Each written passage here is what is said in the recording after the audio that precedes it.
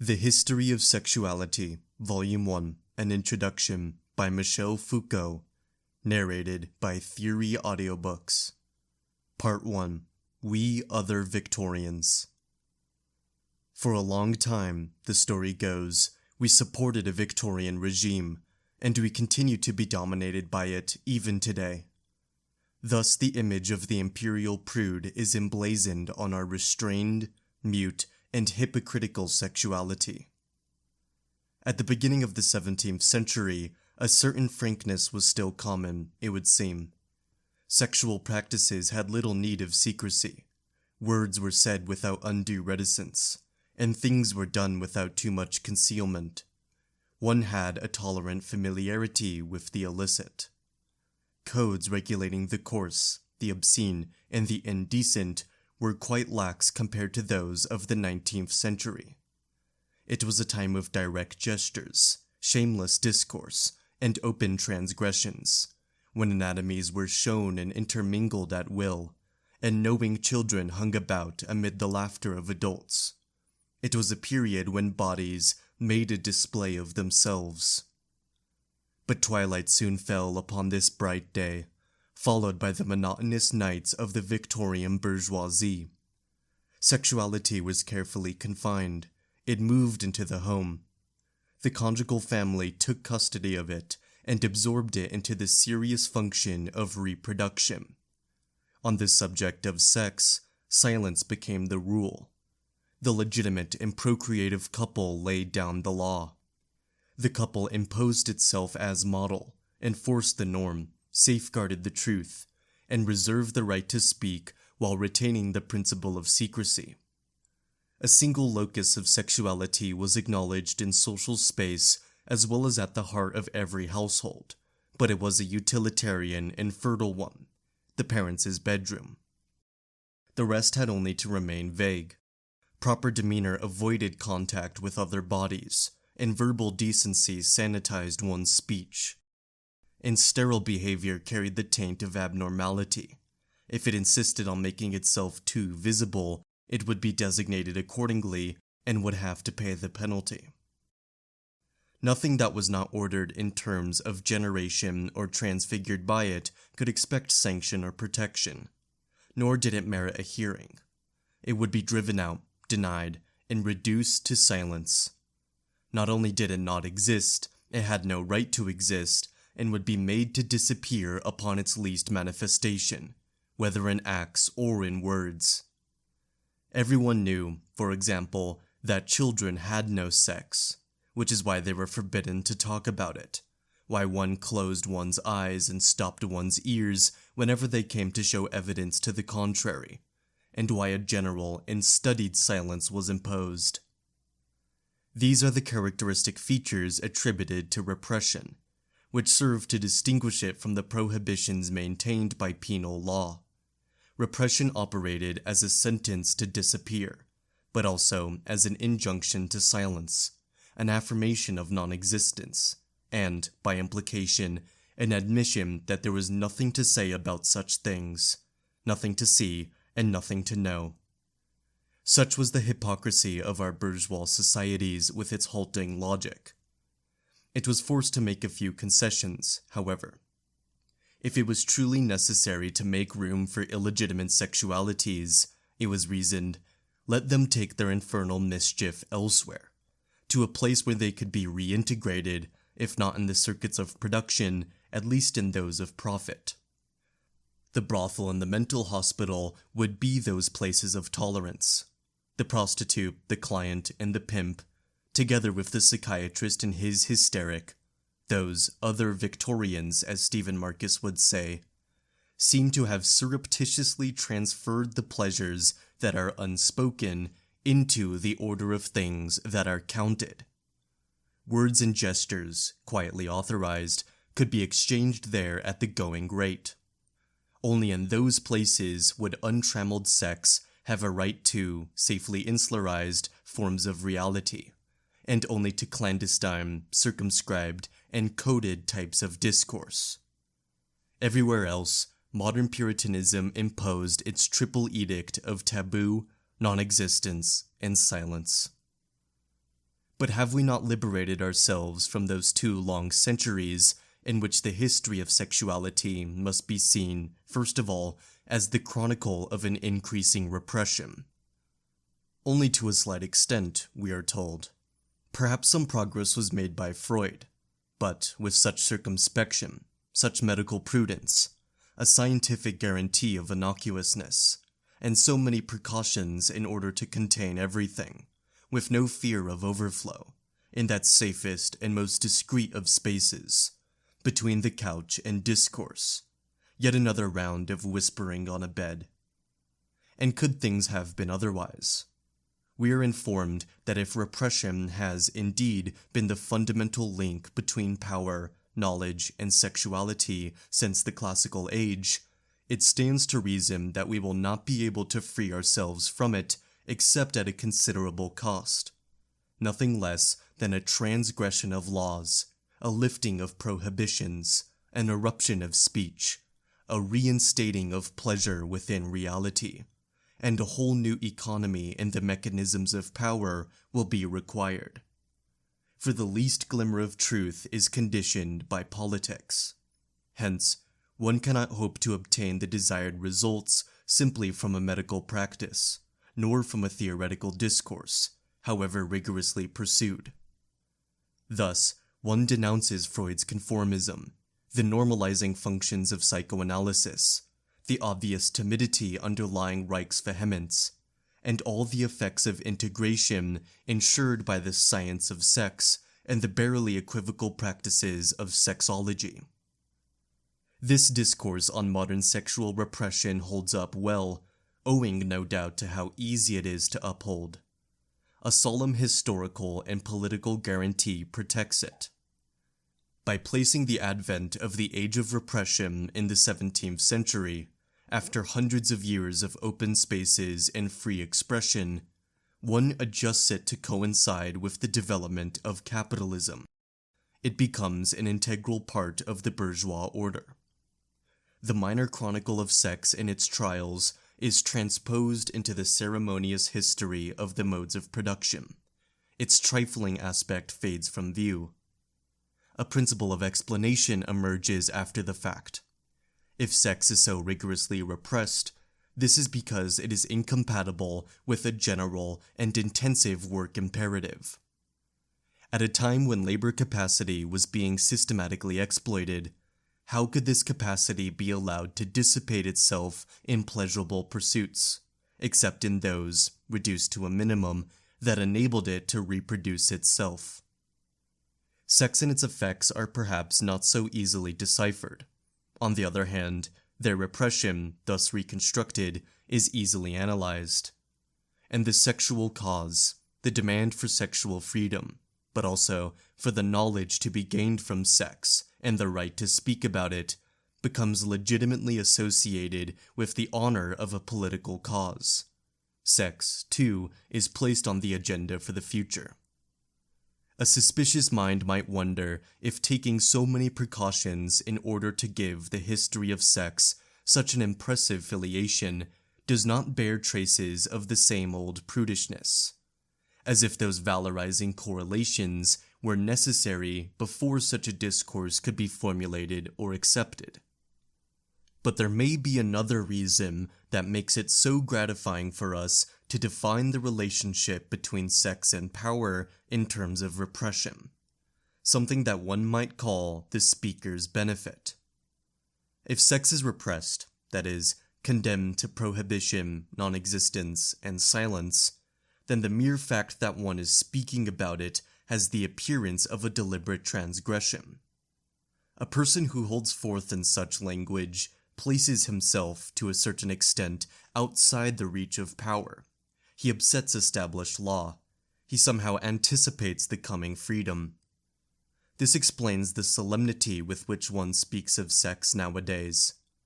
When they had to allude to it, the first demographers and psychiatrists of the 19th century thought it advisable to excuse themselves for asking their readers to dwell on matters so trivial and base. But, for decades now, we have found it difficult to speak on the subject without striking a different pose. we are conscious of defying established power. Our tone of voice shows that we know we are being subversive, and we ardently conjure away the present and appeal to the future, whose day will be hastened by the contribution we believe we are making. Something that smacks of revolt, of promised freedom, of the coming age of a different law, slips easily into this discourse on sexual oppression. Some of the ancient functions of prophecy are reactivated therein. Tomorrow, sex will be good again. Because this repression is affirmed, one can discreetly bring into coexistence concepts which the fear of ridicule or the bitterness of history prevents most of us from putting side by side.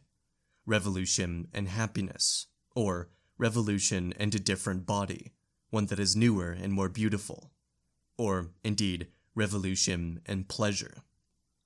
What sustains our eagerness to speak of sex in terms of repression is doubtless this opportunity to speak out against the powers that be, to utter truths and promise bliss, to link together enlightenment, liberation, and manifold pleasures, to pronounce a discourse that combines the fervor of knowledge, the determination to change the laws, and the longing for the garden of earthly delights.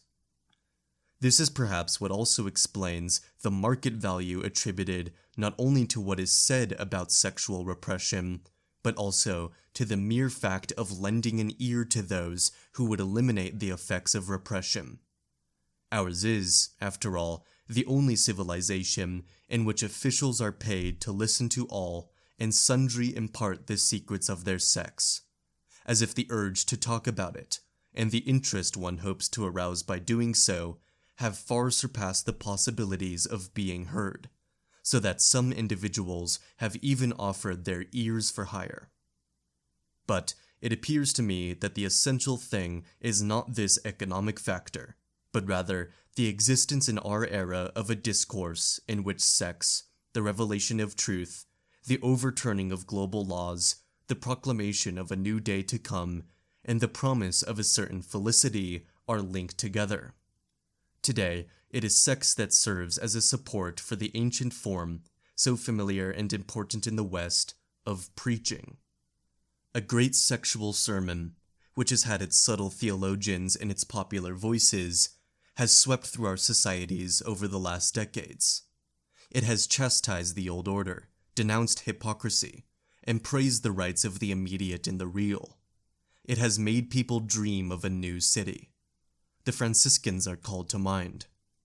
And we might wonder how it is possible that the lyricism and religiosity that long accompanied the revolutionary project have, in Western industrial societies, been largely carried over to sex. The notion of repressed sex is not, therefore, only a theoretical matter. The affirmation of a sexuality that has never been more rigorously subjugated than during the age of the hypocritical, bustling, and responsible bourgeoisie is coupled with the grandiloquence of a discourse purporting to reveal the truth about sex, modify its economy within reality, subvert the law that governs it, and change its future. The statement of oppression and the form of the sermon refer back to one another. They are mutually reinforcing. To say that sex is not repressed, or rather, that the relationship between sex and power is not characterized by repression, is to risk falling into a sterile paradox. It not only runs counter to a well-accepted argument, it goes against the whole economy and all the discursive interests that underlie this argument. This is the point at which I would like to situate the series of historical analyses that will follow, the present volume being at the same time an introduction and a first attempt at an overview. It surveys a few historically significant points and outlines certain theoretical problems. Briefly, my aim is to examine the case of a society which has been loudly castigating itself for its hypocrisy for more than a century, which speaks verbosely of its own silence, takes great pains to relate in detail the things it does not say, denounces the powers it exercises, and promises to liberate itself from the very laws that have made it function. I would like to explore not only these discourses, but also the will that sustains them, and the strategic intention that supports them. The question I would like to pose is not, why are we repressed, but rather, why do we say, with so much passion and so much resentment against our most recent past, against our present, and against ourselves, that we are repressed? By what spiral did we come to affirm that sex is negated? What led us to show, ostentatiously, that sex is something we hide, to say it is something we silence? And we do all this by formulating the matter in the most explicit terms, by trying to reveal it in its most naked reality, by affirming it in the positivity of its power and its effects. It is certainly legitimate to ask why sex was associated with sin for such a long time, although it would remain to be discovered how this association was formed, and one would have to be careful not to state in a summary and hasty fashion that sex was condemned. But we must also ask why we burden ourselves today with so much guilt for having once made sex a sin. What paths have brought us to the point where we are at fault with respect to our own sex? And how have we come to be a civilization so peculiar as to tell itself that, through an abuse of power which has not ended, it has long sinned against sex?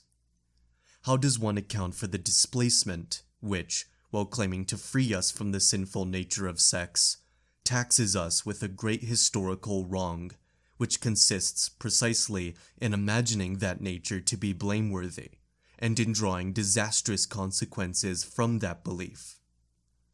It will be said that if so many people today affirm this repression, the reason is that it is historically evident.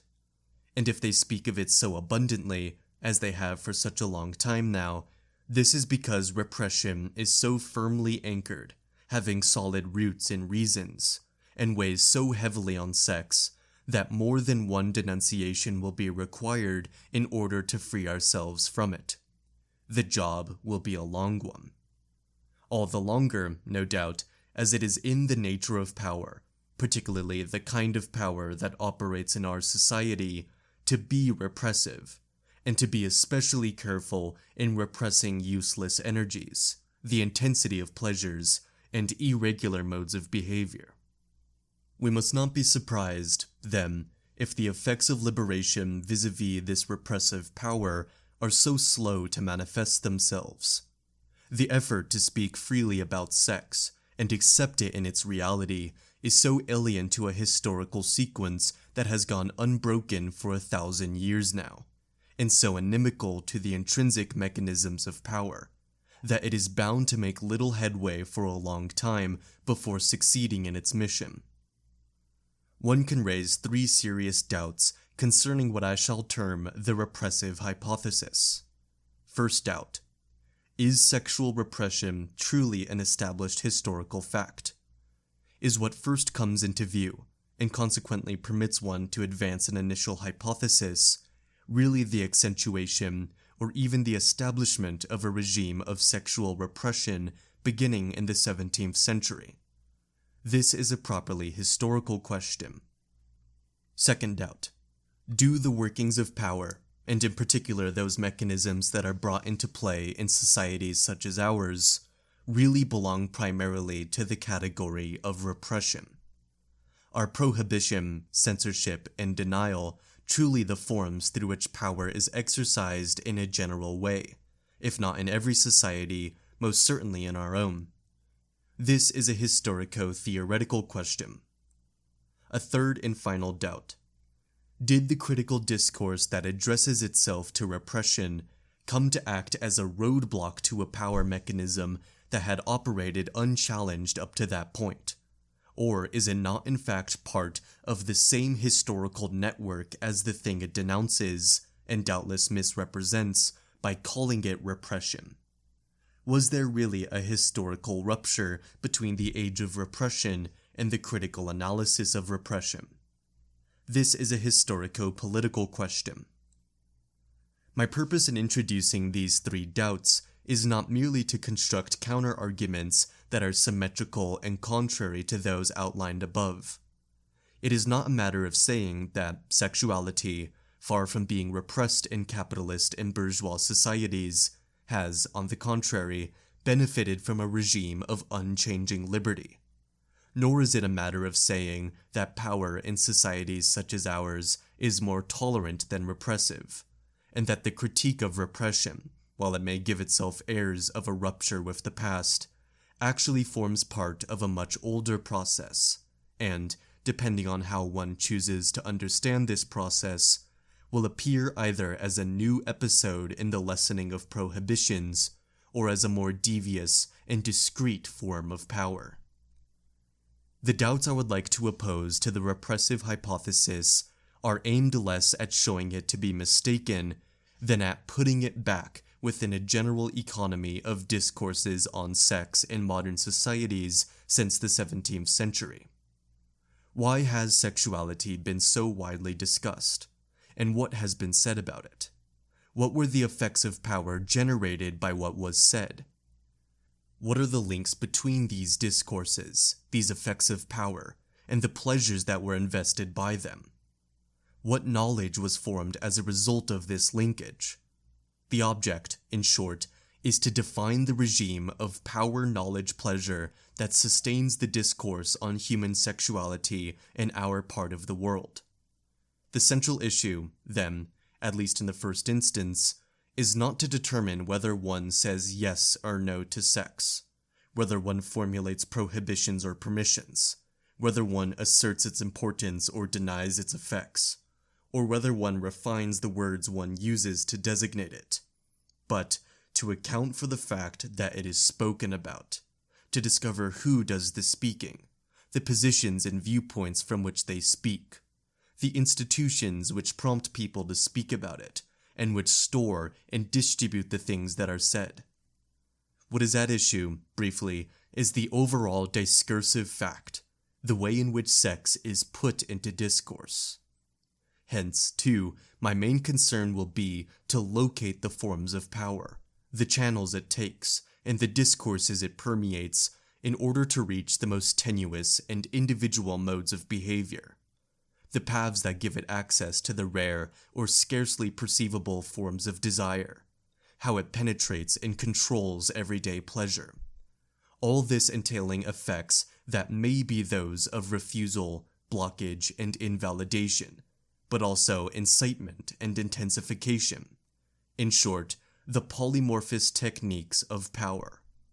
And finally, the essential aim will not be to determine whether these discursive productions and these effects of power lead one to formulate the truth about sex, or, on the contrary, falsehoods designed to conceal that truth, but rather to bring out the will to knowledge that serves as both their support and their instrument. Let there be no misunderstanding. I do not claim that sex has not been prohibited, or barred, or masked, or misapprehended since the classical age. Nor do I even assert that it has suffered these things any less from that period on than before. I do not maintain that the prohibition of sex is a ruse, but it is a ruse to make prohibition into the basic and constitutive element from which one would be able to write the history of what has been said concerning sex starting from the modern epoch. All these negative elements, defenses, censorships, denials, which the repressive hypothesis groups together in one great central mechanism destined to say no, are doubtless only component parts that have a local and tactical role to play in a transformation into discourse, a technology of power, and a will to knowledge that are far from being reducible to the former. In short, I would like to disengage my analysis from the privileges generally accorded the economy of scarcity and the principles of rarefaction, to search instead for instances of discursive production, which also administer silences to be sure, of the production of power, which sometimes have the function of prohibiting, of the propagation of knowledge, which often cause mistaken beliefs or systematic misconceptions to circulate. I would like to write the history of these instances and their transformations.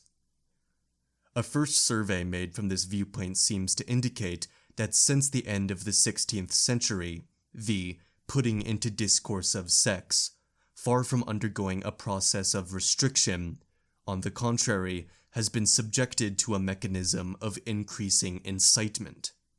That the techniques of power exercised over sex have not obeyed a principle of rigorous selection, but rather one of dissemination and implantation of polymorphous sexualities, and that the will to knowledge has not come to a halt in the face of a taboo that must not be lifted, but has persisted in constituting, despite many mistakes of course, a science of sexuality. It is these movements that I will now attempt to bring into focus in a schematic way, bypassing, as it were, the repressive hypothesis and the facts of interdiction or exclusion it invokes, and starting from certain historical facts that serve as guidelines for research.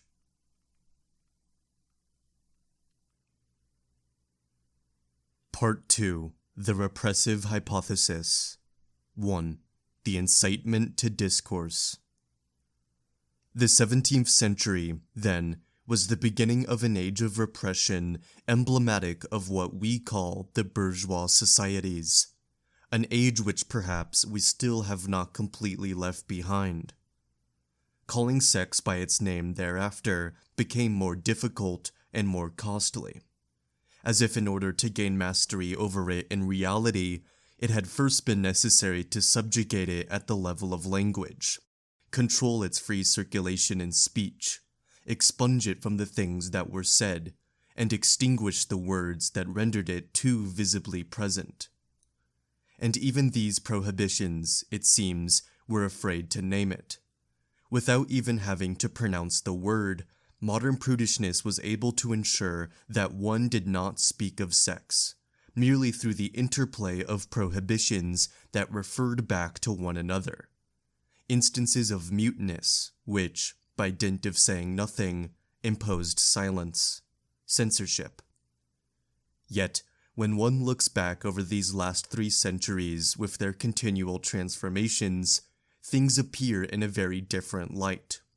Around an apropos of sex, one sees a veritable discursive explosion.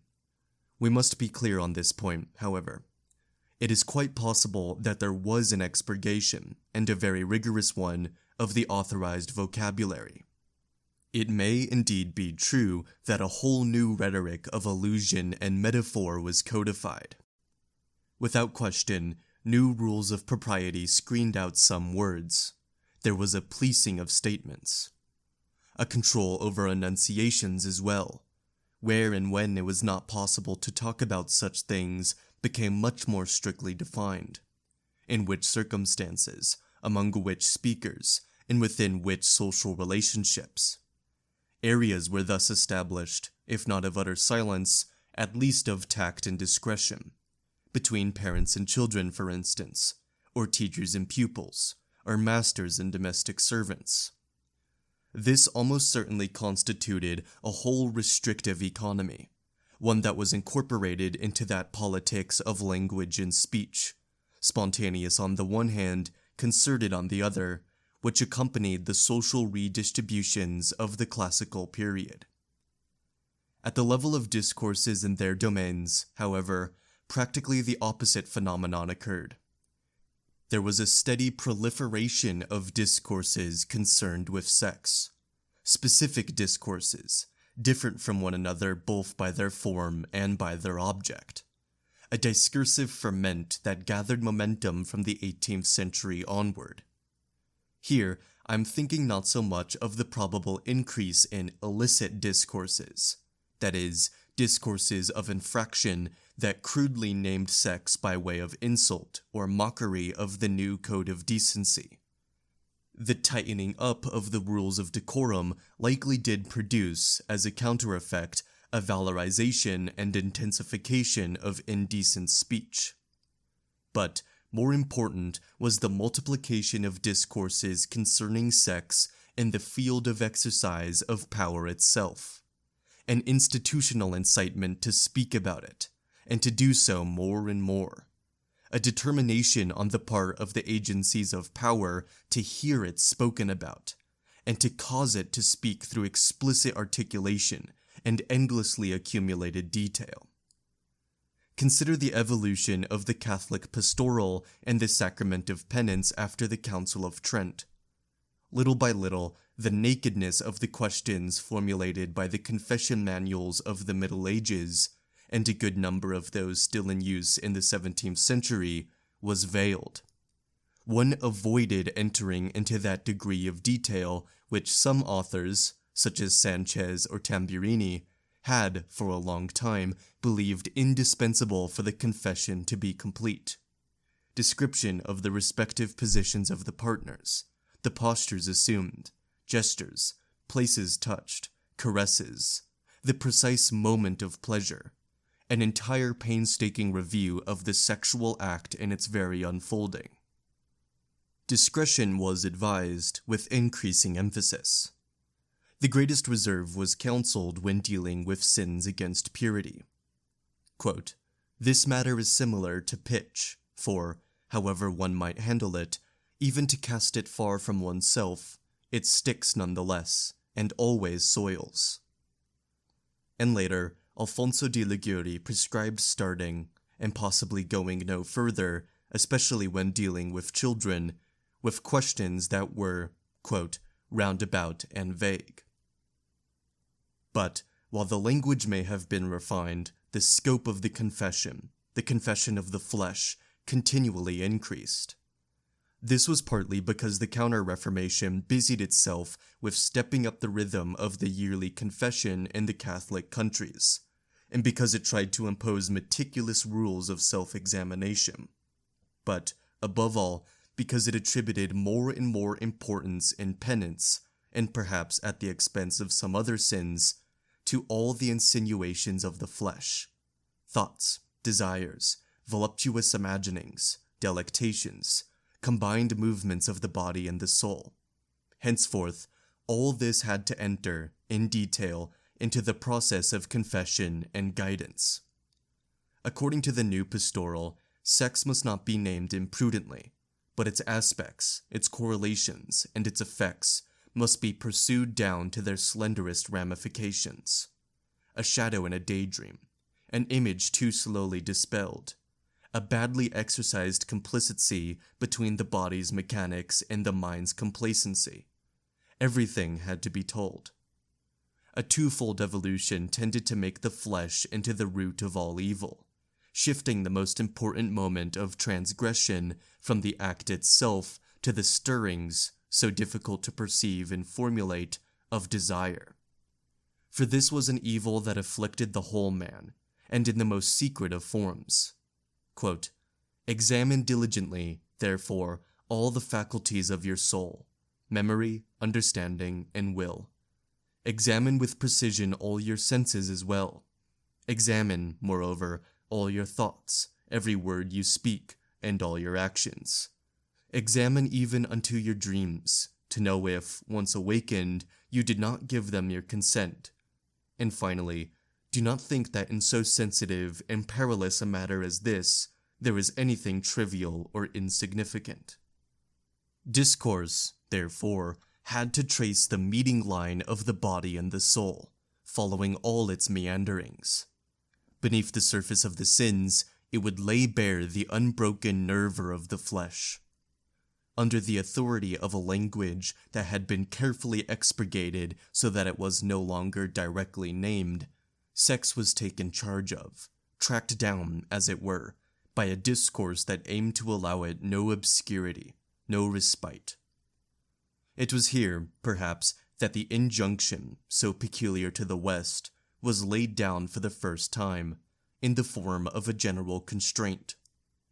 I am not talking about the obligation to admit to violations of the laws of sex, as required by traditional penance, but of the nearly infinite task of telling oneself and another, as often as possible, everything that might concern the interplay of innumerable pleasures, sensations, and thoughts, which, through the body and the soul, had some affinity with sex. This scheme for transforming sex into discourse had been devised long before in an ascetic and monastic setting. The 17th century made it into a rule for everyone. It would seem, in actual fact, that it could scarcely have applied to any but a tiny elite. The great majority of the faithful, who only went to confession on rare occasions in the course of the year, escaped such complex prescriptions. But the important point, no doubt, is that this obligation was decreed, as an ideal at least, for every good Christian. An imperative was established.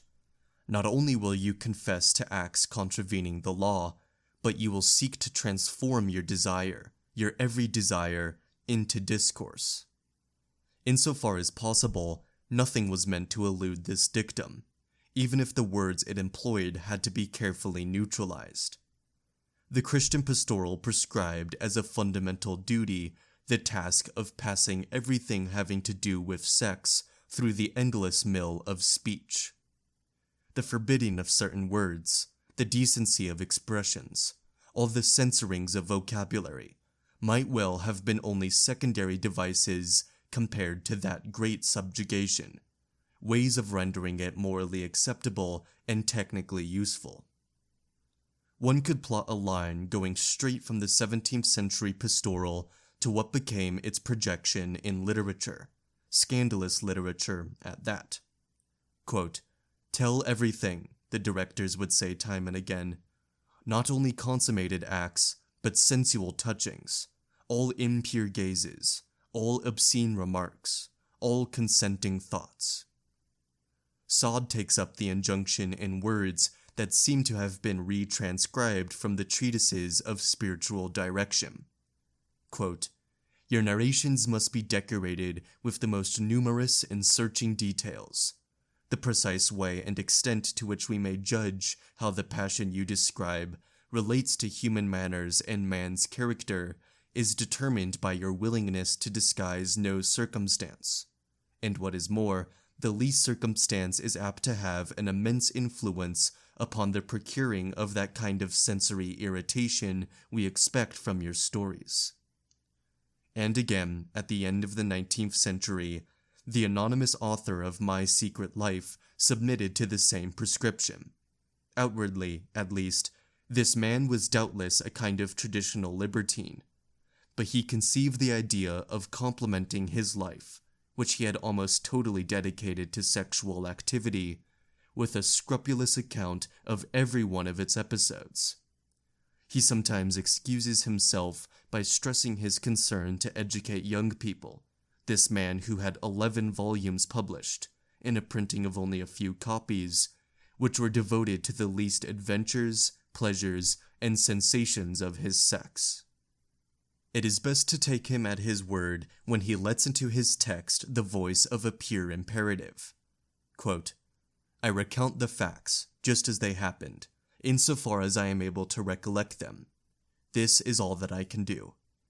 A secret life must not leave out anything. There is nothing to be ashamed of. One can never know too much concerning human nature." The solitary author of My Secret Life often says, in order to justify his describing them, that his strangest practices undoubtedly were shared by thousands of men on the surface of the earth.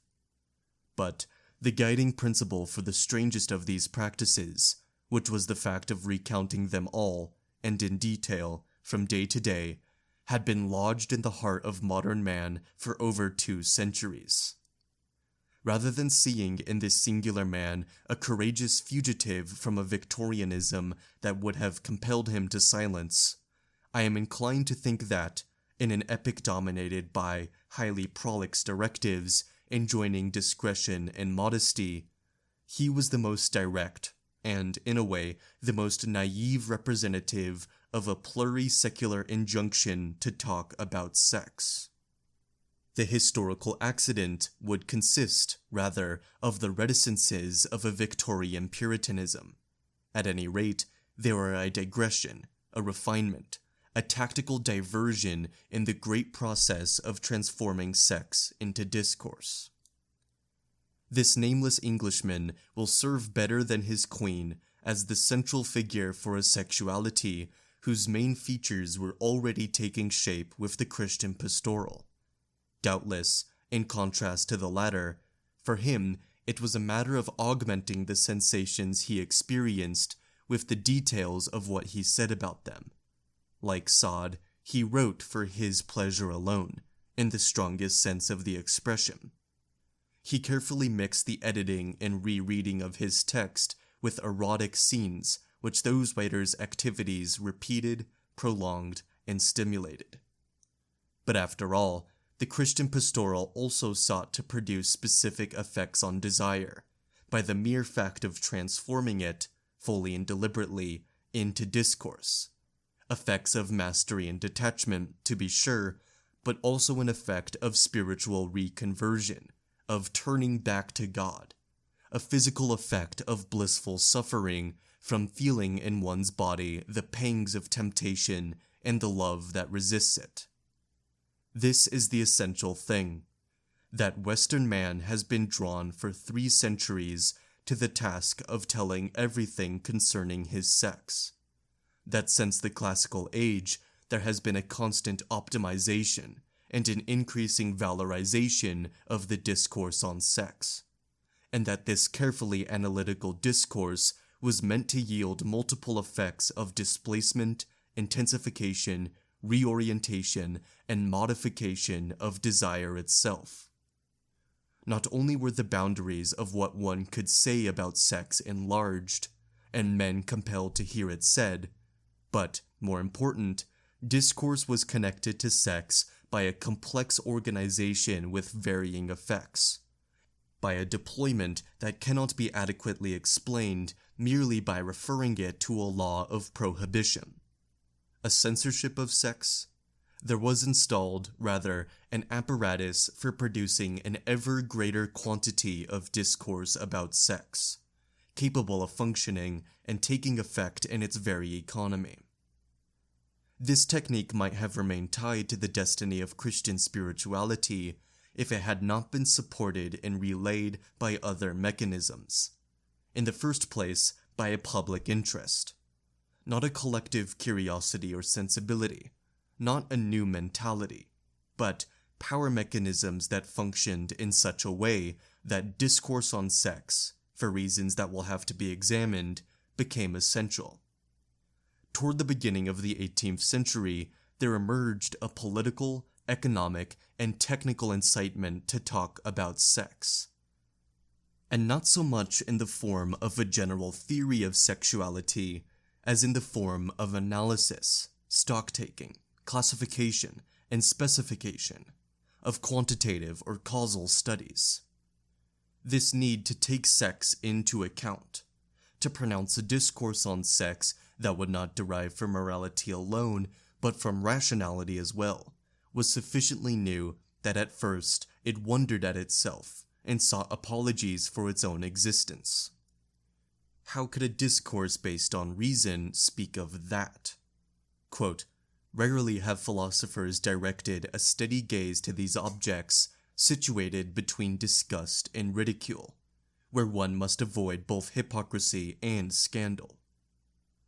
And nearly a century later, the medical establishment, which one might have expected to be less surprised by what it was about to formulate, still stumbled at the moment of speaking. Quote, the darkness that envelops these facts, the shame and disgust they inspire, have always repelled the observer's gaze. For a long time I hesitated to introduce the loathsome picture into this study.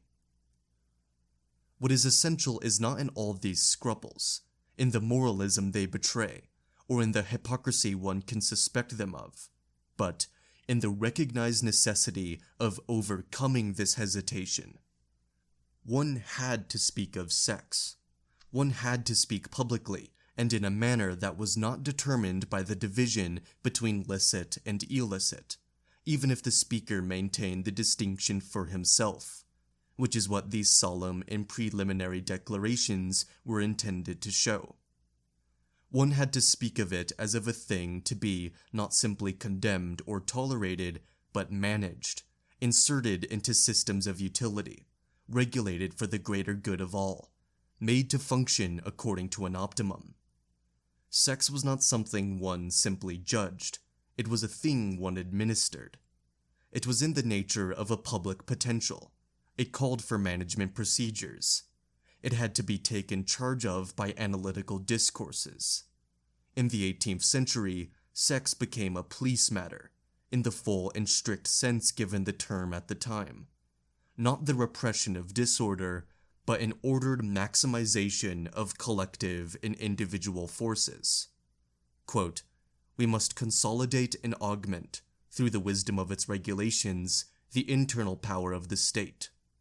And since this power consists not only in the republic in general, and in each of the members who constitute it, but also in the faculties and talents of those belonging to it, it follows that the police must concern themselves with these means and make them serve the public welfare.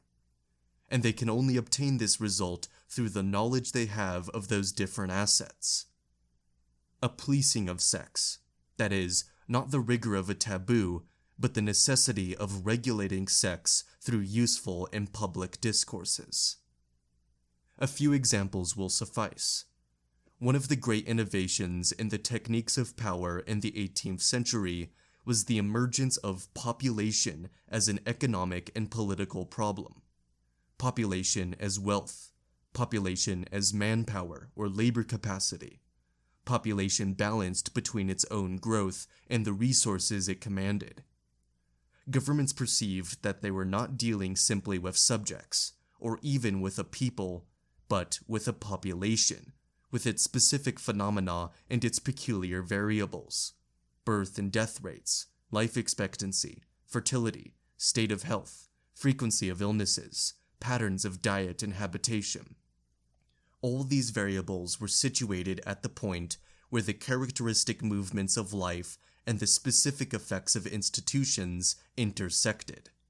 Quote, "States are not populated in accordance with the natural progression of propagation, but by virtue of their industry, their products, and their different institutions.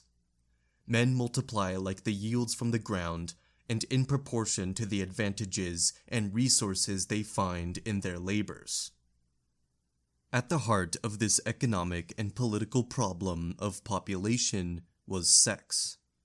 It was necessary to analyze the birth rate, the age of marriage, the legitimate and illegitimate births, the precocity and frequency of sexual relations, the ways of making them fertile or sterile, the effects of unmarried life or of the prohibitions, the impact of contraceptive practices, of those notorious deadly secrets which demographers on the eve of the revolution knew were already familiar to the inhabitants of the countryside. Of course, it had long been asserted that a country had to be populated if it hoped to be rich and powerful, but this was the first time that a society had affirmed, in a constant way, that its future and its fortune were tied not only to the number and the uprightness of its citizens, to their marriage rules and family organization, but to the manner in which each individual made use of his sex. Things went from the ritual lamenting over the unfruitful debauchery of the rich, bachelors, and libertines, to a discourse in which the sexual conduct of the population was taken both as an object of analysis and as a target of intervention. There was a progression from the crudely populationist arguments of the mercantilist epoch to the much more subtle and calculated attempts at regulation that tended to favor or discourage, according to the objectives and exigencies of the moment, an increasing birth rate. Through the political economy of population, there was formed a whole grid of observations regarding sex. There emerged the analysis of the modes of sexual conduct, their determinations and their effects, at the boundary line of the biological and the economic domains. There also appeared those systematic campaigns, which, going beyond the traditional means, moral and religious exhortations, fiscal measures, tried to transform the sexual conduct of couples into a concerted economic and political behavior. In time, these new measures would become anchorage points for the different varieties of racism in the 19th and 20th centuries. It was essential that the state know what was happening with its citizens' sex, and the use they made of it, but also that each individual be capable of controlling the use he made of it.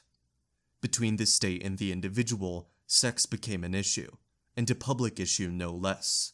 A whole web of discourses, special knowledges, analyses, and injunctions settled upon it.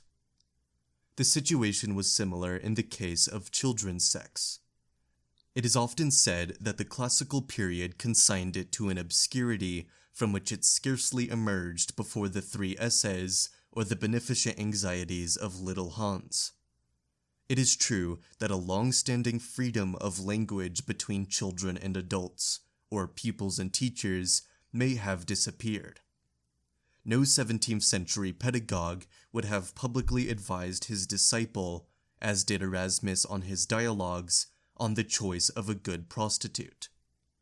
And the boisterous laughter that had accompanied the precocious sexuality of children for so long, and in all social classes, it seems, was gradually stifled. But this was not a plain and simple imposition of silence. Rather, it was a new regime of discourses. Not any less was said about it, on the contrary, but things were said in a different way. It was different people who said them, from different points of view, and in order to obtain different results. Silence itself, the things one declines to say, or is forbidden to name, the discretion that is required between different speakers, is less the absolute limit of discourse, the other side from which it is separated by a strict boundary, than an element that functions alongside the things said, with them, and in relation to them within overall strategies. There is no binary division to be made between what one says and what one does not say. We must try to determine the different ways of not saying such things, how those who can and those who cannot speak of them are distributed, which type of discourse is authorized, or which form of discretion is required in either case. There is not one, but many silences, and they are an integral part of the strategies that underlie and permeate discourses.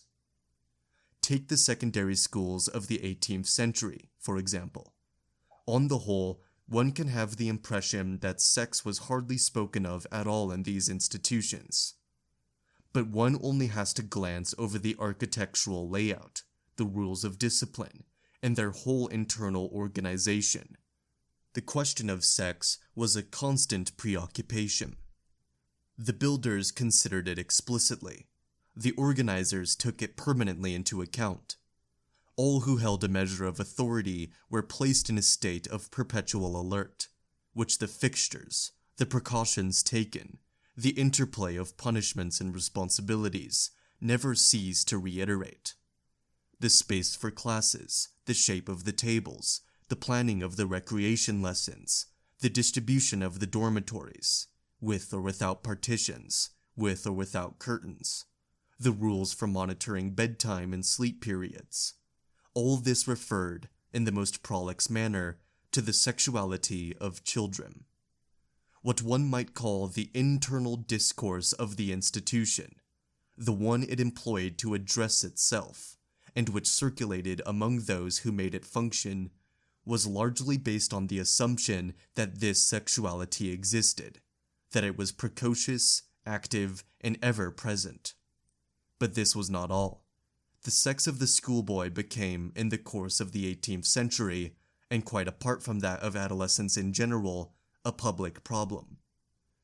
Doctors counseled the directors and professors of educational establishments, but they also gave their opinions to families. Educators designed projects which they submitted to the authorities. Schoolmasters turned to students, made recommendations to them, and drafted for their benefit books of exhortation, full of moral and medical examples. Around the schoolboy and his sex, there proliferated a whole literature of precepts, opinions, observations, medical advice, clinical cases, outlines for reform, and plans for ideal institutions. With Beethoven and the German philanthropic movement, this transformation of adolescent sex into discourse grew to considerable dimensions. Salzmann even organized an experimental school, which owed its exceptional character to a supervision and education of sex so well thought out that youth's universal sin would never need to be practiced there. And with all these measures taken, the child was not to be simply the mute and unconscious object of attentions prearranged between adults only. A certain reasonable, limited, canonical, and truthful discourse on sex was prescribed for him, a kind of discursive orthopedics. The great festival organized at the Philanthropinum in May of 1776 can serve as a vignette in this regard. Taking the form of an examination, mixed with floral games, the awarding of prizes, and a board of review, this was the first solemn communion of adolescent sex and reasonable discourse. In order to show the success of the sex education given the students, Beethoven had invited all the dignitaries that Germany could muster. Goethe was one of the few to decline the invitation. Before the assembled public, one of the professors, a certain Volk, asked the students selected questions concerning the mysteries of sex, birth, and procreation. He had them comment on engravings that depicted a pregnant woman, a couple, and a cradle. The replies were enlightened, offered without shame or embarrassment. No unseemly laughter intervened to disturb them, except from the very ranks of an adult audience more childish than the children themselves, and whom Volk severely reprimanded. At the end, they all applauded these cherub-faced boys who, in front of adults, had skillfully woven the garlands of discourse and sex. It would be less than exact to say that the pedagogical institution has imposed a ponderous silence on the sex of children and adolescents. On the contrary, since the 18th century, it has multiplied the forms of discourse on the subject. It has established various points of implantation for sex. It has coded contents and qualified speakers. Speaking about children's sex, inducing educators, physicians, administrators, and parents to speak of it, or speaking to them about it, causing children themselves to talk about it, and enclosing them in a web of discourses which sometimes address them, sometimes speak about them, or impose canonical bits of knowledge on them, or use them as a basis for constructing a science that is beyond their grasp. All this together enables us to link an intensification of the interventions of power to a multiplication of discourse. The sex of children and adolescents has become, since the 18th century, an important area of contention around which innumerable institutional devices and discursive strategies have been deployed. It may well be true that adults and children themselves were deprived of a certain way of speaking about sex, a mode that was disallowed as being too direct, crude, or coarse. But this was only the counterpart of other discourses, and, perhaps, the condition necessary in order for them to function. Discourses that were interlocking, hierarchized, and all highly articulated around a cluster of power relations. One can mention many other centers which, in the 18th or 19th century, began to produce discourses on sex. First, there is medicine, via the nervous disorders.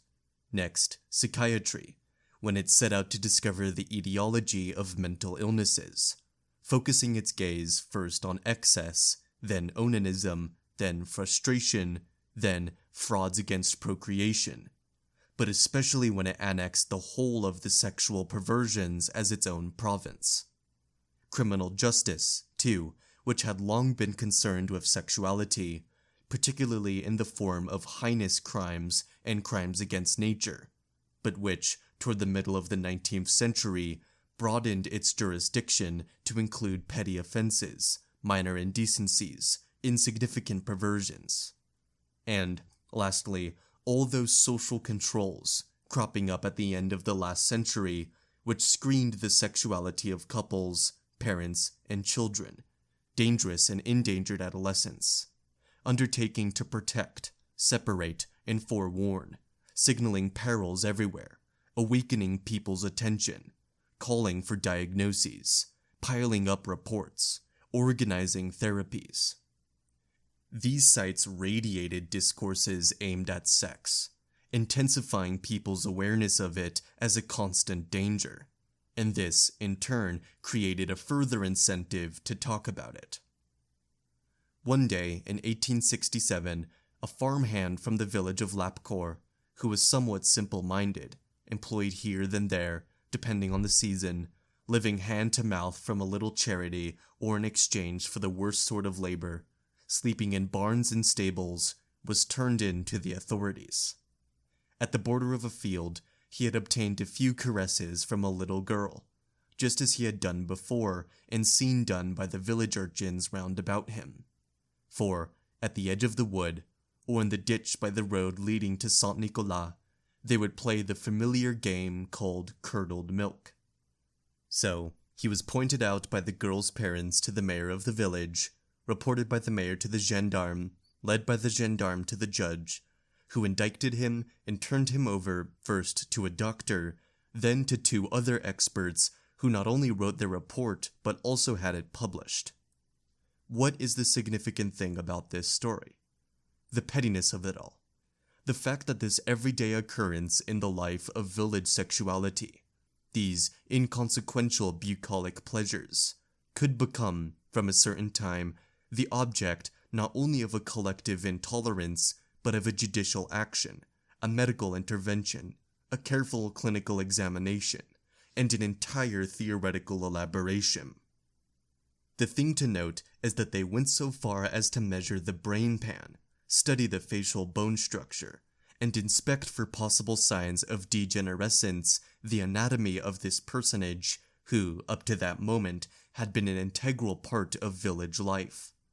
That they made him talk, that they questioned him concerning his thoughts, inclinations, habits, sensations, and opinions. And then, acquitting him of any crime, they decided finally to make him into a pure object of medicine and knowledge, an object to be shut away till the end of his life in the hospital at Marville, but also one to be made known to the world of learning through a detailed analysis. One can be fairly certain that during this same period, the Lapcourt schoolmaster was instructing the little villagers to mind their language and not talk about all these things aloud. But this was undoubtedly one of the conditions enabling the institutions of knowledge and power to overlay this everyday bit of theater with their solemn discourse. So it was that our society, and it was doubtless the first in history to take such measures, assembled around these timeless gestures, these barely furtive pleasures between simple-minded adults and alert children, a whole machinery for speechifying, analyzing, and investigating. Between the licentious Englishman, who earnestly recorded for his own purposes the singular episodes of his secret life, and his contemporary, this village half-wit who would give a few pennies to the little girls for favors the older ones refused him, there was, without doubt, a profound connection. In any case, from one extreme to the other, sex became something to say, and to say exhaustively in accordance with deployments that were varied, but all, in their own way, compelling. Whether in the form of a subtle confession in confidence or an authoritarian interrogation, sex, be it refined or rustic, had to be put into words. A great polymorphous injunction bound the Englishman and the poor Lorrainese peasant alike. As history would have it, the latter was named Joy. Since the 18th century, sex has not ceased to provoke a kind of generalized discursive erethism. And these discourses on sex did not multiply apart from or against power, but in the very space and as the means of its exercise. Incitements to speak were orchestrated from all quarters, apparatuses everywhere for listening and recording, procedures for observing, questioning, and formulating. Sex was driven out of hiding and constrained to lead a discursive existence. From the singular imperialism that compels everyone to transform their sexuality into a perpetual discourse, to the manifold mechanisms which, in the areas of economy, pedagogy, medicine, and justice, incite, extract, distribute, and institutionalize the sexual discourse. An immense verbosity is what our civilization has required and organized. Surely, no other type of society has ever accumulated, and in such a relatively short span of time, a similar quantity of discourses concerned with sex. It may well be that we talk about sex more than anything else. We set our minds to the task. We convince ourselves that we have never said enough on the subject, that, through inertia or submissiveness, we conceal from ourselves the blinding evidence, and that what is essential always eludes us, so that we must always start out once again in search of it. It is possible that where sex is concerned, the most long-winded, the most impatient of societies is our own. But as this first overview shows, we are dealing less with a discourse on sex than with a multiplicity of discourses produced by a whole series of mechanisms operating in different institutions. The Middle Ages had organized around the theme of the flesh and the practice of penance a discourse that was markedly unitary. In the course of recent centuries, this relative uniformity was broken apart, scattered, and multiplied in an explosion of distinct discursivities which took form in demography, biology, medicine, psychiatry, psychology, ethics, pedagogy, and political criticism. More precisely, the secure bond that held together the moral theology of concupiscence and the obligation of confession, equivalent to the theoretical discourse on sex and its first-person formulation, was, if not broken, at least loosened and diversified. Between the objectification of sex in rational discourses and the movement by which each individual was set to the task of recounting his own sex, there has occurred, since the 18th century, a whole series of tensions, conflicts, efforts at adjustment, and attempts at retranscription. So, it is not simply in terms of a continual extension that we must speak of this discursive growth. It should be seen, rather, as a dispersion of centers from which discourses emanated, a diversification of their forms, and the complex deployment of the network connecting them. Rather than the uniform concern to hide sex, rather than a general prudishness of language, what distinguishes these last 3 centuries is the variety, the wide dispersion of devices that were invented for speaking about it, for having it be spoken about, for inducing it to speak of itself, for listening, recording, transcribing, and redistributing what is said about it. Around sex, a whole network of varying, specific, and coercive transpositions into discourse. Rather than a massive censorship, beginning with the verbal proprieties imposed by the Age of Reason, what was involved was a regulated and polymorphous incitement to discourse. The objection will doubtless be raised that if so many stimulations and constraining mechanisms were necessary in order to speak of sex, this was because there reigned over everyone a certain fundamental prohibition. Only definite necessities, economic pressures, political requirements, were able to lift this prohibition and open a few approaches to the discourse on sex. but these were limited and carefully coded. So much talk about sex, so many insistent devices contrived for causing it to be talked about, but under strict conditions. Does this not prove that it was an object of secrecy, and more important, that there is still an attempt to keep it that way? But this often stated theme, that sex is outside of discourse, and that only the removing of an obstacle, the breaking of a secret, can clear the way leading to it, is precisely what needs to be examined. Does it not partake of the injunction by which discourse is provoked? Is it not with the aim of inciting people to speak of sex that it is made to mirror, at the outer limit of every actual discourse, something akin to a secret whose discovery is imperative, a thing abusively reduced to silence, and at the same time difficult and necessary, dangerous and precious to divulge? We must not forget that by making sex into that which, above all else, had to be confessed, the Christian pastoral always presented it as the disquieting enigma, not a thing which stubbornly shows itself, but one which always hides, the insidious presence that speaks in a voice so muted and often disguised that one risks remaining deaf to it.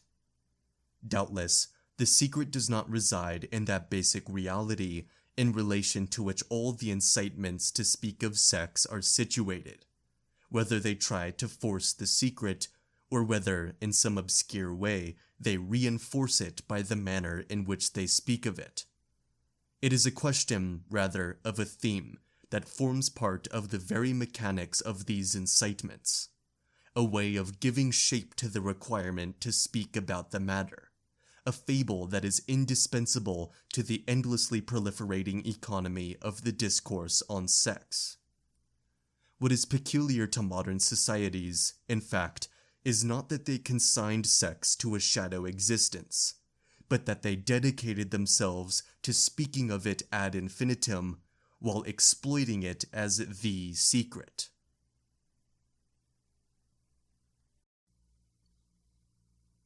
Two, the perverse implantation. A possible objection.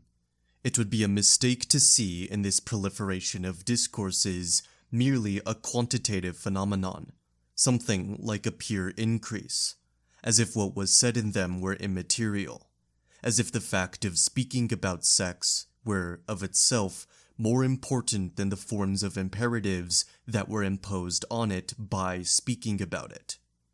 For was this transformation of sex into discourse not governed by the endeavor to expel from reality the forms of sexuality that were not amenable to the strict economy of reproduction, to say no to unproductive activities, to banish casual pleasures, to reduce or exclude practices whose object was not procreation? Through the various discourses, legal sanctions against minor perversions were multiplied. Sexual irregularity was annexed to mental illness.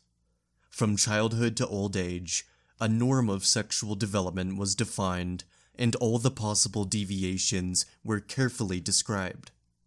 Pedagogical controls and medical treatments were organized. Around the least fantasies, moralists, but especially doctors, brandished the whole emphatic vocabulary of abomination. Were these anything more than means employed to absorb, for the benefit of a genitally centered sexuality, all the fruitless pleasures? All this garrulous attention which has us in a stew over sexuality, is it not motivated by one basic concern, to ensure population, to reproduce labor capacity, to perpetuate the form of social relations? In short, to constitute a sexuality that is economically useful and politically conservative. I still do not know whether this is the ultimate objective, but this much is certain: reduction has not been the means employed for trying to achieve it. The 19th century and our own have been, rather, the age of multiplication, a dispersion of sexualities, a strengthening of their desperate forms, a multiple implantation of perversions. Our epoch has initiated sexual heterogeneities. Up to the end of the 18th century, 3 major explicit codes, apart from the customary regularities and constraints of opinion, governed sexual practices: canonical law, the Christian pastoral, and civil law. They determined, each in its own way, the division between licit and illicit. They were all centered on matrimonial relations, the marital obligation, the ability to fulfill it, the manner in which one complied with it, the requirements and violences that accompanied it, the useless or unwarranted caresses for which it was a pretext, its fecundity, or the way one went about making it sterile, the moments when one demanded it, dangerous periods of pregnancy or breastfeeding, forbidden times of Lent or abstinence, its frequency or infrequency, and so on. It was this domain that was especially saturated with prescriptions. The sex of husband and wife was beset by rules and recommendations. The marriage relation was the most intense focus of constraints. It was spoken of more than anything else. More than any other relation, it was required to give a detailed accounting of itself. It was under constant surveillance. If it was found to be lacking, it had to come forward and plead its case before a witness. The rest remained a good deal more confused. One only has to think of the uncertain status of sodomy, or the indifference regarding the sexuality of children. Moreover, these different codes did not make a clear distinction between violations of the rules of marriage and deviations with respect to genitality. Breaking the rules of marriage or seeking strange pleasures brought an equal measure of condemnation. On the list of grave sins, and separated only by their relative importance, there appeared debauchery, extramarital relations, adultery, rape, spiritual or carnal incest, but also sodomy, or the mutual caress. As to the courts, they could condemn homosexuality as well as infidelity, marriage without parental consent, or bestiality. What was taken into account in the civil and religious jurisdictions alike was a general unlawfulness. Doubtless, acts contrary to nature were stamped as especially abominable, but they were perceived simply as an extreme form of acts against the law. They were infringements of decrees which were just as sacred as those of marriage, and which had been established for governing the order of things and the plan of beings. Prohibitions bearing on sex were essentially of a jurisdictional nature. The nature on which they were based was still a kind of law. For a long time, hermaphrodites were criminals, or crime's offspring, since their anatomical disposition, their very being, confounded the law that distinguished the sexes and prescribed their union. The discursive explosion of the 18th and 19th centuries caused this system, centered on legitimate alliance, to undergo 2 modifications. First, a centrifugal movement with respect to heterosexual monogamy. Of course, the array of practices and pleasures continued to be referred to it as their internal standard, but it was spoken of less and less, or in any case, with a growing moderation. Efforts to find out its secrets were abandoned. Nothing further was demanded of it than to define itself from day to day. The legitimate couple, with its regular sexuality, had a right to more discretion. It tended to function as a norm, one that was stricter, perhaps, but quieter. On the other hand, what came under scrutiny was the sexuality of children, madmen and women, and criminals. The sensuality of those who did not like the opposite sex. Reveries, obsessions, petty manias, or great transports of rage. It was time for all these figures, scarcely noticed in the past, to step forward and speak, to make the difficult confession of what they were. No doubt they were condemned all the same, but they were listened to, and if regular sexuality happened to be questioned once again, it was through a reflux movement, originating in these peripheral sexualities. whence the setting apart of the unnatural as a specific dimension in the field of sexuality. This kind of activity assumed an autonomy with regard to the other condemned forms, such as adultery or rape, and the latter were condemned less and less. To marry a close relative or practice sodomy, to seduce a nun or engage in sadism, to deceive one's wife or violate cadavers, became things that were essentially different. The area covered by the Sixth Commandment began to fragment. Similarly, in the civil order, the confused category of debauchery, which for more than a century had been one of the most frequent reasons for administrative confinement, came apart. From the debris, there appeared, on the one hand, infractions against the legislation or morality pertaining to marriage and the family, and on the other, offenses against the regularity of a natural function, offenses which, it must be added, the law was apt to punish. Here we have a likely reason, among others, for the prestige of Don Juan, which 3 centuries have not erased. Underneath the great violator of the rules of marriage, stealer of wives, seducer of virgins, the shame of families, and an insult to husbands and fathers, another personage can be glimpsed. The individual driven, in spite of himself, by the somber madness of sex. Underneath the libertine, the pervert. He deliberately breaks the law, but, at the same time, something like a nature gone awry transports him far from all nature. His death is the moment when the supernatural return of the crime and its retribution thwarts the flight into counter-nature. There were 2 great systems conceived by the West for governing sex: the law of marriage and the order of desires, and the life of Don Juan overturned them both. We shall leave it to psychoanalysts to speculate whether he was a homosexual, narcissistic, or impotent. Although not without delay and equivocation, the natural laws of matrimony and the immanent rules of sexuality began to be recorded on 2 separate registers. There emerged a world of perversion which partook of that of legal or moral infraction, yet was not simply a variety of the latter. An entire sub-race was born, different, despite certain kinship ties, from the libertines of the past. From the end of the 18th century to our own, they circulated through the pores of society.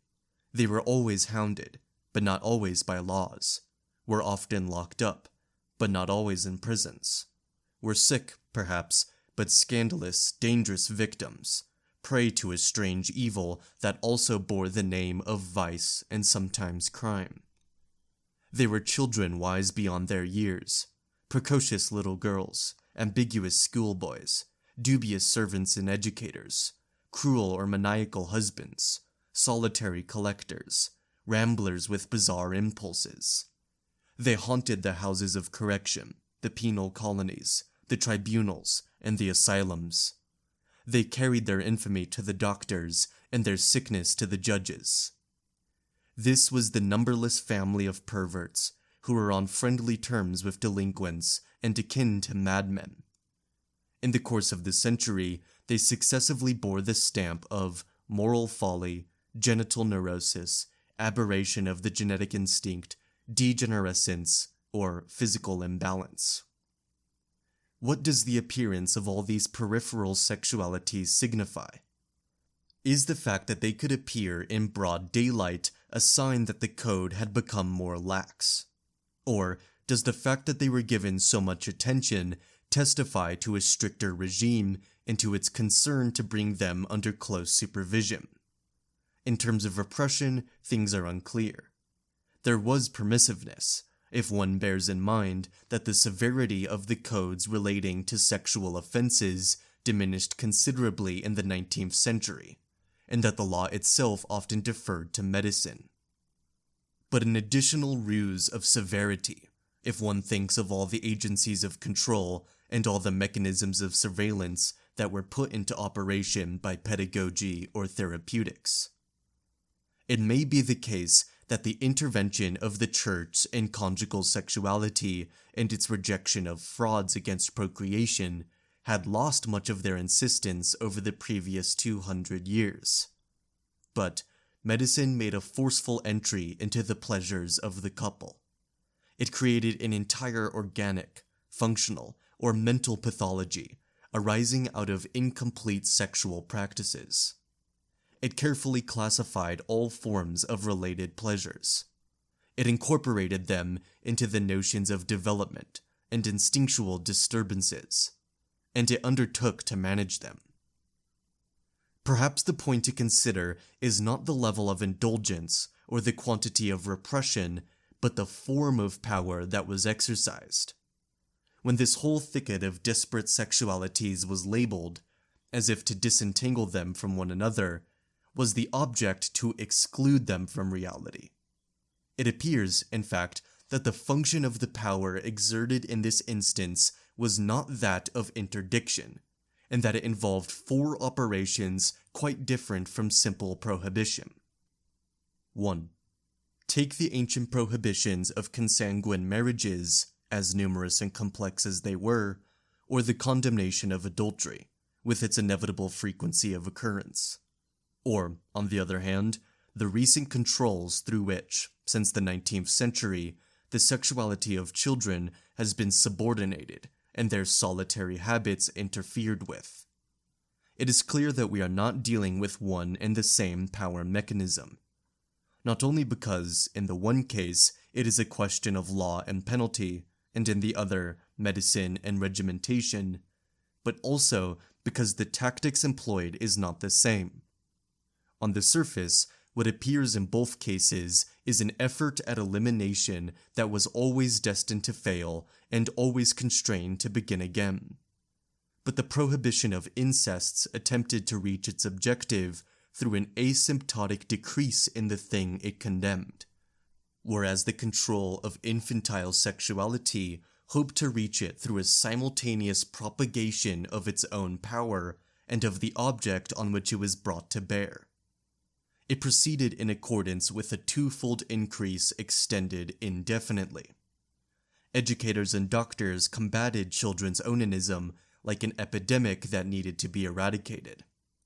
What this actually entailed, throughout this whole secular campaign that mobilized the adult world around the sex of children, was using these tenuous pleasures as a prop, constituting them as secrets, that is, forcing them into hiding so as to make possible their discovery, tracing them back to their source, tracking them from their origins to their effects, searching out everything that might cause them or simply enable them to exist.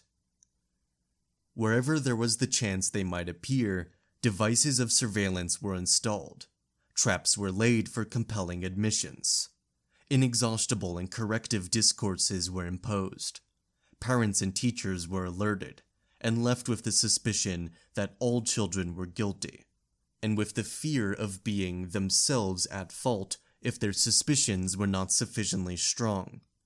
They were kept in readiness in the face of this recurrent danger. Their conduct was prescribed and their pedagogy recodified. An entire medico-sexual regime took hold of the family milieu. The child's vice was not so much an enemy as a support. It may have been designated as the evil to be eliminated, but the extraordinary effort that went into the task that was bound to fail leads one to suspect that what was demanded of it was to persevere, to proliferate to the limits of the visible and the invisible, rather than to disappear for good. Always relying on this support, power advanced, multiplied its relays and its effects, while its target expanded, subdivided, and branched out, penetrating further into reality at the same pace. In appearance, we are dealing with a barrier system, but in fact, all around the child, indefinite lines of penetration were disposed. 2. This new persecution of the peripheral sexualities entailed an incorporation of perversions and a new specification of individuals. As defined by the ancient civil or canonical codes, sodomy was a category of forbidden acts. Their perpetrator was nothing more than the jurisdictional subject of them. The 19th century homosexual became a personage, a past, a case history, and a childhood, in addition to being a type of life, a life form, and a morphology, with an indiscrete anatomy and possibly a mysterious physiology. Nothing that went into his total composition was unaffected by his sexuality. It was everywhere present in him, at the root of all his actions, because it was their insidious and indefinitely active principle, written immodestly on his face and body because it was a secret that always gave itself away. It was co-substantial with him, less as a habitual sin than as a singular nature. We must not forget that the psychological, psychiatric, medical category of homosexuality was constituted from the moment it was characterized. Westphal's famous article of 1870 on contrary sexual sensations can stand as its date of birth, less by a type of sexual relations than by a certain quality of sexual sensibility, a certain way of inverting the masculine and the feminine in oneself. Homosexuality appeared as one of the forms of sexuality when it was transposed from the practice of sodomy onto a kind of interior androgyny, a hermaphrodism of the soul. The sodomite had been a temporary aberration. The homosexual was now a species. So too were all those minor perverts whom 19th century psychiatrists entomologized by giving them strange baptismal names. There are Krafft-Ebing's zoophiles and zoerasts, Roeder's automonosexualists, and later mixoscopophiles, gynecomasts, presbyophiles, sexiostatic inverts, and dysperiunist women. These fine names for heresies referred to a nature that was overlooked by the law, but not so neglectful of itself that it did not go on producing more species, even where there was no order to fit them into. The machinery of power that focused on this whole alien strain did not aim to suppress it, but rather to give it an analytical, visible, and permanent reality.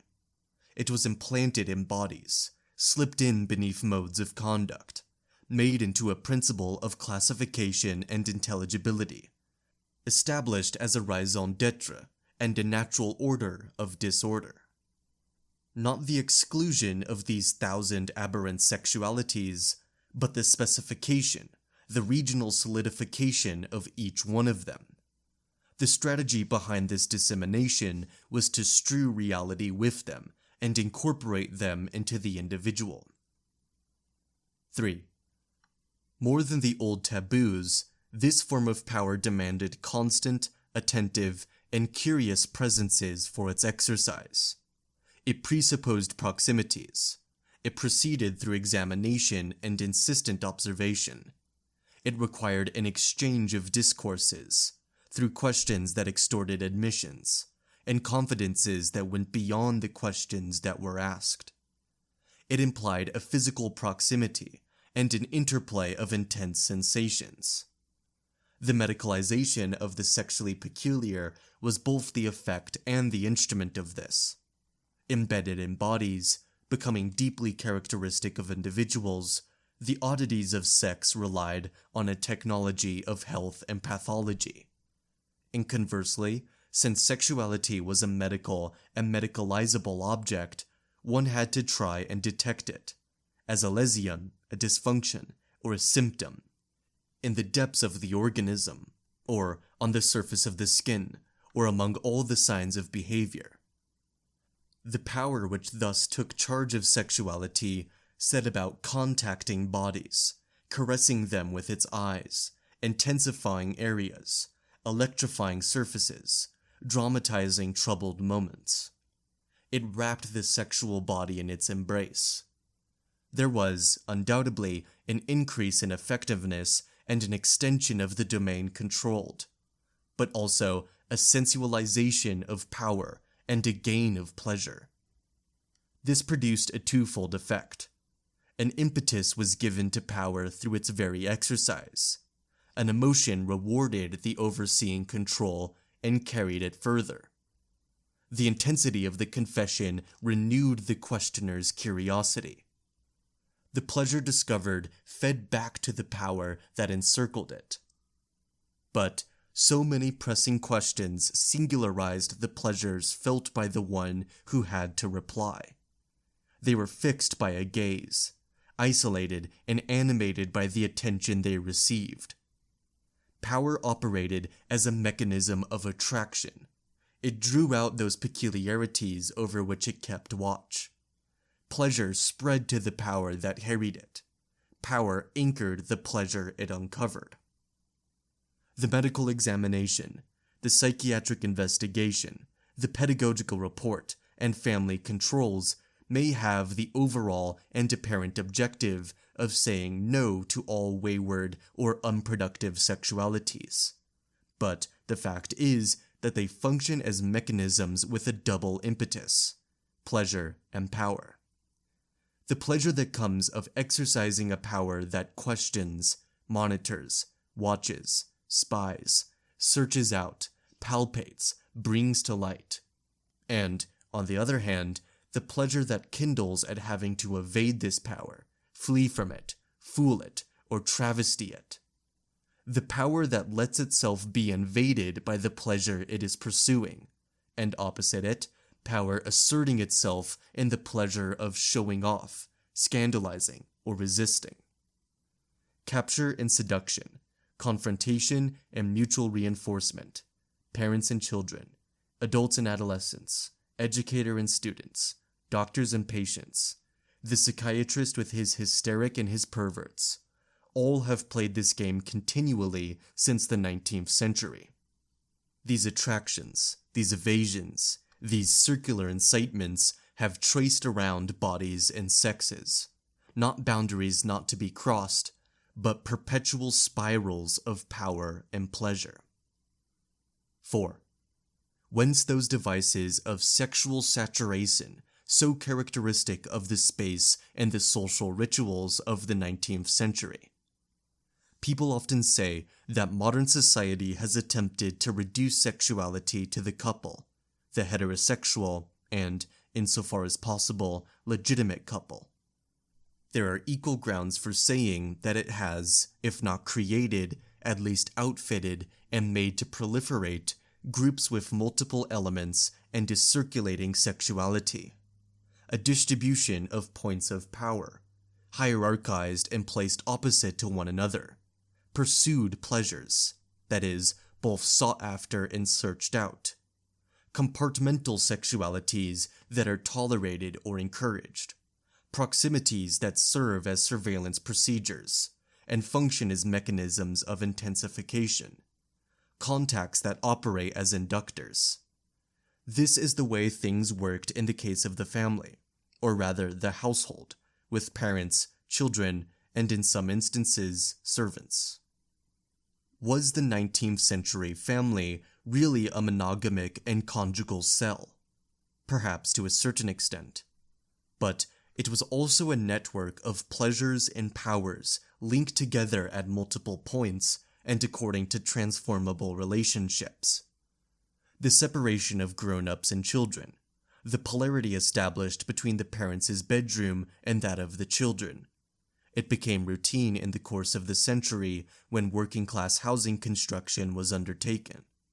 The relative segregation of boys and girls, the strict instructions as to the care of nursing infants, maternal breastfeeding, hygiene, the attention focused on infantile sexuality, the supposed dangers of masturbation, the importance attached to puberty, the methods of surveillance suggested to parents, the exhortations, secrets, and fears, the presence, both valued and feared, of servants. All this made the family, even when brought down to its smallest dimensions, a complicated network, saturated with multiple, fragmentary, and mobile sexualities. To reduce them to the conjugal relationship, and then to project the latter, in the form of a forbidden desire, onto the children, cannot account for this apparatus, which, in relation to these sexualities, was less a principle of inhibition than an inciting and multiplying mechanism. Educational or psychiatric institutions, with their large populations, their hierarchies, their spatial arrangements, their surveillance systems, constituted, alongside the family, another way of distributing the interplay of powers and pleasures. But they too delineated areas of extreme sexual saturation, with privileged spaces or rituals, such as the classroom, the dormitory, the visit, and the consultation. The forms of a non-conjugal, non-monogamous sexuality were drawn there and established. 19th century bourgeois society, and it is doubtless still with us, was a society of blatant and fragmented perversion. And this was not by way of hypocrisy, for nothing was more manifest and more prolix, or more manifestly taken over by discourses and institutions.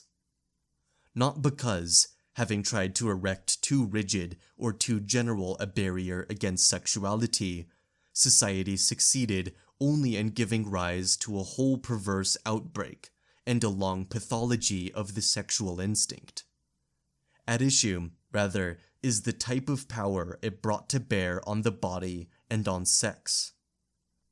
In point of fact, this power had neither the form of the law nor the effects of a taboo. On the contrary, it acted by multiplication of singular sexualities. It did not set boundaries for sexuality. It extended the various forms of sexuality, pursuing them according to lines of indefinite penetration.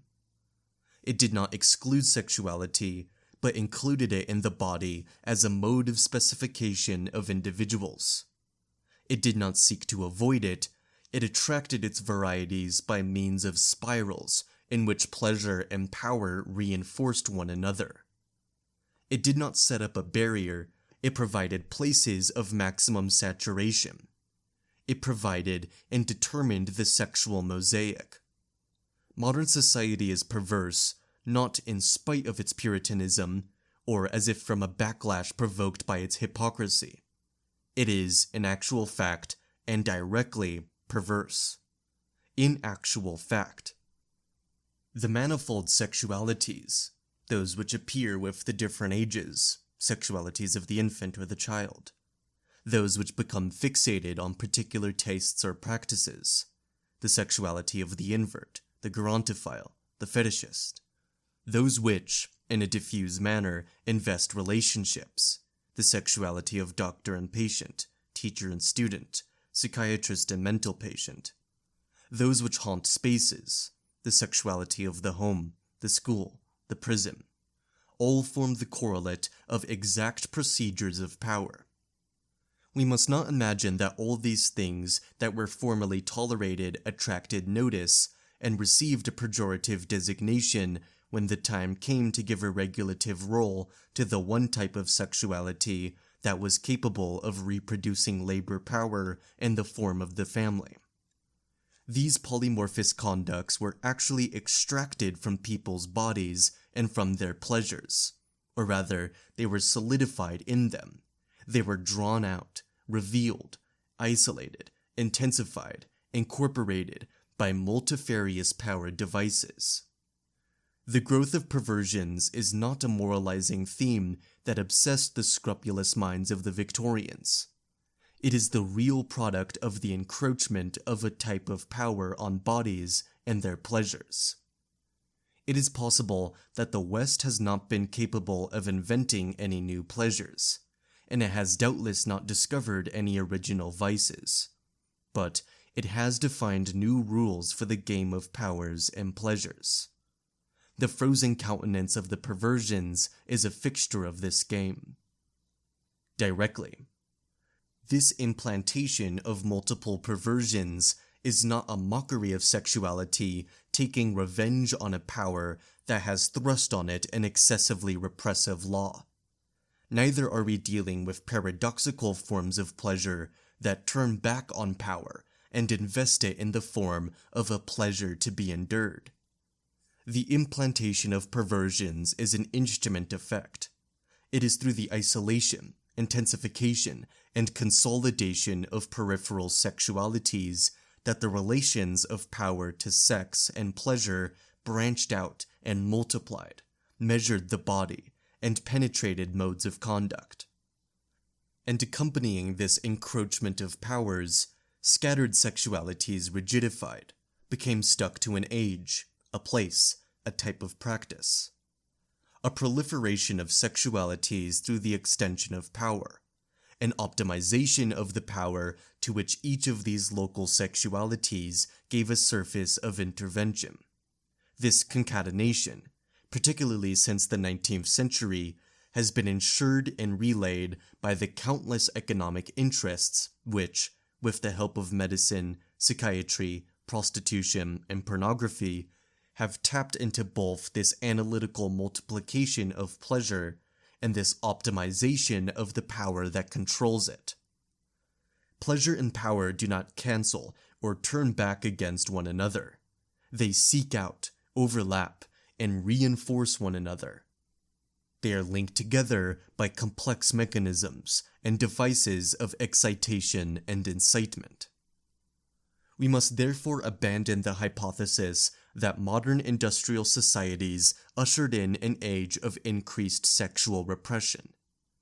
We have not only witnessed a visible explosion of unorthodox sexualities, but, and this is the important point, a deployment quite different from the law, even if it is locally dependent on procedures of prohibition, has ensured, through a network of interconnecting mechanisms, the proliferation of specific pleasures and the multiplication of disparate sexualities.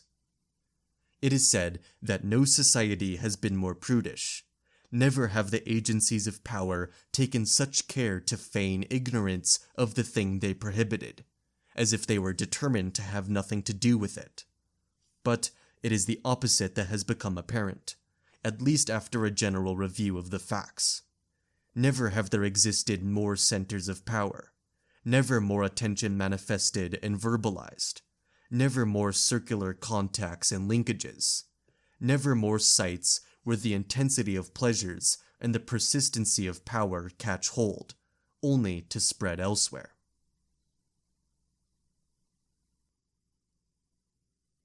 Part 3. Scientia Sexualis. I suppose that the first 2 points will be granted me.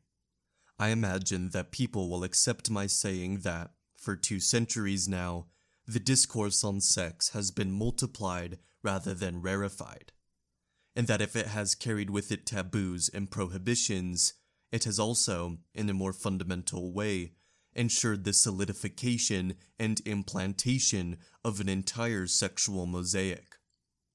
Yet, the impression remains that all this has, by and large, played only a defensive role. By speaking about it so much, by discovering it multiplied, partitioned off, and specified precisely where one had placed it, what one was seeking essentially was simply to conceal sex, a screen discourse, a dispersion avoidance.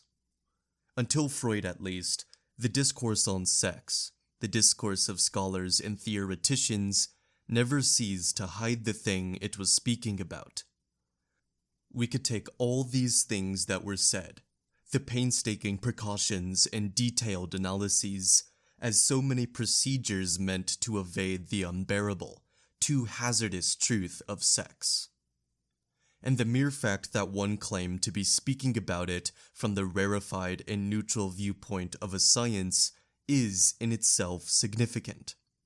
This was, in fact, a science made up of evasions, since, given its inability or refusal to speak of sex itself, it concerned itself primarily with aberrations, perversions, exceptional oddities, pathological abatements, and morbid aggravations. It was, by the same token, a science subordinated in the main to the imperatives of a morality whose divisions it reiterated under the guise of a medical norm.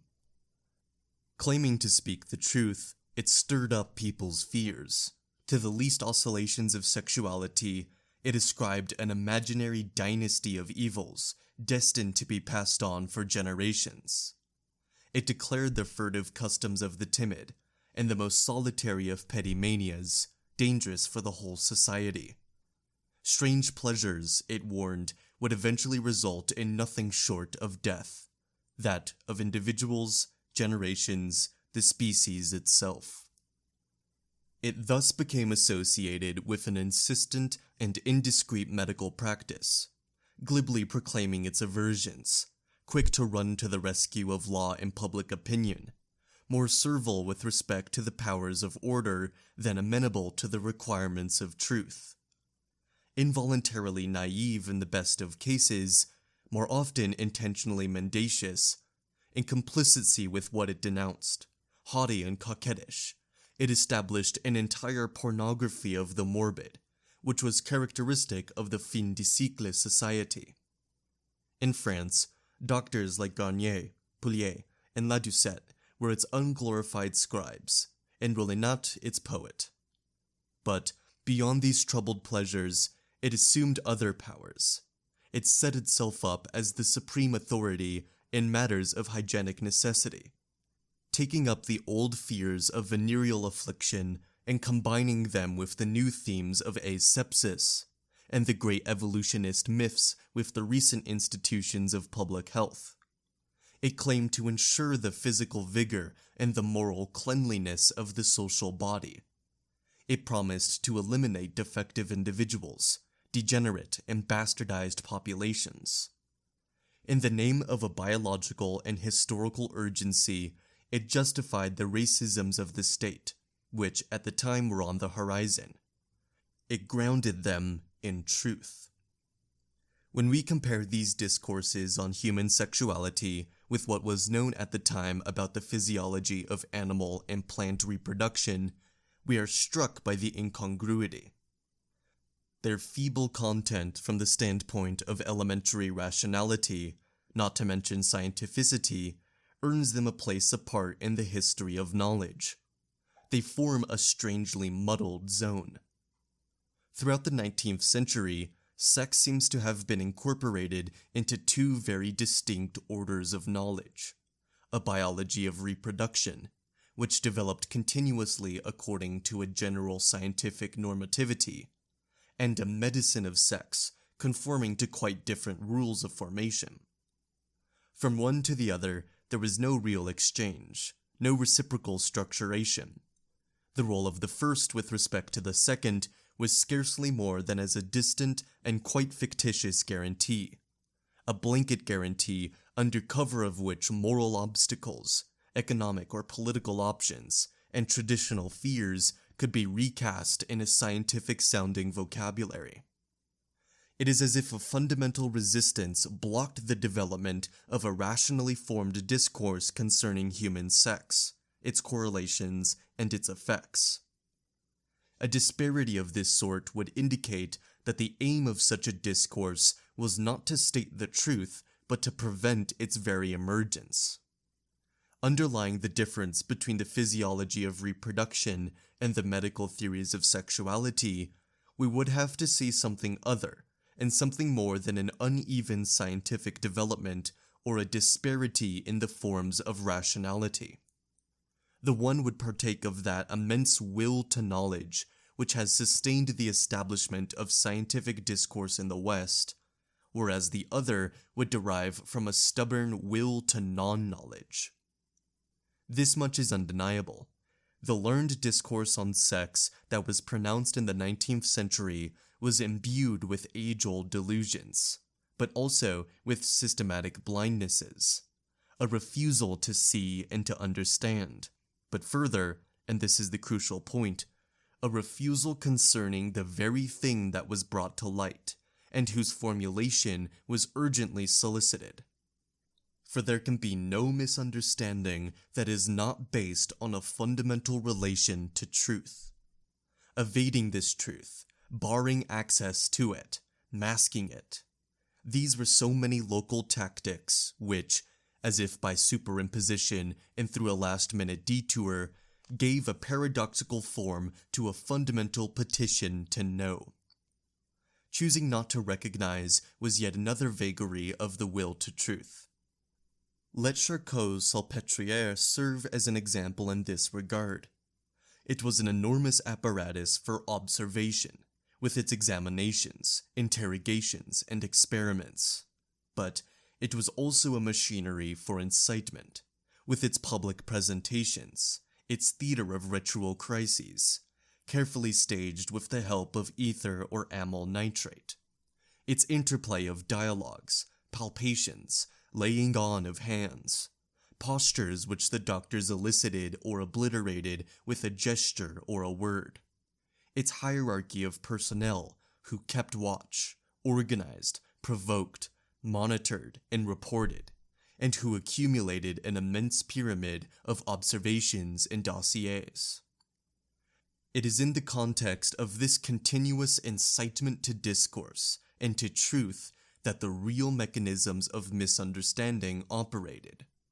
Thus Charcot's gesture interrupting a public consultation where it began to be too manifestly a question of that, and the more frequent practice of deleting from the succession of dossiers what had been said and demonstrated by the patients regarding sex, but also what had been seen, provoked, solicited by the doctors themselves, things that were almost entirely omitted from the published observations. The important thing in this affair is not that these men shut their eyes or stopped their ears, or that they were mistaken. It is rather that they constructed around and apropos of sex an immense apparatus for producing truth, even if this truth was to be masked at the last moment. The essential point is that sex was not only a matter of sensation and pleasure, of law and taboo, but also of truth and falsehood. That the truth of sex became something fundamental, useful or dangerous, precious or formidable. In short, that sex was constituted as a problem of truth. What needs to be situated, therefore, is not the threshold of a new rationality whose discovery was marked by Freud or someone else, but the progressive formation and also the transformations of that interplay of truth and sex which was bequeathed to us by the 19th century, and which we may have modified, but, lacking evidence to the contrary, have not rid ourselves of. Misunderstandings, avoidances, and evasions were only possible, and only had their effects, against the background of this strange endeavor. To tell the truth of sex.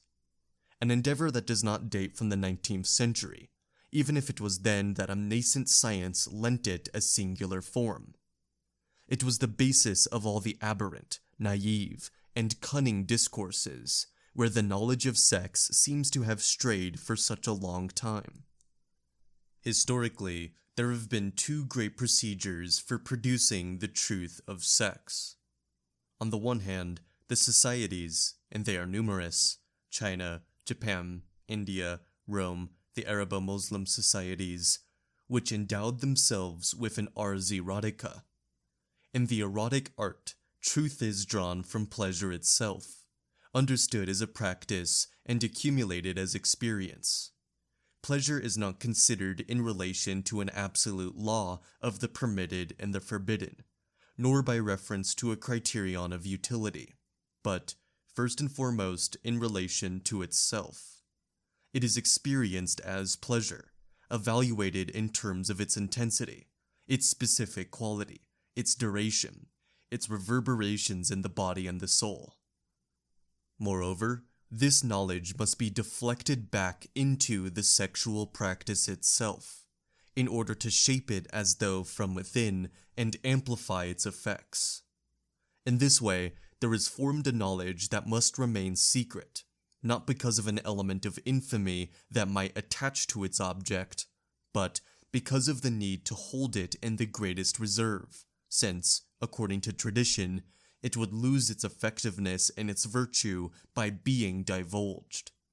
Consequently, the relationship to the master who holds the secrets is of paramount importance, Only he, working alone, can transmit this art in an esoteric manner and as the culmination of an initiation in which he guides the disciple's progress with unfailing skill and severity. The effects of this masterful art, which are considerably more generous than the spareness of its prescriptions would lead one to imagine, are said to transfigure the one fortunate enough to receive its privileges. An absolute mastery of the body, a singular bliss, obliviousness to time and limits, the elixir of life, the exile of death and its threats. On the face of it at least, our civilization possesses no ars erotica.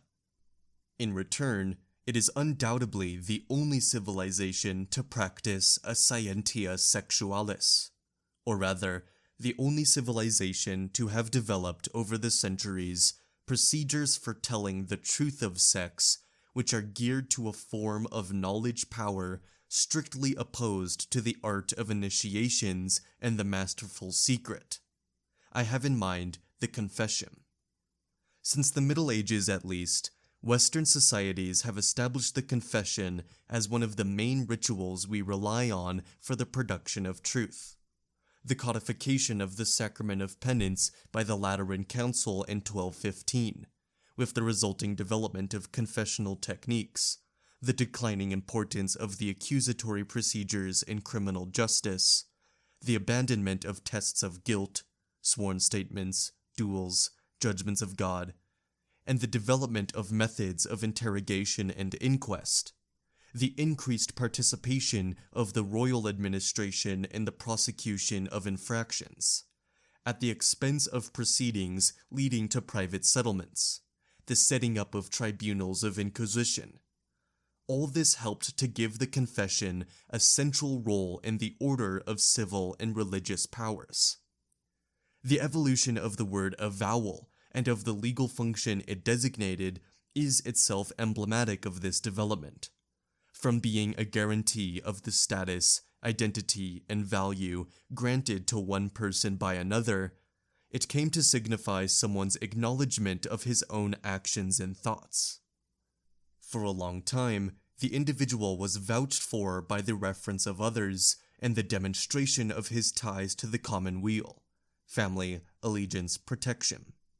Then, he was authenticated by the discourse of truth he was able or obliged to pronounce concerning himself. The truthful confession was inscribed at the heart of the procedures of individualization by power.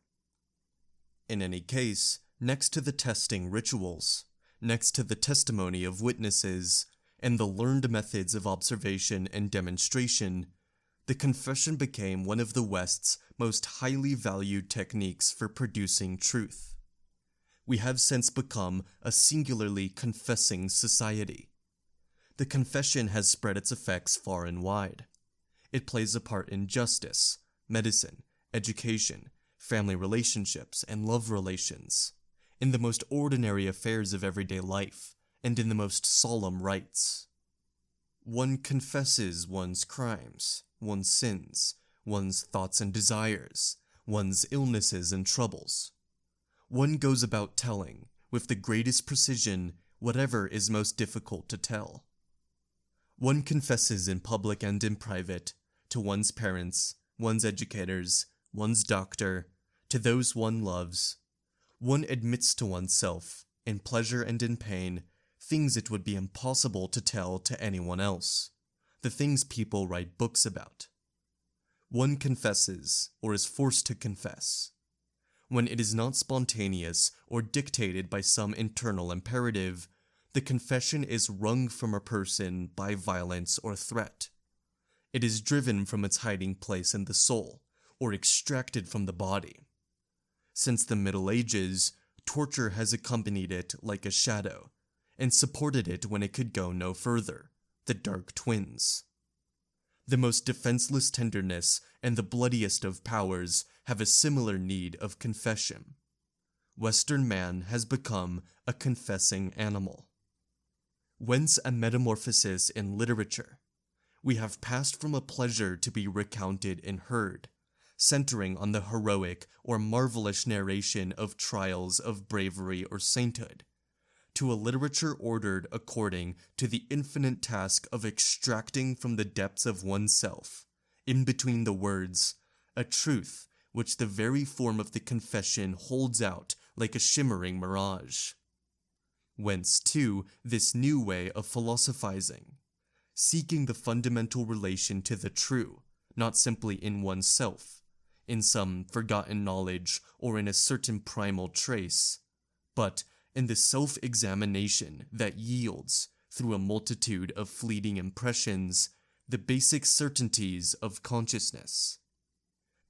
The obligation to confess is now relayed through so many different points, is so deeply ingrained in us, that we no longer perceive it as the effect of a power that constrains us. On the contrary, it seems to us that truth, lodged in our most secret nature, demands only to surface. That if it fails to do so, this is because a constraint holds it in place. The violence of a power weighs it down, and it can finally be articulated only at the price of a kind of liberation. Confession frees, but power reduces one to silence. Truth does not belong to the order of power, but shares an original affinity with freedom. Traditional themes in philosophy, which a political history of truth would have to overturn by showing that truth is not by nature free, nor error servile, but that its production is thoroughly imbued with relations of power. The confession is an example of this. One has to be completely taken in by this internal ruse of confession in order to attribute a fundamental role to censorship, to taboos regarding speaking and thinking. One has to have an inverted image of power in order to believe that all these voices which have spoken so long in our civilization, repeating the formidable injunction to tell what one is and what one does, what one recollects and what one has forgotten, what one is thinking and what one thinks he is not thinking, are speaking to us of freedom. An immense labor to which the West has submitted generations in order to produce, while other forms of work ensured the accumulation of capital, man's subjection, their constitution as subjects in both senses of the word. Imagine how exorbitant must have seemed the order given to all Christians at the beginning of the 13th century to kneel at least once a year and confess to all their transgressions, without omitting a single one. And think of that obscure partisan, 7 centuries later, who had come to rejoin the Serbian resistance deep in the mountains. His superiors asked him to write his life story, and when he brought them a few miserable pages, scribbled in the night, they did not look at them, but only said to him, "Start over, and tell the truth." Should those much-discussed language taboos make us forget this millennial yoke of confession? From the Christian penance to the present day, sex was a privileged theme of confession, a thing that was hidden, we are told. But what if, on the contrary, it was what, in a quite particular way, one confessed? Suppose the obligation to conceal it was but another aspect of the duty to admit to it, concealing it all the more and with greater care as the confession of it was more important, requiring a stricter ritual and promising more decisive effects. What if sex in our society, on the scale of several centuries, was something that was placed within an unrelenting system of confession? The transformation of sex into discourse, which I spoke of earlier, the dissemination and reinforcement of heterogeneous sexualities, are perhaps two elements of the same deployment. They are linked together with the help of the central element of a confession that compels individuals to articulate their sexual peculiarity, no matter how extreme. In Greece, truth and sex were linked, in the form of pedagogy, by the transmission of a precious knowledge from one body to another. Sex served as a medium for initiations into learning. For us, it is in the confession that truth and sex are joined, through the obligatory and exhaustive expression of an individual secret. But this time, it is truth that serves as a medium for sex and its manifestations. The confession is a ritual of discourse, in which the speaking subject is also the subject of the statement. It is also a ritual that unfolds within a power relationship, for one does not confess without the presence, or virtual presence, of a partner who is not simply the interlocutor, but the authority who requires the confession, prescribes and appreciates it, and intervenes in order to judge, punish, forgive, console, and reconcile. A ritual in which the truth is corroborated by the obstacles and resistances it has had to surmount in order to be formulated. And finally, a ritual in which the expression alone, independently of its external consequences, produces intrinsic modifications in the person who articulates it. It exonerates, redeems, and purifies him. It unburdens him of his wrongs, liberates him, and promises him salvation.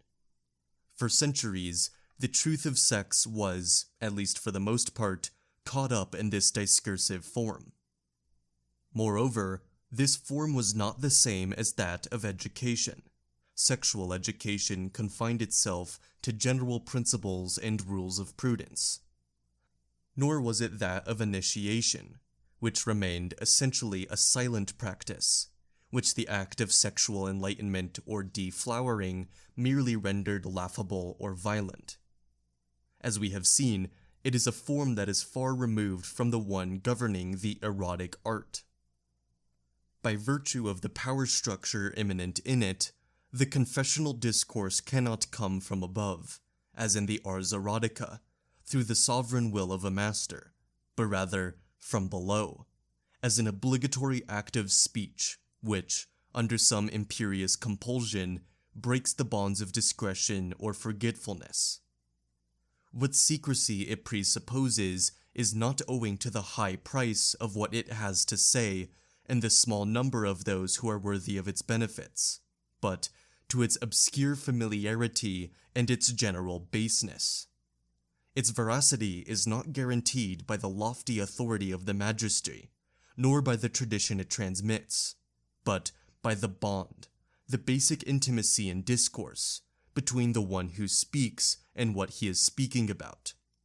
On the other hand, the agency of domination does not reside in the one who speaks, for it is he who is constrained, but in the one who listens and says nothing, not in the one who knows and answers, but in the one who questions and is not supposed to know. And this discourse of truth finally takes its effect, not in the one who receives it, but in the one from whom it is wrested. With these confessed truths, we are a long way from the learned initiations into pleasure, with their technique and their mystery. On the other hand, we belong to a society which has ordered sex's difficult knowledge, not according to the transmission of secrets, but around the slow surfacing of confidential statements. The confession was, and still remains, the general standard governing the production of the true discourse on sex. It has undergone a considerable transformation, however.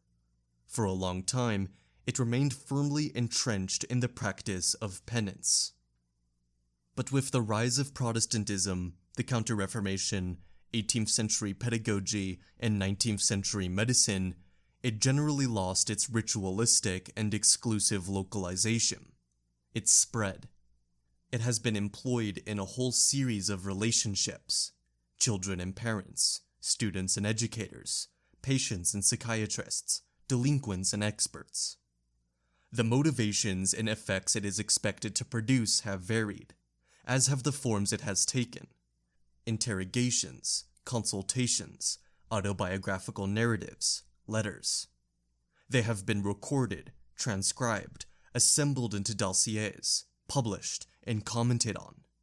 But, more important, the confession lends itself, if not to other domains, at least to new ways of exploring the existing ones. It is no longer a question simply of saying what was done, the sexual act, and how it was done, but of reconstructing, in and around the act, the thoughts that recapitulated it, the obsessions that accompanied it, the images, desires, modulations, and quality of the pleasure that animated it. For the first time, no doubt, a society has taken upon itself to solicit and hear the imparting of individual pleasures. A dissemination, then, of procedures of confession, a multiple localization of their constraint, a widening of their domain. A great archive of the pleasures of sex was gradually constituted.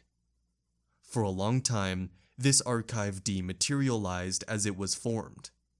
It regularly disappeared without a trace, thus suiting the purposes of the Christian pastoral, until medicine, psychiatry, and pedagogy began to solidify it.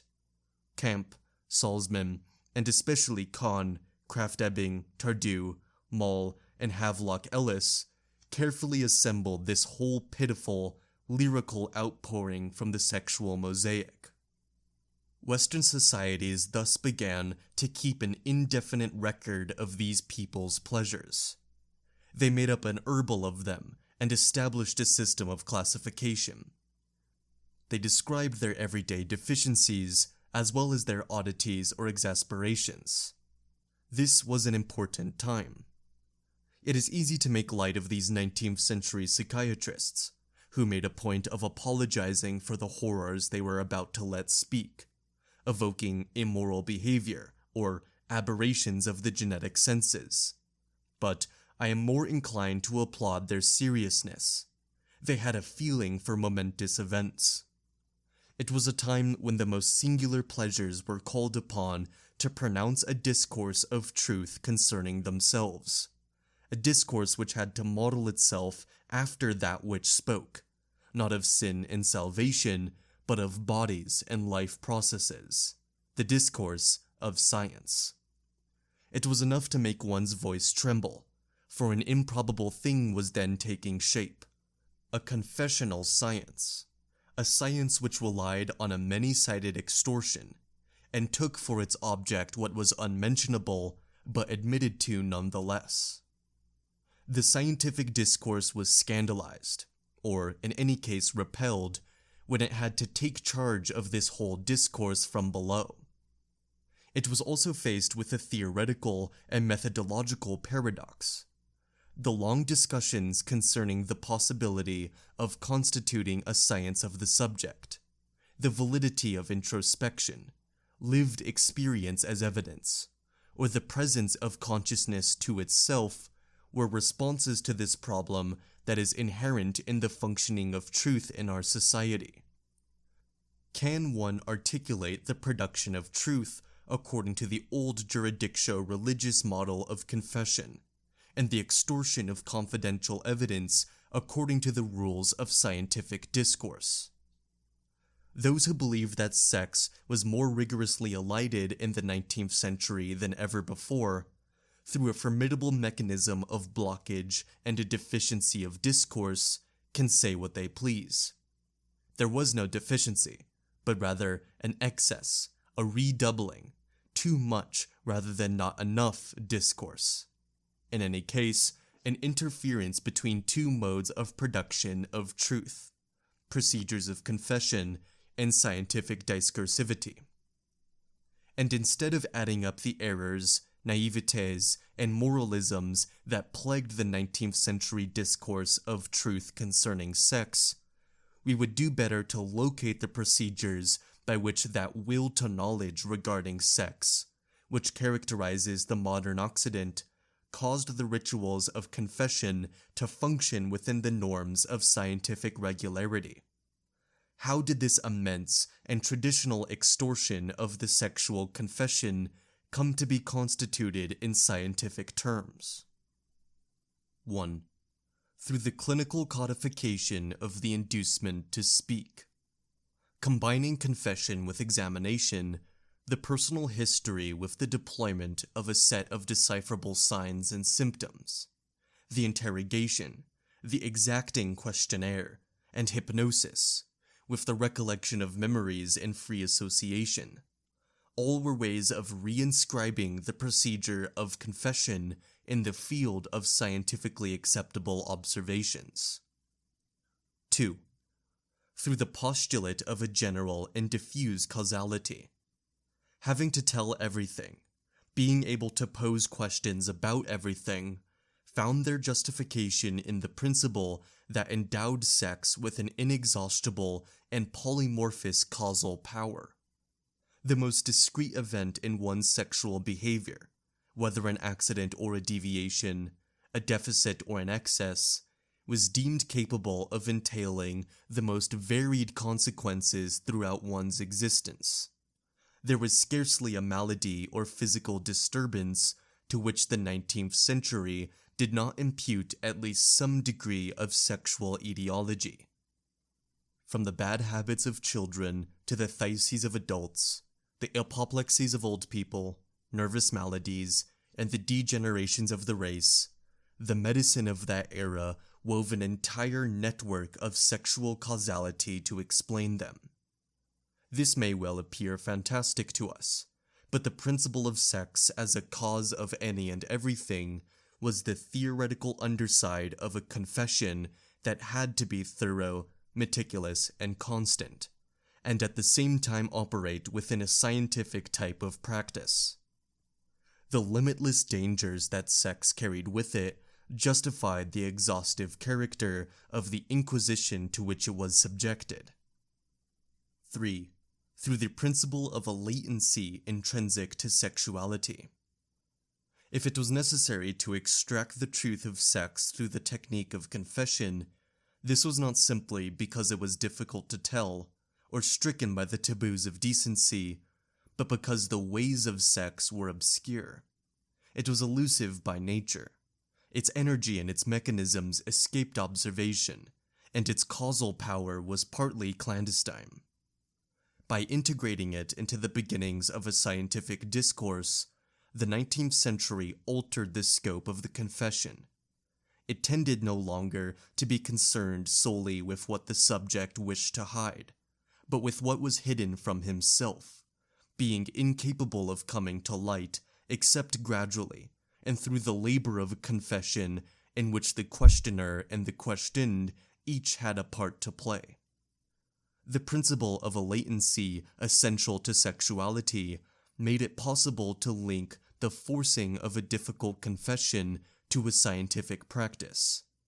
It had to be exacted by force, since it involved something that tried to stay hidden. 4.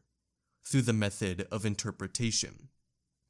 If one had to confess, this was not merely because the person to whom one confessed had the power to forgive, console, and direct, but because the work of producing the truth was obliged to pass through this relationship if it was to be scientifically validated.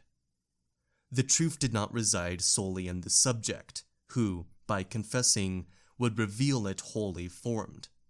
It was constituted in 2 stages, present but incomplete, blind to itself, in the one who spoke. It could only reach completion in the one who assimilated and recorded it. It was the latter's function to verify this obscure truth. The revelation of confession had to be coupled with the decipherment of what it said. The one who listened was not simply the forgiving master, the judge who condemned or acquitted. He was the master of truth. His was a hermeneutic function. With regard to the confession, his power was not only to demand it before it was made, or decide what was to follow after it, but also to constitute a discourse of truth on the basis of its decipherment. By no longer making the confession a test, but rather a sign, and by making sexuality something to be interpreted, the 19th century gave itself the possibility of causing the procedures of confession to operate within the regular formation of a scientific discourse. 5. Through the medicalization of the effects of confession. The obtaining of the confession and its effects were recodified as therapeutic operations, which meant, first of all, that the sexual domain was no longer accounted for simply by the notions of error or sin, excess or transgression, but was placed under the rule of the normal and the pathological, which, for that matter, were the transposition of the former categories.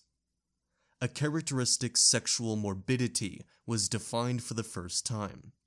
Sex appeared as an extremely unstable pathological field, a surface of repercussion for other ailments, but also the focus of a specific nosography, that of instincts, tendencies, images, pleasure, and conduct. This implied, furthermore, that sex would derive its meaning and its necessity from medical interventions. It would be required by the doctor, necessary for diagnosis, and effective by nature in the cure. Spoken in time, to the proper party, and by the person who is both the bearer of it and the one responsible for it, the truth healed. Let us consider things in a broad historical perspective.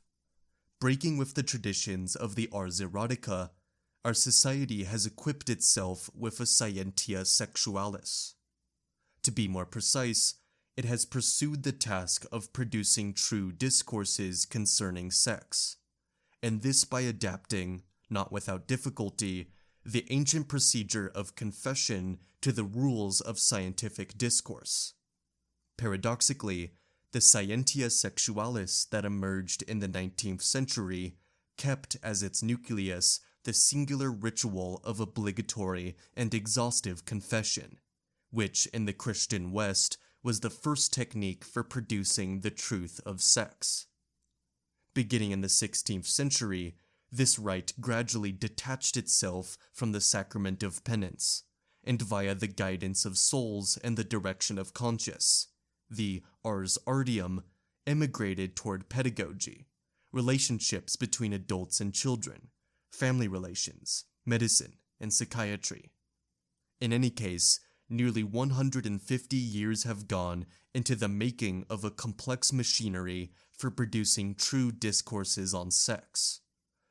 A deployment that spans a wide segment of history, and that it connects the ancient injunction of confession to clinical listening methods. It is this deployment that enables something called sexuality to embody the truth of sex and its pleasures. Sexuality, the correlative of that slowly developed discursive practice which constitutes the Scientia Sexualis. The essential features of this sexuality are not the expression of a representation that is more or less distorted by ideology, or of a misunderstanding caused by taboos. They correspond to the functional requirements of a discourse that must produce its truth. Situated at the point of intersection of a technique of confession and a scientific discursivity, where certain major mechanisms had to be found for adapting them to one another, the listening technique, the postulative causality, the principle of latency, the rule of interpretation, the imperative of medicalization, sexuality was defined as being by nature, a domain susceptible to pathological processes, and hence one calling for therapeutic or normalizing interventions, a field of meanings to decipher, the site of processes concealed by specific mechanisms, a focus of indefinite causal relations, and an obscure speech that had to be ferreted out and listened to. The economy of discourses, their intrinsic technology, the necessities of their operation, the tactics they employ, the effects of power which underlie them, in which they transmit. This, and not a system of representations, is what determines the essential features of what they have to say. The history of sexuality, that is, the history of what functioned in the 19th century as a specific field of truth, must first be written from the viewpoint of a history of discourses. Let us put forward a general working hypothesis. The society that emerged in the 19th century, bourgeois, capitalist, or industrial society, call it what you will, did not confront sex with a fundamental refusal of recognition. On the contrary, it put into operation an entire machinery for producing true discourses concerning it. Not only did it speak of sex and compel everyone to do so, it also set out to formulate the uniform truth of sex, as if it suspected sex of harboring a fundamental secret, as if it needed this production of truth, as if it was essential that sex be inscribed not only in an economy of pleasure, but in an ordered system of knowledge. Thus, sex gradually became an object of great suspicion, the general and disquieting meaning that pervades our conduct in our existence, in spite of ourselves. The point of weakness where evil portents reach through to us, the fragment of darkness that we each carry within us, a general signification, a universal secret, an omnipresent cause, a fear that never ends. And so, in this question of sex, in both senses, as interrogation and problematization, and as the need for confession and integration into a field of rationality, two processes emerge, the one always conditioning the other. We demand that sex speak the truth, but since it is the secret and is oblivious to its own nature, we reserve for ourselves the function of telling the truth of its truth, revealed and deciphered at last. And we demand that it tell us our truth, or rather, the deeply buried truth of that truth about ourselves, which we think we possess in our immediate consciousness. We tell it its truth by deciphering what it tells us about that truth. It tells us our own by delivering up that part of it that escaped us. From this interplay there has evolved, over several centuries, a knowledge of the subject, a knowledge not so much of his form, but of that which divides him, determines him perhaps, but above all, causes him to be ignorant of himself. As unlikely as this may seem, it should not surprise us when we think of the long history of the Christian and jurisdictional confession, of the shifts and transformations of this form of knowledge power, so important in the West, has undergone. The project of a science of the subject has gravitated in ever-narrowing circles around the question of sex. Causality in the subject, the unconscious of the subject, the truth of the subject and the other who knows, the knowledge he holds unbeknown to him, all this found an opportunity to deploy itself in the discourse of sex. Not, however, by reason of some natural property inherent in sex itself, but by virtue of the tactics of power immanent in this discourse. Scientia Sexualis versus Ars Erotica, no doubt. But it should be noted that the Ars Erotica did not disappear altogether from Western civilization, nor has it always been absent from the movement by which one sought to produce a science of sexuality. In the Christian confession, but especially in the direction and examination of conscience, and the search for a spiritual union in the love of God, there was a whole series of methods that had much in common with an erotic art. Guidance by the master along a path of initiation, the intensification of experiences extending down to their physical components, the optimization of effects by the discourse that accompanied them. The phenomena of possession and ecstasy, which were quite frequent in the Catholicism of the Counter-Reformation, were undoubtedly effects that had got outside the control of the erotic technique immanent in this subtle science of the flesh. And we must ask whether, since the 19th century, the Scientia Sexualis, under the guise of its decent positivism, has not functioned, at least to a certain extent, as in ars erotica. Perhaps this production of truth, intimidated though it was by the scientific model, multiplied, intensified, and even created its own intrinsic pleasures. It is often said that we have been incapable of imagining any new pleasures. We have at least invented a different kind of pleasure. Pleasure in the truth of pleasure. The pleasure of knowing that truth, of discovering and exposing it. The fascination of seeing it and telling it. Of captivating and capturing others by it. Of confiding it in secret. Of luring it out in the open. The specific pleasure of the true discourse on pleasure. The most important elements of an erotic art linked to our knowledge about sexuality are not to be sought in the ideal, promised to us by medicine, of a healthy sexuality, nor in the humanist dream of a complete and flourishing sexuality, and certainly not in the lyricism of orgasm and the good feelings of bioenergy. These are but aspects of its normalizing utilization.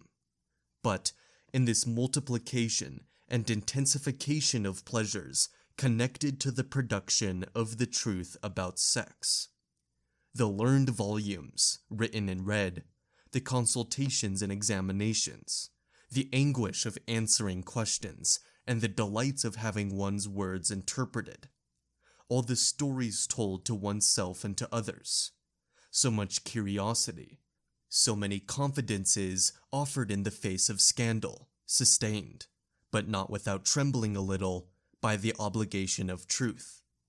The profusion of secret fantasies and the dearly paid right to whisper them to whoever is able to hear them. In short, the formidable pleasure of analysis, in the widest sense of the latter term, which the West has cleverly been fostering for several centuries. All this constitutes something like the errant fragments of an erotic art that is secretly transmitted by confession and the science of sex. Must we conclude that our Scientia Sexualis is but an extraordinarily subtle form of ars erotica, and that it is the Western, sublimated version of that seemingly lost tradition? Or must we suppose that all these pleasures are only the byproducts of a sexual science, a bonus that compensates for its many stresses and strains? In any case, the hypothesis of a power of repression exerted by our society on sex for economic reasons appears to me quite inadequate if we are to explain this whole series of reinforcements and intensifications that our preliminary inquiry has discovered. A proliferation of discourses, carefully tailored to the requirements of power. The solidification of the sexual mosaic and the construction of devices capable not only of isolating it, but of stimulating and provoking it, of forming it into focuses of attention, discourse, and pleasure. The mandatory production of confessions, and the subsequent establishment of a system of legitimate knowledge and of an economy of manifold pleasures. We are dealing not nearly so much with a negative mechanism of exclusion as with the operation of a subtle network of discourses, special knowledges, pleasures, and powers. At issue is not a movement bent on pushing rude sex back into some obscure and inaccessible region, but, on the contrary, a process that spreads it over the surface of things and bodies, arouses it, draws it out and bids it speak, implants it in reality, and enjoins it to tell the truth. An entire glittering sexual array, reflected in a myriad of discourses, the obstination of powers, and the interplay of knowledge and pleasure. All this is an illusion, it will be said, a hasty impression behind which a more discerning gaze will surely discover the same great machinery of repression. Beyond these few phosphorescences, are we not sure to find once more the somber law that always says no? The answer will have to come out of a historical inquiry. an inquiry concerning the manner in which a knowledge of sex has been forming over the last 3 centuries. The manner in which the discourses that take it as their object have multiplied, and the reasons for which we have come to attach a nearly fabulous price to the truth they claim to produce. Perhaps these historical analyses will end by dissipating what this cursory survey seems to suggest. But the postulate I started out with, and would like to hold to as long as possible, is that these deployments of power and knowledge, of truth and pleasures, so unlike those of repression, are not necessarily secondary and derivative, and further, that repression is not in any case fundamental and overriding. We need to take these mechanisms seriously, therefore, and reverse the direction of our analysis. Rather than assuming a generally acknowledged repression and an ignorance measured against what we are supposed to know, we must begin with these positive mechanisms, insofar as they produce knowledge, multiply discourse, induce pleasure, and generate power. We must investigate the conditions of their emergence and operation, and try to discover how the related facts of interdiction or concealment are distributed with respect to them. In short, we must define the strategies of power that are immanent in this will to knowledge. As far as sexuality is concerned, we shall attempt to constitute the political economy of a will to knowledge.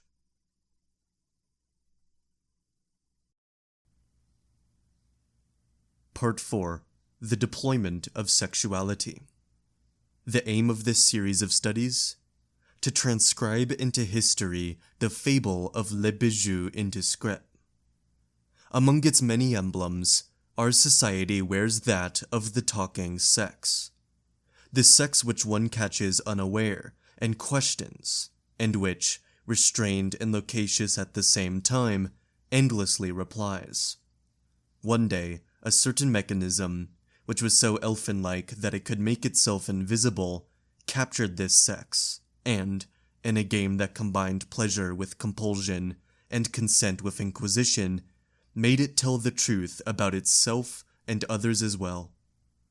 For many years, we have all been living in the realm of Prince Mangogol, under the spell of an immense curiosity about sex, bent on questioning it, with an insatiable desire to hear it speak and be spoken about, quick to invent all sorts of magical rings that might force it to abandon its discretion. As if it were essential for us to be able to draw from that little piece of ourselves not only pleasure, but knowledge, and a whole subtle interchange from one to the other, a knowledge of pleasure, a pleasure that comes of knowing pleasure, a knowledge pleasure. And as if that fantastic animal we accommodate had itself such finely tuned ears, such searching eyes, so gifted a tongue and mind, as to know much and be quite willing to tell it, provided we employed a little skill in urging it to speak. Between each of us and our sex, the West has placed a never-ending demand for truth. It is up to us to extract the truth of sex, since this truth is beyond its grasp.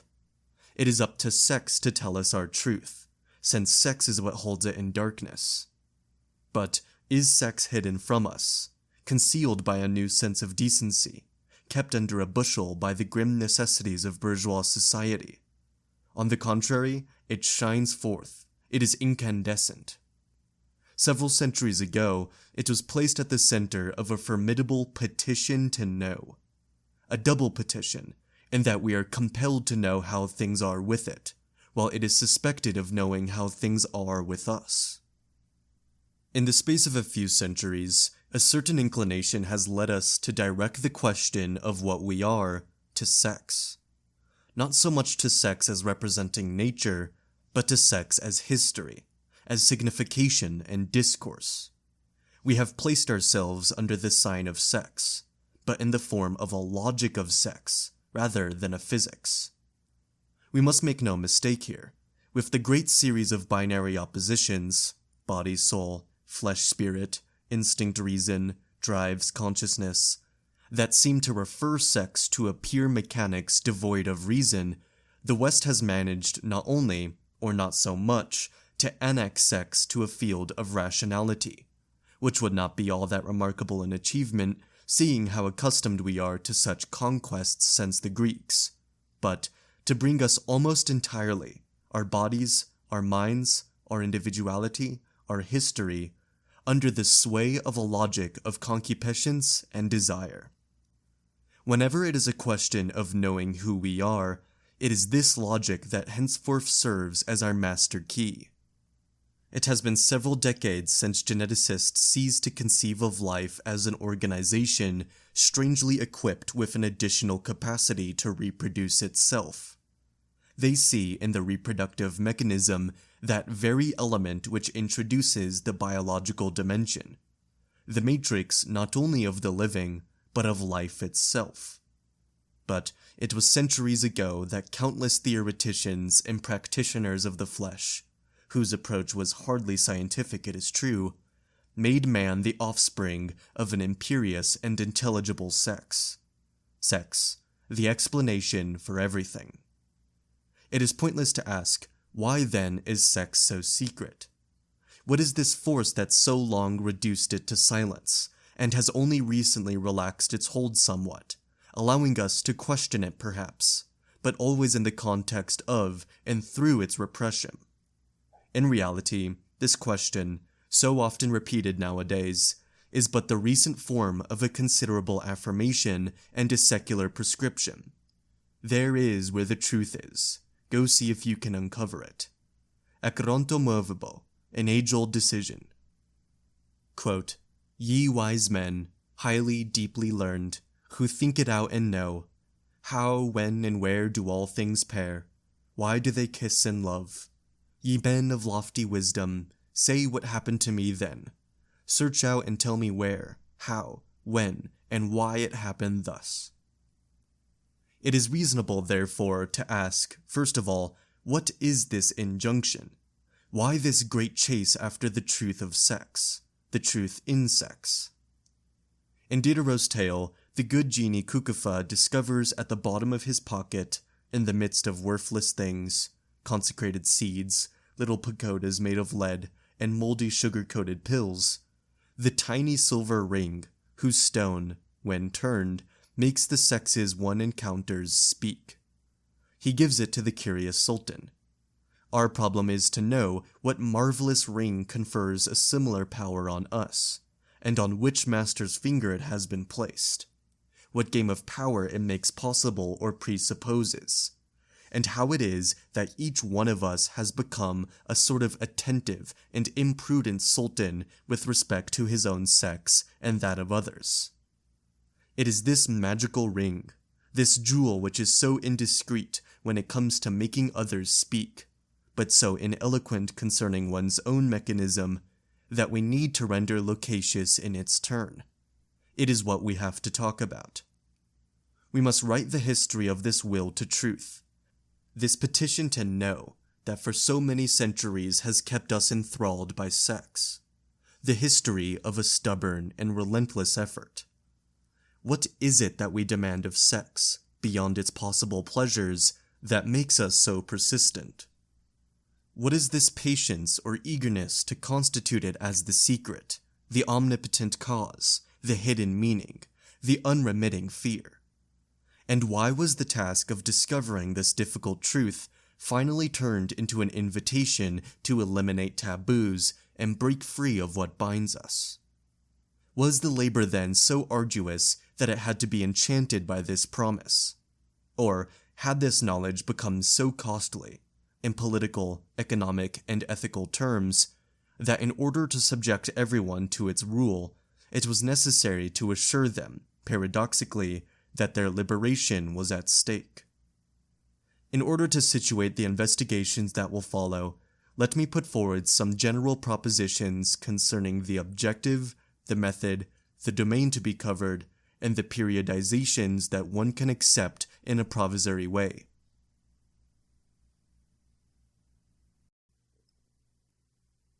1. Objective. Why these investigations? I am well aware that an uncertainty runs through the sketches I have drawn thus far, one that threatens to invalidate the more detailed inquiries that I have projected. I have repeatedly stressed that the history of the last centuries in Western societies did not manifest the movement of a power that was essentially repressive. I based my argument on the disqualification of that notion, while feigning ignorance of the fact that a critique has been mounted from another quarter, and doubtless in a more radical fashion. A critique conducted at the level of the theory of desire. In point of fact, the assertion that sex is not repressed is not altogether new. Psychoanalysts have been saying the same thing for some time. They have challenged the simple little machinery that comes to mind when one speaks of repression. The idea of a rebellious energy that must be throttled has appeared to them inadequate for deciphering the manner in which power and desire are joined to one another. They consider them to be linked in a more complex and primary way than through the interplay of a primitive, natural, and living energy welling up from below, and a higher order seeking to stand in its way. Thus, one should not think that desire is repressed, for the simple reason that the law is what constitutes both desire and the lack on which it is predicated. Where there is desire, the power relation is already present. An illusion, then, to denounce this relation for a repression exerted after the event, but vanity as well, to go questing after a desire that is beyond the reach of power. But, in an obstinately confused way, I sometimes spoke, as though I were dealing with equivalent notions, of repression, and sometimes of law, of prohibition or censorship. Through stubbornness or neglect, I failed to consider everything that can distinguish their theoretical implications. And I grant that one might justifiably say to me, by constantly referring to positive technologies of power, you are playing a double game where you hope to win on all counts. You confuse your adversaries by appearing to take the weaker position, and, discussing repression alone, you would have us believe, wrongly, that you have rid yourself of the problem of law. And yet, you keep the essential practical consequence of the principle of power as law, namely, the fact that there is no escaping from power, that it is always already present, constituting that very thing which one attempts to counter it with. As to the idea of a power repression, you have retained its most fragile theoretical element, and this in order to criticize it. You have retained the most sterilizing political consequence of the idea of power law, but only in order to preserve it for your own use. The aim of the inquiries that will follow is to move less toward a theory of power than toward an analytics of power. That is, toward a definition of the specific domain formed by relations of power, and toward a determination of the instruments that will make possible its analysis. However, it seems to me that this analytics can be constituted only if it frees itself completely from a certain representation of power that I would term, it will be later seen why, juridictio-discursive. It is this conception that governs both the thematics of repression and the theory of the law as constitutive of desire. In other words, what distinguishes the analysis made in terms of the repression of instincts from that made in terms of the law of desire is clearly the way in which they each conceive of the nature and dynamics of the drives, not the way in which they conceive of power. They both rely on a common representation of power, which, depending on the use made of it and the position it is accorded with respect to desire, leads to two contrary results, either to the promise of a liberation, if power is seen as having only an external hold on desire, or if it is constitutive of desire itself, to the affirmation, you are always already trapped. Moreover, one must not imagine that this representation is peculiar to those who are concerned with the problem of the relations of power with sex. In fact, it is much more general. One frequently encounters it in political analyses of power, and it is deeply rooted in the history of the West. These are some of its principal features. The negative relation. It never establishes any connection between power and sex that is not negative. Rejection, exclusion, refusal, blockage, concealment, or mask. Where sex and pleasure are concerned, power can do nothing but say no to them. What it produces, if anything, is absences and gaps. It overlooks elements, introduces discontinuities, separates what is joined, and marks off boundaries. Its effects take the general form of limit and lack. The insistence of the rule. Power is essentially what dictates its law to sex, which means, first of all, that sex is placed by power in a binary system, licit and illicit, permitted and forbidden. Secondly, power prescribes an order for sex that operates at the same time as a form of intelligibility. Sex is to be deciphered on the basis of its relation to the law. And finally, power acts by laying down the rule. Power's hold on sex is maintained through language, or rather, through the active discourse that creates, from the very fact that it is articulated, a rule of law. It speaks, and that is the rule. The pure form of power resides in the function of the legislator, and its mode of action with regard to sex is of a juridictio-discursive character. The cycle of prohibition.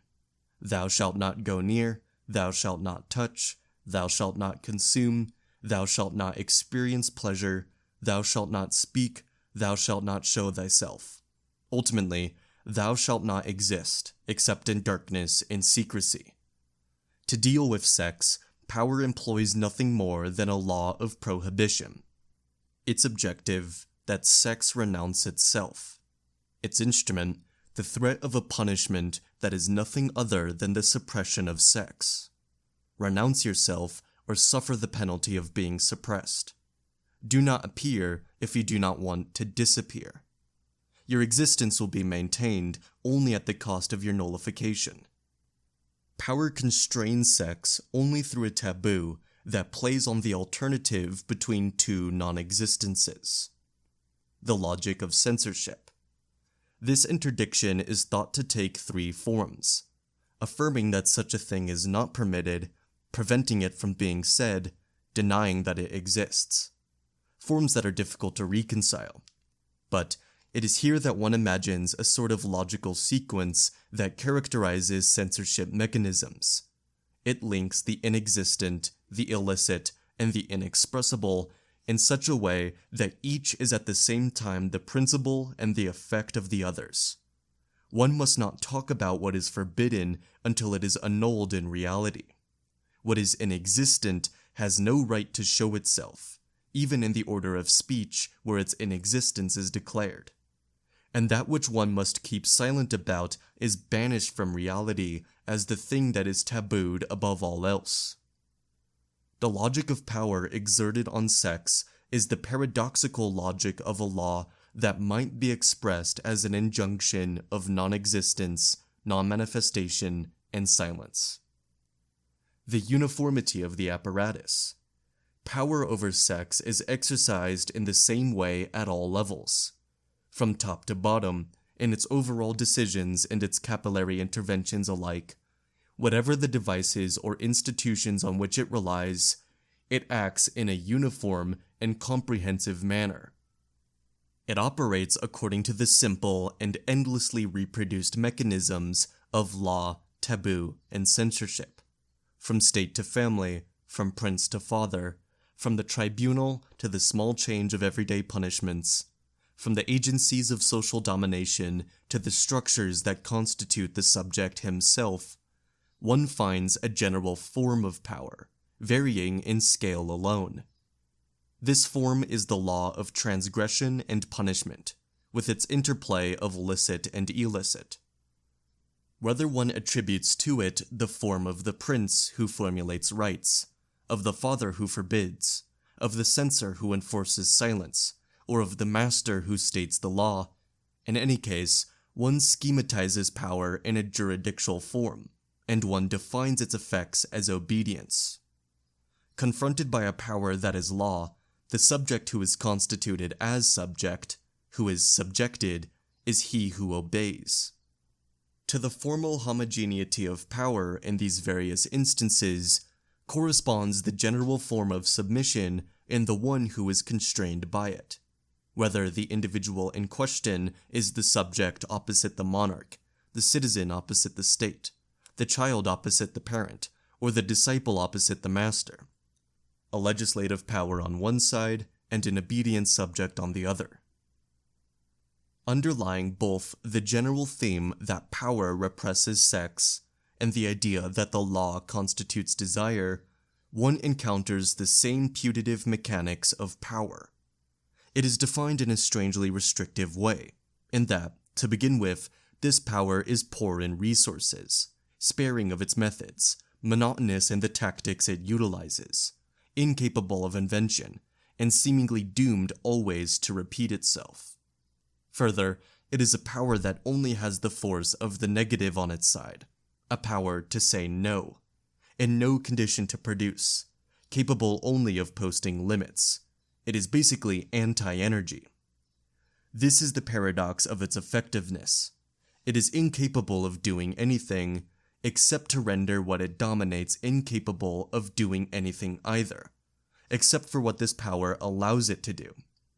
And finally, it is a power whose model is essentially jurisdictional, centered on nothing more than the statement of the law and the operation of taboos.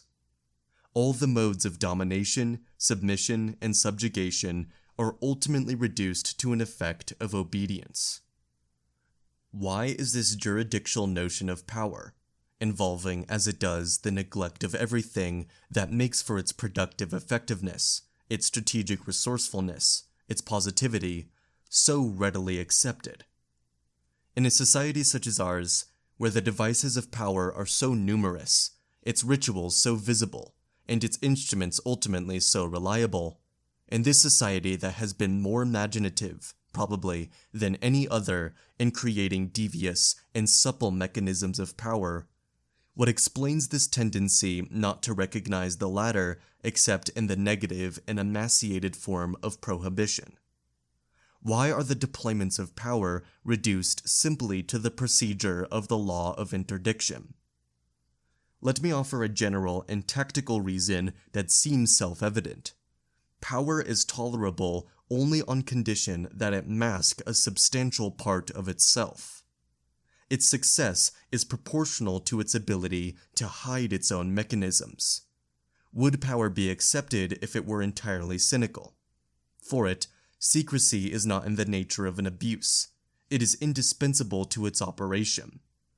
Not only because power imposes secrecy on those whom it dominates, but because it is perhaps just as indispensable to the latter. Would they accept it if they did not see it as a mere limit placed on their desire, leaving a measure of freedom, however slight, intact? Power as a pure limit set on freedom is, at least in our society, the general form of its acceptability. There is, perhaps, a historical reason for this.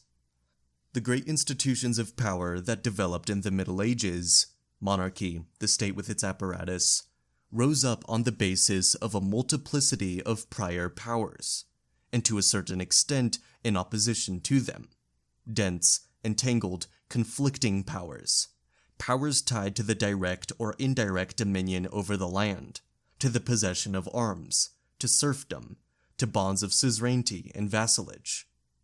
If these institutions were able to implant themselves, if, by profiting from a whole series of tactical alliances, they were able to gain acceptance, this was because they presented themselves as agencies of regulation, arbitration, and demarcation, as a way of introducing order in the midst of these powers, of establishing a principle that would temper them and distribute them according to boundaries and a fixed hierarchy. Faced with a myriad of clashing forces, these great forms of power functioned as a principle of right that transcended all the heterogeneous claims, manifesting the triple distinction of forming a unitary regime, of identifying its will with the law, and of acting through mechanisms of interdiction and sanction. The slogan of this regime, Pax et Justita, in keeping with the function it laid claim to, established peace as the prohibition of feudal or private wars, and justice as a way of suspending the private settling of lawsuits. Doubtless, there was more to this development of great monarchic institutions than a pure and simple jurisdictional edifice. But such was the language of power, the representation it gave of itself, and the entire theory of public law that was constructed in the Middle Ages, or reconstructed from Roman law, bears witness to the fact. Law was not simply a weapon skillfully wielded by monarchs. It was the monarchic system's mode of manifestation in the form of its acceptability. In Western societies since the Middle Ages, the exercise of power has always been formulated in terms of law. A tradition dating back to the 18th or 19th century has accustomed us to place absolute monarchic power on the side of the unlawful. Arbitrariness, abuse, caprice, willfulness, privileges and exceptions, the traditional continuance of accomplished facts. But this is to overlook a fundamental historical trait of Western monarchies. They were constructed as systems of law. They expressed themselves through theories of law, and they made their mechanisms of power work in the form of law. The old reproach that the Boulainvilliers directed at the French monarchy, that it used the law and jurists to do away with rights and to bring down the aristocracy, was basically warranted by the facts. Through the development of the monarchy and its institutions, this jurisdictio-political dimension was established. It is by no means adequate to describe the manner in which power was and is exercised, but it is the code according to which power presents itself and prescribes that we conceive of it. The history of the monarchy went hand in hand with the covering up of the facts and procedures of power by jurisdictio-political discourse. Yet, despite the efforts that were made to disengage the jurisdictional sphere from the monarchic institution and to free the political from the jurisdictional, the representation of power remained caught within this system. Consider the two following examples. Criticism of the 18th century monarchic institution in France was not directed against the jurisdictio-monarchic sphere as such, but was made on behalf of a pure and rigorous jurisdictional system to which all the mechanisms of power could conform, with no excesses or irregularities, as opposed to a monarchy which, notwithstanding its own assertions, continuously overstepped the legal framework and set itself above the laws. Political criticism availed itself, therefore, of all the jurisdictional thinking that had accompanied the development of the monarchy, in order to condemn the latter. But it did not challenge the principle which held that law had to be the very form of power, and that power always had to be exercised in the form of law. Another type of criticism of political institutions appeared in the 19th century, a much more radical criticism in that it was concerned to show not only that real power escaped the rules of jurisprudence, but that the legal system itself was merely a way of exerting violence, of appropriating that violence for the benefit of the few, and of exploiting the dissymmetries and injustices of domination under cover of general law. But this critique of law is still carried out on the assumption that, ideally and by nature, power must be exercised in accordance with a fundamental lawfulness. At bottom, despite the differences in epochs and objectives, the representation of power has remained under the spell of monarchy. In political thought and analysis, we still have not cut off the head of the king. Hence the importance that the theory of power gives to the problem of right and violence, law and illegality, freedom and will, and especially the state and sovereignty. even if the latter is questioned insofar as it is personified in a collective being and no longer a sovereign individual. To conceive of power on the basis of these problems is to conceive of it in terms of a historical form that is characteristic of our societies, the jurisdictional monarchy. Characteristic, yet transitory. For while many of its forms have persisted to the present, it has gradually been penetrated by quite new mechanisms of power that are probably irreducible to the representation of law. As we shall see, these power mechanisms are, at least in part, those that, beginning in the 18th century, took charge of men's existence, men as living bodies. And if it is true that the jurisdictional system was useful for representing, albeit in a non-exhaustive way, a power that was centered primarily around deduction and death, it is utterly incongruous with the new methods of power whose operation is not ensured by right but by technique, not by law but by normalization, not by punishment but by control. Methods that are employed on all levels and in forms that go beyond this state and its apparatus. We have been engaged for centuries in a type of society in which the jurisdictional is increasingly incapable of coding power, of serving as its system of representation. Our historical gradient carries us further and further away from a reign of law that had already begun to recede into the past at a time when the French Revolution and the accompanying age of constitutions and codes seemed to destine it for a future that was at hand. It is this jurisdictional representation that is still at work in recent analyses concerning the relationships of power to sex. But the problem is not to know whether desire is alien to power, whether it is prior to the law as is often thought to be the case, when it is not rather the law that is perceived as constituting it. This question is beside the point. Whether desire is this or that, in any case, one continues to conceive it in relation to a power that is always jurisdictional and discursive, a power that has as its central point in the enunciation of the law. One remains attached to a certain image of power law, of power sovereignty, which was traced out by the theoreticians of right and the monarchic institution.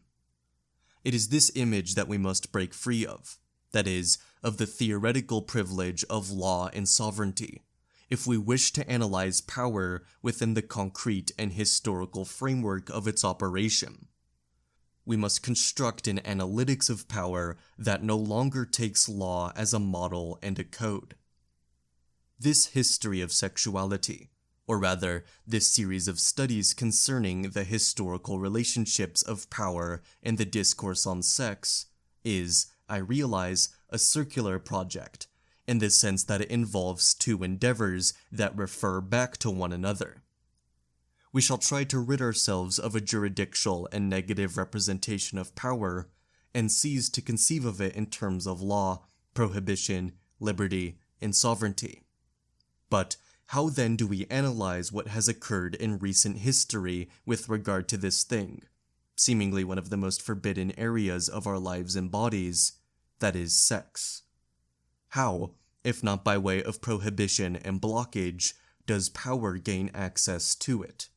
Through which mechanisms, or tactics, or devices? But let us assume in turn that a somewhat careful scrutiny will show that power in modern societies has not in fact governed sexuality through law and sovereignty. Let us suppose that historical analysis has revealed the presence of a veritable technology of sex, one that is much more complex and above all much more positive than the mere effect of a defense could be. This being the case, does this example, which can only be considered a privileged one, since power seemed in this instance, more than anywhere else, to function as prohibition, not compel one to discover principles for analyzing power, which do not derive from the system of right and the form of law? Hence, it is a question of forming a different grid of historical decipherment by starting from a different theory of power, and, at the same time, of advancing little by little toward a different conception of power through a closer examination of an entire historical material. We must, at the same time, conceive of sex without the law and power without the king.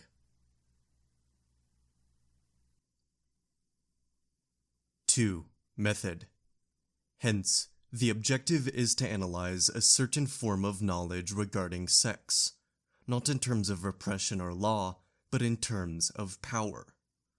But the word power is apt to lead to a number of misunderstandings with respect to its nature, its form, and its unity. By power, I do not mean power as a group of institutions and mechanisms that ensure the subservience of the citizens of a given state. By power, I do not mean, either, a mode of subjugation which, in contrast to violence, has the form of the rule. Finally, I do not have in mind a general system of domination exerted by one group over another, a system whose effects, through successive derivations, pervade the entire social body. The analysis, made in terms of power, must not assume that the sovereignty of the state, the form of the law, or the overall unity of a domination are given at the outset. Rather, these are only the terminal forms power takes. It seems to me that power must be understood in the first instance as the multiplicity of force relations immanent in the sphere in which they operate, and which constitute their own organization, as the process which, through ceaseless struggles and confrontations, transforms, strengthens, or reverses them, as the support which these force relations find in one another, thus forming a chain or a system, or, on the contrary, the disjunctions and contradictions which isolate them from one another, and lastly, as the strategies in which they take effect, whose general design or institutional crystallization is embodied in the state apparatus, in the formulation of the law, in the various social hegemonies.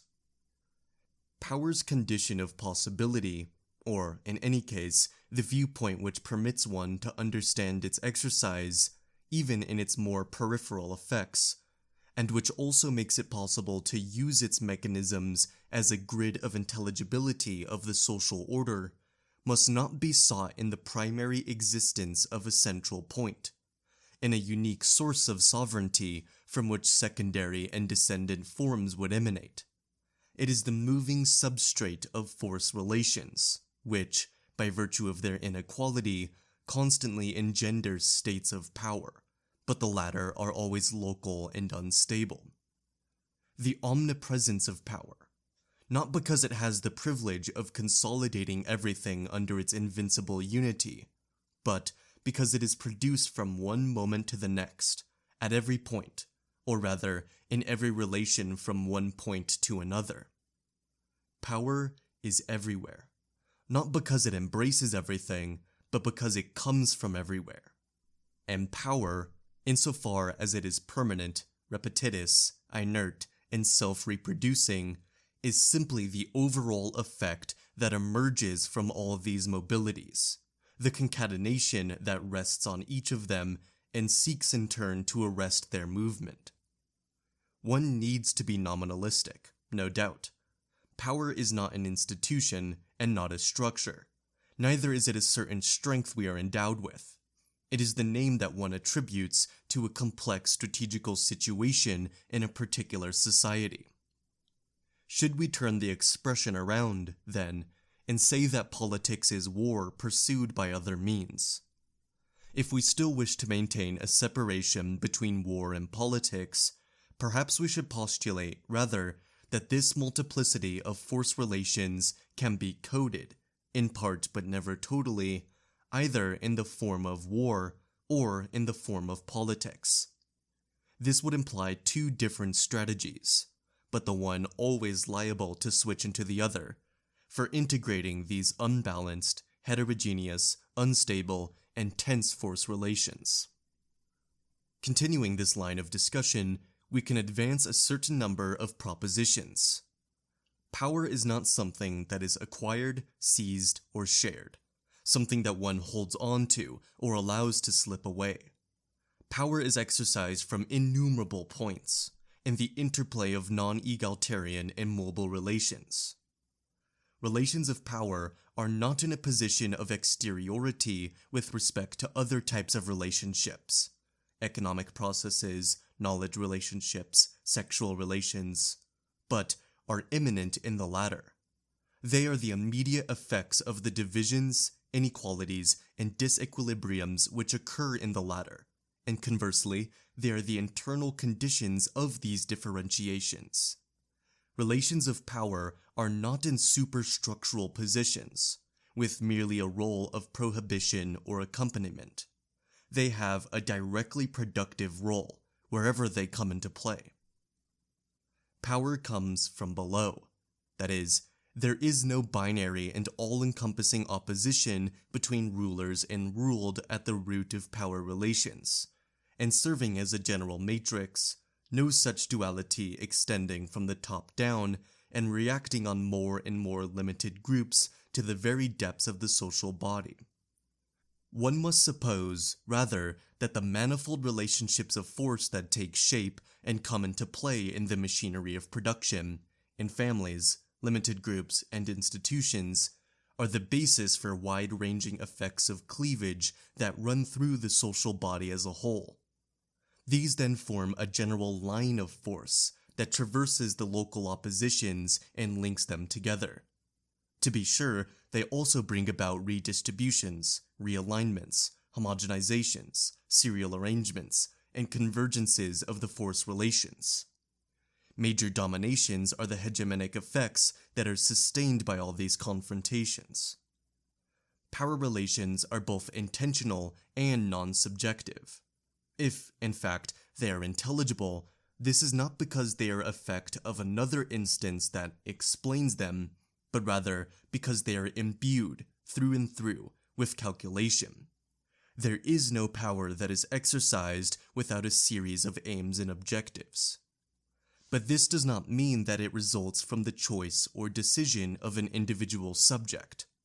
Let us not look for the headquarters that presides over its rationality, neither the caste which governs, nor the groups which control the state apparatus, nor those who make the most important economic decisions direct the entire network of power that functions in a society, and makes it function. The rationality of power is characterized by tactics that are often quite explicit at the restricted level where they are inscribed, the local cynicism of power. Tactics which, becoming connected to one another, attracting and propagating one another, but finding their base of support in their condition elsewhere, end by forming comprehensive systems. The logic is perfectly clear, the aims decipherable, and yet it is often the case that no one is there to have invented them, and few who can be said to have formulated them. An implicit characteristic of the great anonymous, almost unspoken strategies which coordinate the loquacious tactics whose inventors or decision-makers are often without hypocrisy. Where there is power, there is resistance, and yet, or rather consequently, this resistance is never in a position of exteriority in relation to power.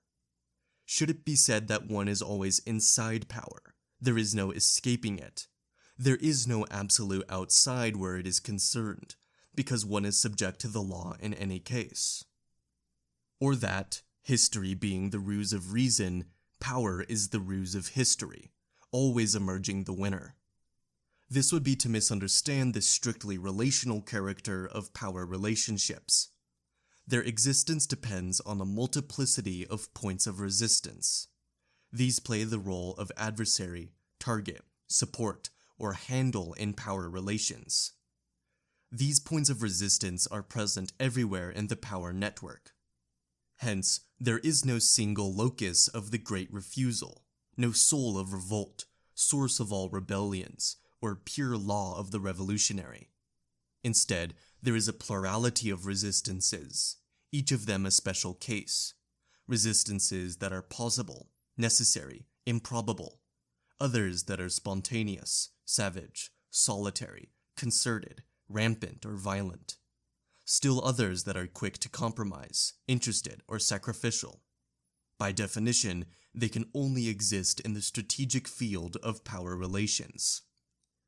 But this does not mean that they are only a reaction or rebound, forming with respect to the basic domination an underside that is in the end always passive, doomed to perpetual defeat.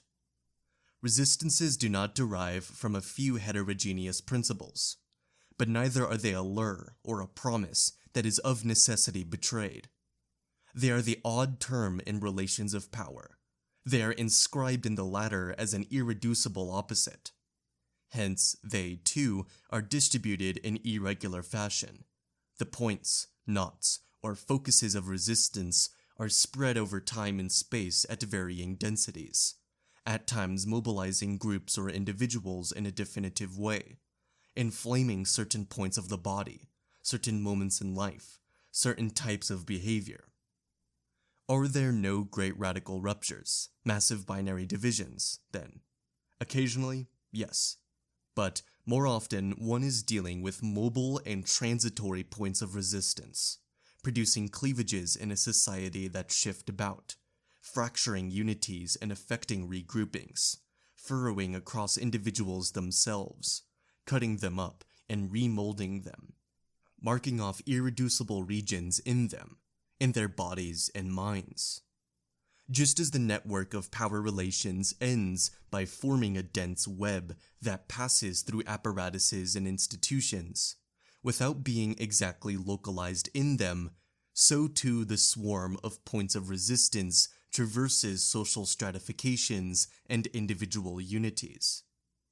And it is doubtless the strategic codification of these points of resistance that makes a revolution possible, somewhat similar to the way in which the state relies on the institutional integration of power relationships.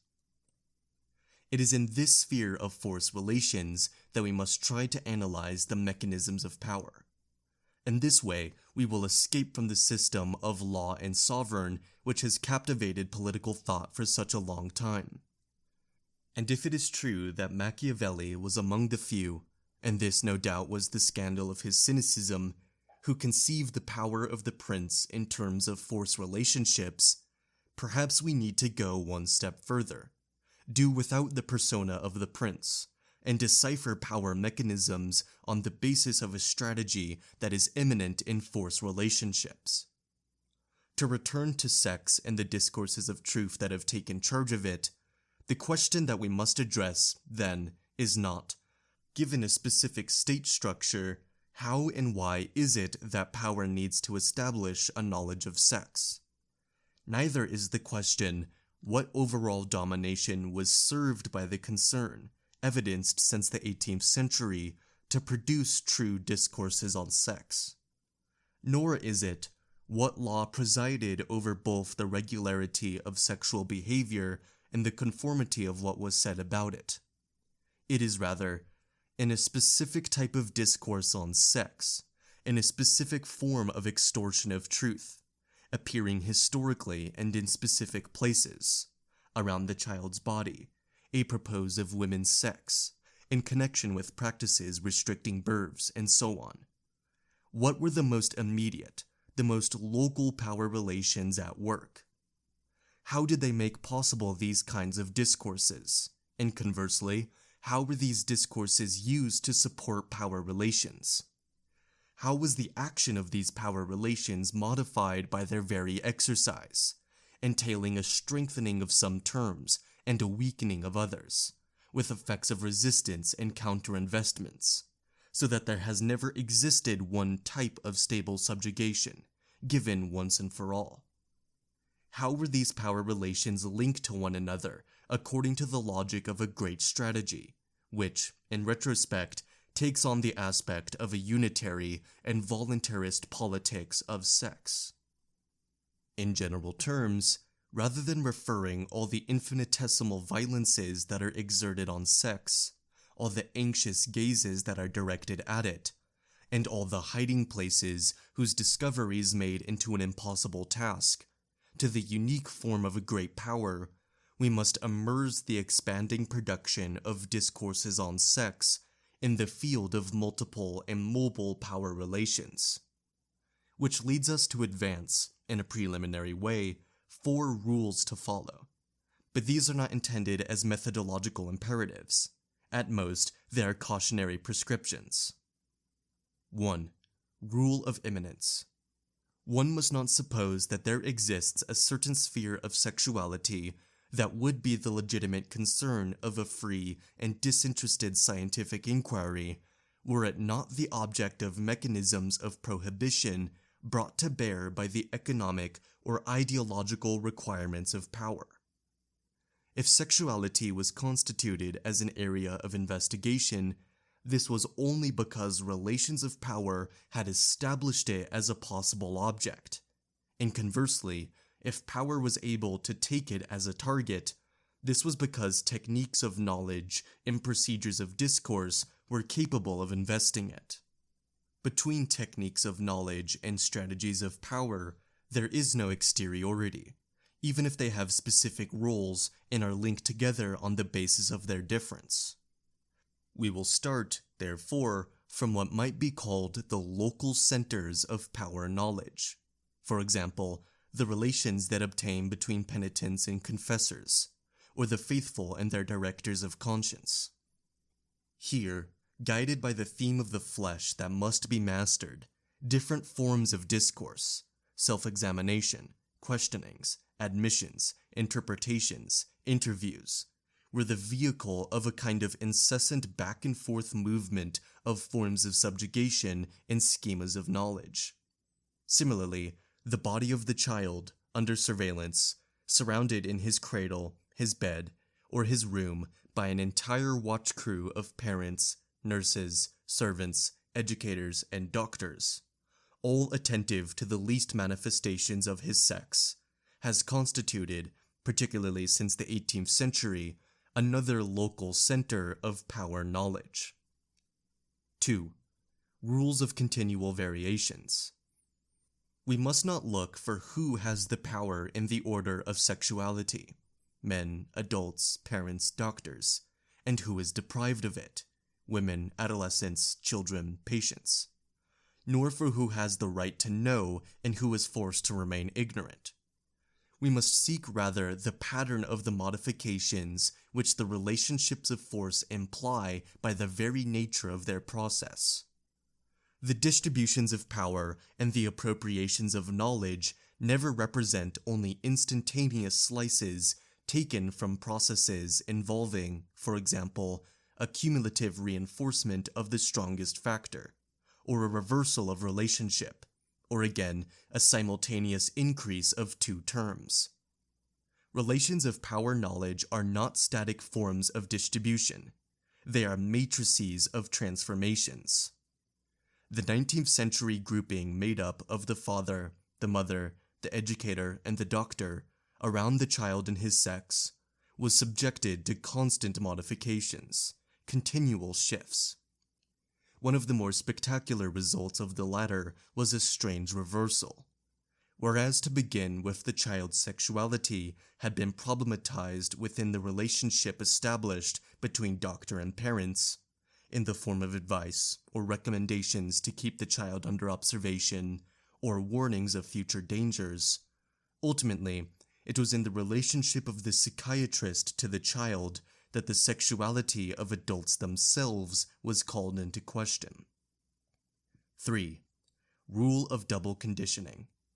No local center, no pattern of transformation could function if, through a series of sequences, it did not eventually enter into an overall strategy.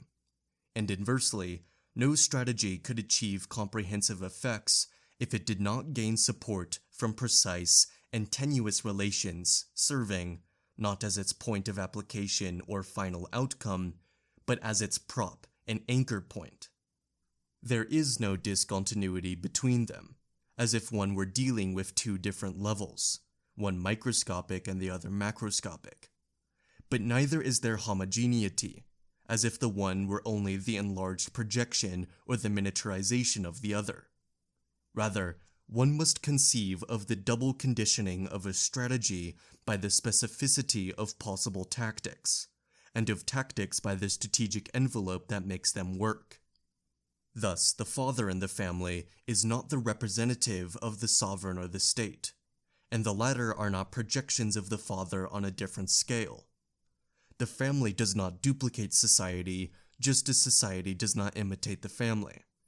But the family organization, precisely to the extent that it was insular and heteromorphous with respect to the other power mechanisms, was used to support the great maneuvers employed for the Malthusian control of the birth rate, for the populationist incitements, for the medicalization of sex, and the psychiatrization of its non-genital forms. 4. Rule of the tactical polyvalence of discourses. What is said about sex must not be analyzed simply as the surface of projection of these power mechanisms. Indeed, it is in discourse that power and knowledge are joined together. And for this very reason, we must conceive discourse as a series of discontinuous segments whose tactical function is neither uniform nor stable. To be more precise, we must not imagine a world of discourse divided between accepted discourse and excluded discourse, or between the dominant discourse and the dominated one, but as a multiplicity of discursive elements that can come into play in various strategies. It is this distribution that we must reconstruct, with the things said and those concealed, the enunciations required and those forbidden, that it comprises, with the variance in different effects, according to who is speaking, his position of power, the institutional context in which he happens to be situated, that it implies, and with the shifts and reutilizations of identical formulas for contrary objectives that it also includes. Discourses are not once and for all subservient to power or raised up against it, any more than silences are. We must make allowance for the complex and unstable process whereby discourse can be both an instrument and an effect of power, but also a hindrance, a stumbling block, a point of resistance, and a starting point for an opposing strategy. Discourse transmits and produces power, it reinforces it, but also undermines and exposes it, renders it fragile, and makes it possible to thwart it. In like manner, silence and secrecy are a shelter for power, anchoring its prohibitions, but they also loosen its holds and provide for relatively obscure areas of tolerance. Consider, for example, the history of what was once the great sin against nature. The extreme discretion of the text dealing with sodomy, that utterly confused category, and the nearly universal reticence in talking about it made possible a twofold operation. On the one hand, there was an extreme severity. Punishment by fire was meted out well into the 18th century, without there being any substantial protest expressed before the middle of the century. And, on the other hand, a tolerance that must have been widespread, which one can deduce indirectly from the infrequency of judicial sentences, and which one glimpses more directly through certain statements concerning societies of men that were thought to exist in the army or in the courts. There is no question that the appearance in 19th century psychiatry, jurisprudence, and literature of a whole series of discourses on the species and subspecies of homosexuality, inversion, pederasty, and psychic hermaphrodism made possible a strong advance of social controls into this area of perversity. But it also made possible the formation of a reverse discourse. Homosexuality began to speak in its own behalf, to demand that its legitimacy or naturality be acknowledged, often in the same vocabulary, using the same categories by which it was medically disqualified.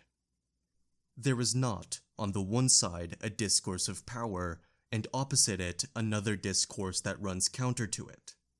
Discourses are tactical elements, or blocks, operating in the field of force relations.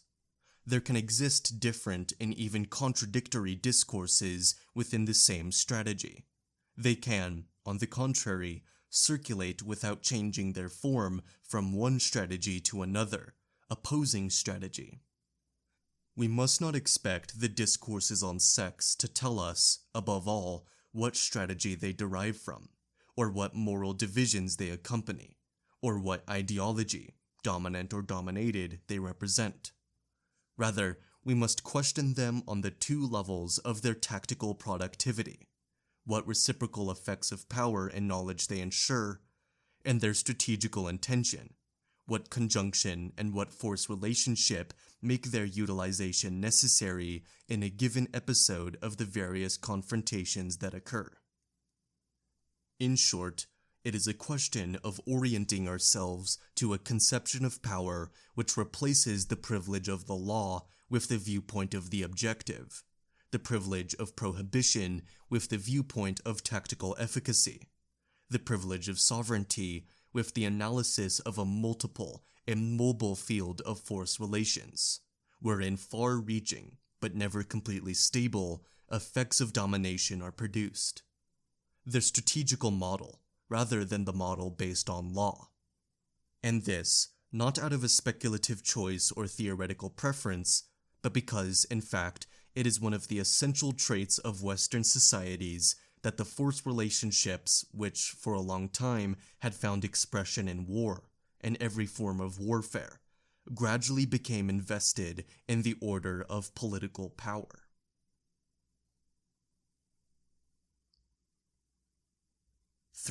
Domain.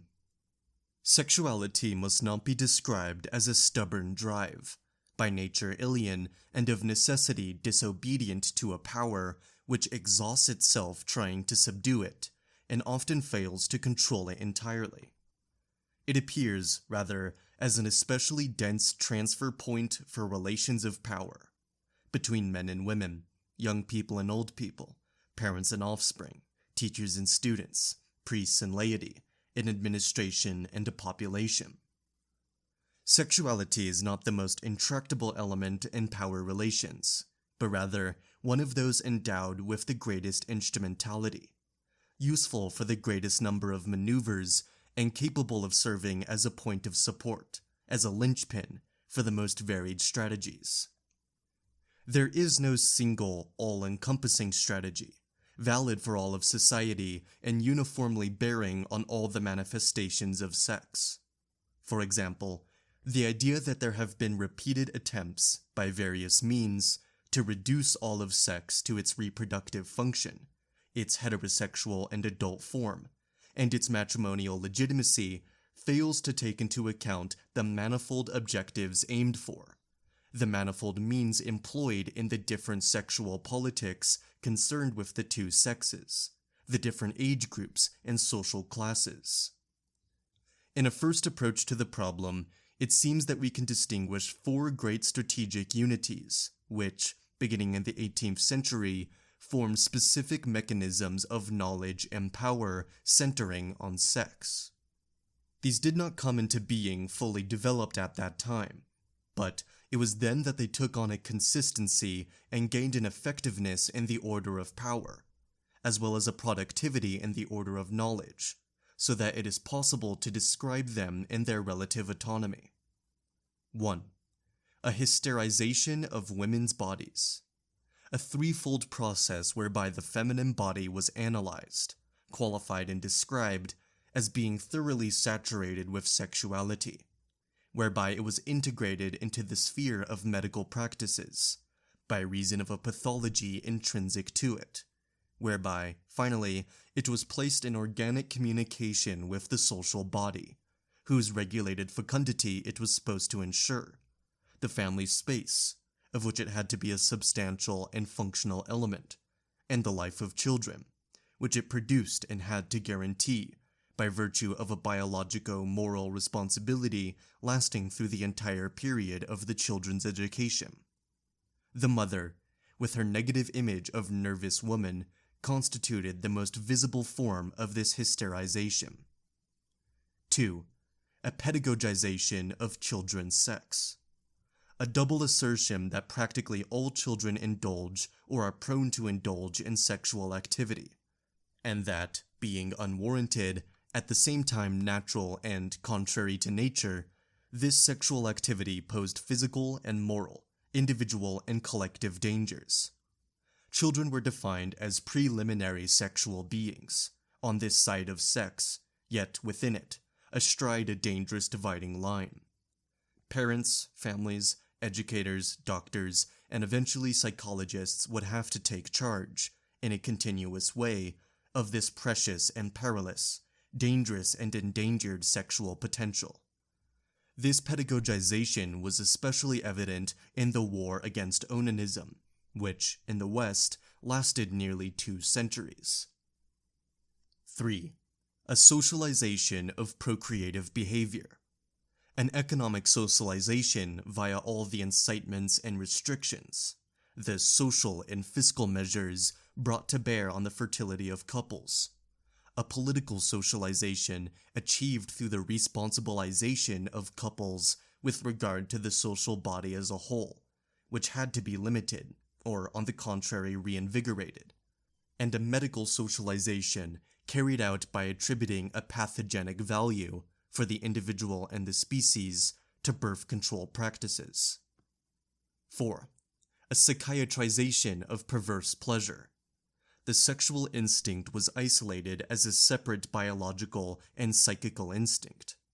A clinical analysis was made of all the forms of anomalies by which it could be afflicted. It was assigned a role of normalization or pathologization with respect to all behavior. And finally, a corrective technology was sought for these anomalies. 4 figures emerged from this preoccupation with sex, which mounted throughout the 19th century. 4 privileged objects of knowledge, which were also targets and anchorage points for the ventures of knowledge: the historical woman, the masturbating child, the Malthusian couple, and the perverse adult.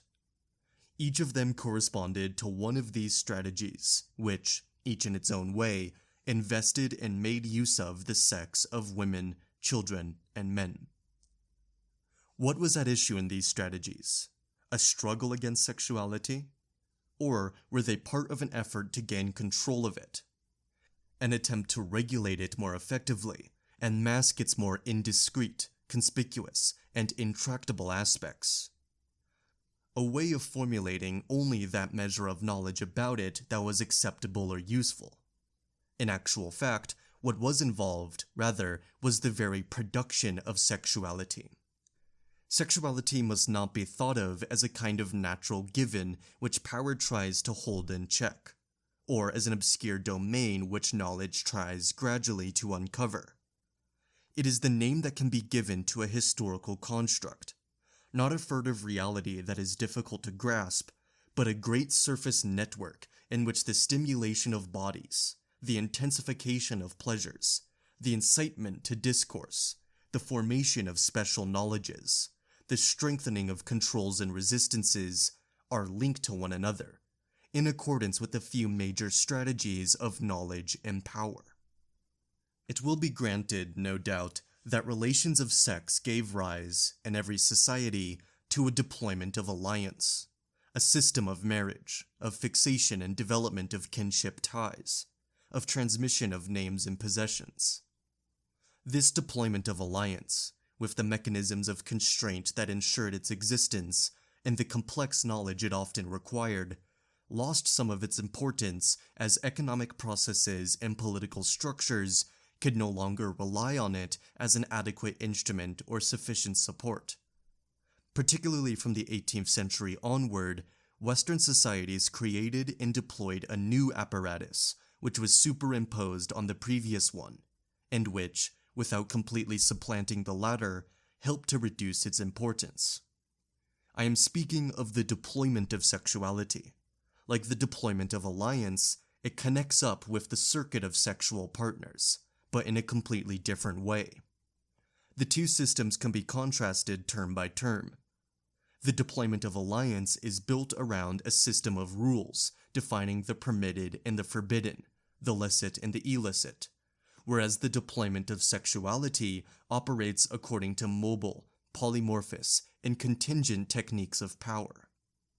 The deployment of alliance has, as one of its chief objectives, to reproduce the interplay of relations and maintain the law that governs them. The deployment of sexuality, on the other hand, engenders a continual extension of areas and forms of control. For the first, what is pertinent is the link between partners and definite statutes. The second is concerned with the sensations of the body, the quality of pleasures, and the nature of impressions, however tenuous or imperceptible these may be. Lastly, if the deployment of alliance is firmly tied to the economy due to the role it can play in the transmission or circulation of wealth, the deployment of sexuality is linked to the economy through numerous and subtle relays, the main one of which, however, is the body that produces and consumes. In a word, the deployment of alliance is attuned to a homeostasis of the social body, which it has the function of maintaining, whence its privileged link with the law, whence too the fact that the important phase for it is reproduction. The deployment of sexuality has its reason for being, not in reproducing itself, but in proliferating, innovating, annexing, creating, and penetrating bodies in an increasingly detailed way, and in controlling populations in an increasingly comprehensive way. We are compelled, then, to accept 3 or 4 hypotheses which run counter to the one on which the theme of a sexuality repressed by the modern forms of society is based. Sexuality is tied to recent devices of power. It has been expanding at an increasing rate since the 17th century. The arrangement that has sustained it is not governed by reproduction. It has been linked from the outset with an intensification of the body, with its exploitation as an object of knowledge and an element in relations of power. It is not exact to say that the deployment of sexuality supplanted the deployment of alliance. One can imagine that one day it will have replaced it. But as things stand at present, while it does tend to cover up the deployment of alliance, it has neither obliterated the latter nor rendered it useless. Moreover, historically it was around and on the basis of the deployment of alliance that the deployment of sexuality was constructed. First, the practice of penance, then that of the examination of conscience and spiritual direction was the formulative nucleus.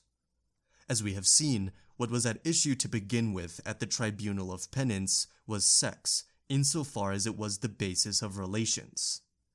The questions posed had to do with the commerce allowed or forbidden, adultery, extramarital relations, relations with a person prohibited by blood or statute, the legitimate or illegitimate character of the act of sexual congress. Then, coinciding with the new pastoral and its application in seminaries, secondary schools, and convents, there was a gradual progression away from the problematic of relations toward a problematic of the flesh, that is, of the body, sensation, the nature of pleasure, the more secret forms of enjoyment or acquiescence. Sexuality was taking shape, born of a technology of power that was originally focused on alliance. Since then, it has not ceased to operate in conjunction with a system of alliance on which it has depended for support. The family cell, in the form in which it came to be valued in the course of the 18th century, made it possible for the main elements of the deployment of sexuality, the feminine body, infantile precocity, the regulation of births, and to a lesser extent, no doubt, the specification of the perverted, to develop along its 2 primary dimensions, the husband-wife axis and the parents-children axis. The family, in its contemporary form, must not be understood as a social, economic, and political structure of alliance that excludes or at least restrains sexuality, that diminishes it as much as possible, preserving only its useful functions. On the contrary, its role is to anchor sexuality and provide it with a permanent support. It ensures the production of a sexuality that is not homogeneous with the privileges of alliance, while making it possible for the systems of alliance to be imbued with a new tactic of power which they would otherwise be impervious to. The family is the interchange of sexuality and alliance.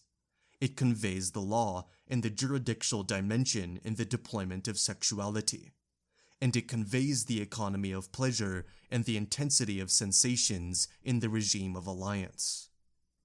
This interpenetration of the deployment of alliance and that of sexuality in the form of the family allows us to understand a number of facts. That since the 18th century, the family has become an obligatory locus of affects, feelings, and love. That sexuality has its privileged point of development in the family. That for this reason, sexuality is incestuous from the start. It may be that in societies where the mechanisms of alliance predominate, prohibition of incest is a functionally indispensable rule. But in a society such as ours, where the family is the most active side of sexuality, and where it is doubtless the exigencies of the latter which maintain and prolong its existence, incest, for different reasons altogether and in a completely different way, occupies a central place. It is constantly being solicited and refused. It is an object of obsession and attraction, a dreadful secret and an indispensable pivot. It is manifested as a thing that is strictly forbidden in the family insofar as the latter functions as a deployment of alliance, but it is also a thing that is continuously demanded in order for the family to be a hotbed of constant sexual incitement. If, for more than a century, the West has displayed such a strong interest in the prohibition of incest, if, more or less by common accord, it has been seen as a social universal, and one of the points through which every society is obliged to pass on the way to becoming a culture. Perhaps this is because it was found to be a means of self-defense, not against an incestuous desire, but against the expansion and the implications of this deployment of sexuality which had been set up, but which, among its many benefits, had the disadvantage of ignoring the laws and jurisdictional forms of alliance. By asserting that all societies without exception, and consequently our own, were subject to this rule of rules, one guaranteed that this deployment of sexuality, whose strange effects were beginning to be felt, among them the effective intensification of the family space, would not be able to escape from the grand and ancient system of alliance. Thus, the law would be secure, even in the new mechanics of power. For this is the paradox of a society which, from the 18th century to the present, has created so many technologies of power that are foreign to the concept of law. It fears the effects and proliferations of those technologies and attempts to recode them in forms of law. If one considers the threshold of all culture to be prohibited incest, then sexuality has been, from the dawn of time, under the sway of law and right. By devoting so much effort to an endless reworking of the transcultural theory of the incest taboo, anthropology has proved worthy of the whole modern deployment of sexuality and the theoretical discourses it generates. What has taken place since the 17th century can be interpreted in the following manner. The deployment of sexuality, which first developed on the fringes of familial institutions, in the direction of conscience and pedagogy, for example, gradually became focused on the family, the alien, irreducible, and even perilous effects it held in store for the deployment of alliance. An awareness of this danger was evidenced in the criticism often directed at the indiscretion of the directors, and in the entire controversy, which occurred somewhat later, over the private or public, institutional or familial education of children, were absorbed by the family, a family that was reorganized, restricted, no doubt, and in any case intensified in comparison with the functions it formerly exercised in the deployment of alliance. In the family, parents and relatives became the chief agents of a deployment of sexuality which drew its outside support from doctors, educators, and later psychiatrists, and which began by competing with the relations of alliance, but soon psychologized or psychiatrized the latter. Then, these new personages made their appearance: the nervous woman, the frigid wife, the indifferent mother, or worse, the mother beset by murderous obsessions, the impotent, sadistic, perverse husband, the hysterical or neurasthenic girl, the precocious and already exhausted child, and the young homosexual who rejects marriage or neglects his wife. These were the combined figures of an alliance gone bad and an abnormal sexuality. They were the means by which the disturbing factors of the latter were brought into the former, and yet they also provided an opportunity for the alliance system to assert its prerogatives in the order of sexuality. Then, a pressing demand emanated from the family, a plea for help in reconciling these unfortunate conflicts between sexuality and alliance. And, caught in the grip of this deployment of sexuality which had invested it from without, contributing to its solidification into its modern form, the family broadcast the long complaint of its sexual suffering to doctors, educators, psychiatrists, priests, and pastors, to all the experts who would listen. It was as if it had suddenly discovered the dreadful secret of what had always been hinted at and inculcated in it. The family, the keystone of alliance, was the germ of all the misfortunes of sex.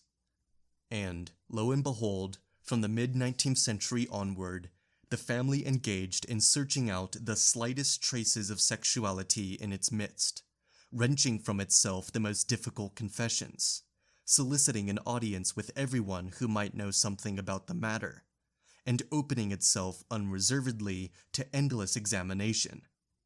The family was the crystal in the deployment of sexuality. It seemed to be the source of a sexuality which it actually only reflected and diffracted.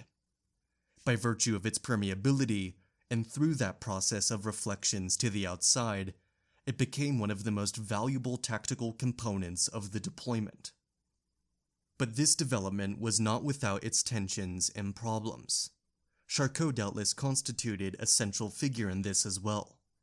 For many years, he was the most noteworthy of all those to whom families, burdened down as they were with this sexuality that saturated them, appealed for mediation and treatment. On receiving parents who brought him their children, husbands their wives, and wives their husbands, from the world over, his first concern was to separate the patient from his family, and the better to observe him, he would pay as little attention as possible to what the family had to say. He sought to detach the sphere of sexuality from the system of alliance, in order to deal with it directly through a medical practice whose technicity and autonomy were guaranteed by the neurological model. Medicine thus assumed final responsibility, according to the rules of a specific knowledge, for a sexuality which it had, in fact, urged families to concern themselves with as an essential task and a major danger. Moreover, Charcot noted on several occasions how difficult it was for families to yield the patient whom they nonetheless had brought to the doctor, how they laid siege to the mental hospitals where the subject was being kept out of view, and the ways in which they were constantly interfering with the doctor's work. Their worry was unwarranted, however. The therapist only intervened in order to return to them individuals who were sexually compatible with the family system. And while this intervention manipulated the sexual body, it did not authorize the latter to define itself in explicit discourse.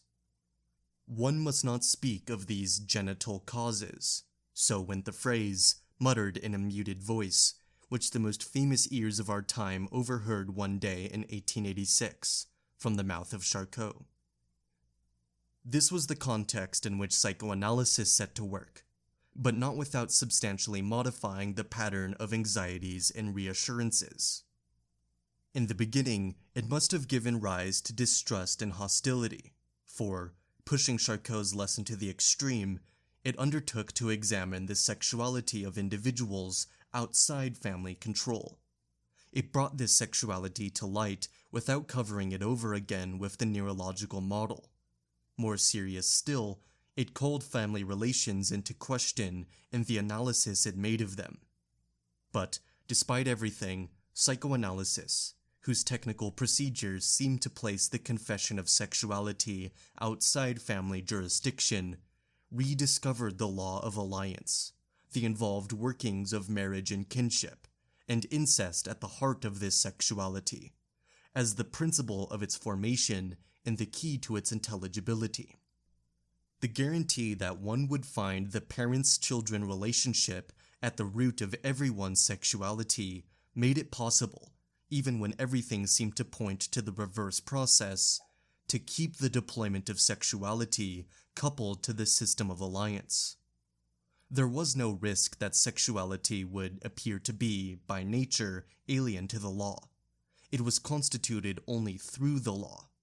Parents, do not be afraid to bring your children to analysis. It will teach them that in any case, it is you whom they love.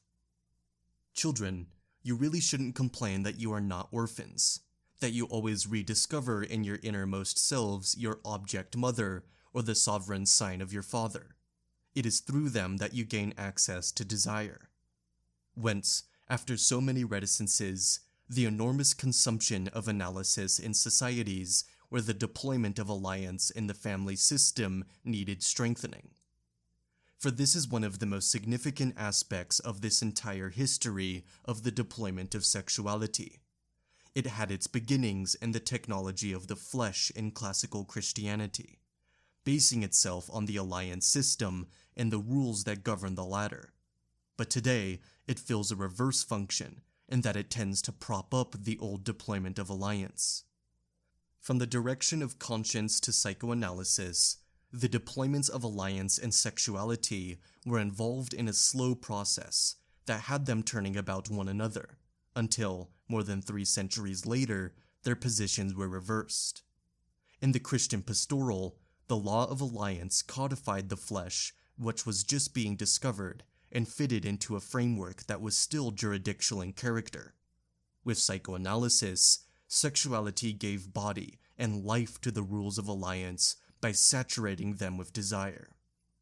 Hence, the domain we must analyze in the different studies that will follow the present volume is that deployment of sexuality, its formation on the basis of the Christian notion of the flesh, and its development through the 4 great strategies that were deployed in the 19th century: the sexualization of children, the hysterization of women, the specification of the perverted, and the regulation of populations. All strategies that went by way of a family which must be viewed, not as a powerful agency of prohibition, but as a major factor of sexualization. The first phase corresponded to the need to form a labor force, hence to avoid any useless expenditure, any wasted energy, so that all forces were reduced to labor capacity alone, and to ensure its reproduction, conjugality, the regulated fabrication of children. The second phase corresponded to that epoch of Spatzkapitalismus, in which the exploitation of wage labor does not demand the same violent and physical constraints as in the 19th century, and where the politics of the body does not require the elision of sex or its restriction solely to the reproductive function. It relies, instead, on a multiple channeling into the controlled circuits of the economy, on what has been called a hyper-repressive desublimation. If the politics of sex makes little use of the law of the taboo, but brings into play an entire technical machinery, if what is involved is the production of sexuality rather than the repression of sex, then our emphasis has to be placed elsewhere. We must shift our analysis away from the problem of labor capacity and doubtless abandon the diffuse energetics that underlie the theme of a sexuality repressed for economic reasons. 4. Periodization. The history of sexuality supposes 2 ruptures if one tries to center it on mechanisms of repression. The first, occurring in the course of the 17th century, was characterized by the advent of the great prohibitions, the exclusive promotion of adult marital sexuality, the imperatives of decency, the obligatory concealment of the body, the reduction to silence, and mandatory reticences of language. The second, a 20th century phenomenon, was really less a rupture than an inflection of the curve. This was the moment when the mechanisms of repression were seen as beginning to loosen their grip. One passed from insistent sexual taboos to a relative tolerance with regard to prenuptial or extramarital relations. The disqualification of perverts diminished. Their condemnation by the law was in part eliminated. A good many of the taboos that weighed on the sexuality of children were lifted. We must attempt to trace the chronology of these devices, the inventions, the instrumental mutations, and the renovations of previous techniques. But there is also the calendar of their utilization to consider, the chronology of their diffusion and of the effects of subjugation and resistance they produced. These multiple datings, doubtless, will not coincide with the great repressive cycle that is ordinarily situated between the 17th and 20th centuries. 1. The chronology of the techniques themselves goes back a long way. Their point of formation must be sought in the penitential practices of medieval Christianity, or rather, in the dual series constituted by the obligatory, exhaustive, and periodic confession imposed on all the faithful by the Lateran Council, and by the methods of asceticism, spiritual exercise, and mysticism that evolved with special intensity from the 16th century on. First, the Reformation, then Tridentine Catholicism, mark an important mutation and a schism in what might be called the traditional technology of the flesh, a division whose depth should not be underestimated. But this did not rule out a certain parallelism in the Catholic and Protestant methods of examination of conscience and pastoral direction. Procedures for analyzing concupiscence and transforming it into discourse were established in both instances. This was a rich, refined technique which began to take shape in the 16th century and went through a long series of theoretical elaborations until, at the end of the 18th century, it became fixed in expressions capable of symbolizing the mitigated strictness of Alfonso di Liguori in the one case and Wesleyan pedagogy in the other. It was during the same period, the end of the 18th century, and for reasons that will have to be determined, that there emerged a completely new technology of sex. New in that, for the most part, it escaped the ecclesiastical institution without being truly independent of the thematics of sin. Through pedagogy, medicine, and economics, it made sex not only a secular concern, but a concern of the state as well. To be more exact, sex became a matter that required the social body as a whole, and virtually all of its individuals, to place themselves under surveillance. New, too, for the fact that it expanded along three axes: that of pedagogy, having as its objective the specific sexuality of children; that of medicine, whose objective was the sexual physiology peculiar to women; and last, that of demography, whose objective was the spontaneous or concerted regulation of births. Thus, the sin of youth, nervous disorders, and frauds against procreation, as those deadly secrets were later to be called, designate three privileged areas of this new technology. There is no question that in each of these areas, it went back to methods that had already been formed by Christianity, but, of course, not without modifying them. The sexuality of children was already problematized in the spiritual pedagogy of Christianity. It is interesting to note that Moletes, the first treatise on sin, was written in the 15th century by an educator and mystic named Gerson, and that the Onania collection compiled by Decker in the 18th century repeats word-for-word examples set forth by the Anglican pastoral. The 18th century medicine of nerves and vapors took up in turn a field of analysis that had already been delimited when the phenomena of possession fermented a grave crisis in the all too indiscreet practices of conscience direction and spiritual examination. Nervous illness is certainly not the truth of possession, but the medicine of hysteria is not unrelated to the earlier direction of obsessed women. And the campaigns apropos of the birth rate took the place of the control of conjugal relations, in a different form and at another level, which the Christian penance had so persistently sought to establish through its examinations. A visible continuity, therefore, but one that did not prevent a major transformation. From that time on, the technology of sex was ordered in relation to the medical institution, the exigency of normality, and, instead of the question of death and everlasting punishment, the problem of life and illness. The flesh was brought down to the level of the organism. This mutation took place at the turn of the 19th century. It opened the way for many other transformations that derived from it. The first of these set apart the medicine of sex from the medicine of the body. It isolated a sexual instinct capable of presenting constitutive anomalies, acquired derivations, infirmities, or pathological processes. Heinrich Kahn's Psychopathia Sexualis, published in 1846, can be used as an indicator. These were the years that saw the correlative appearance of a medicine, an orthopedics, specific to sex. In a word, the opening up of the great medico-psychological domain of the perversions, which was destined to take over from the old moral categories of debauchery and excess.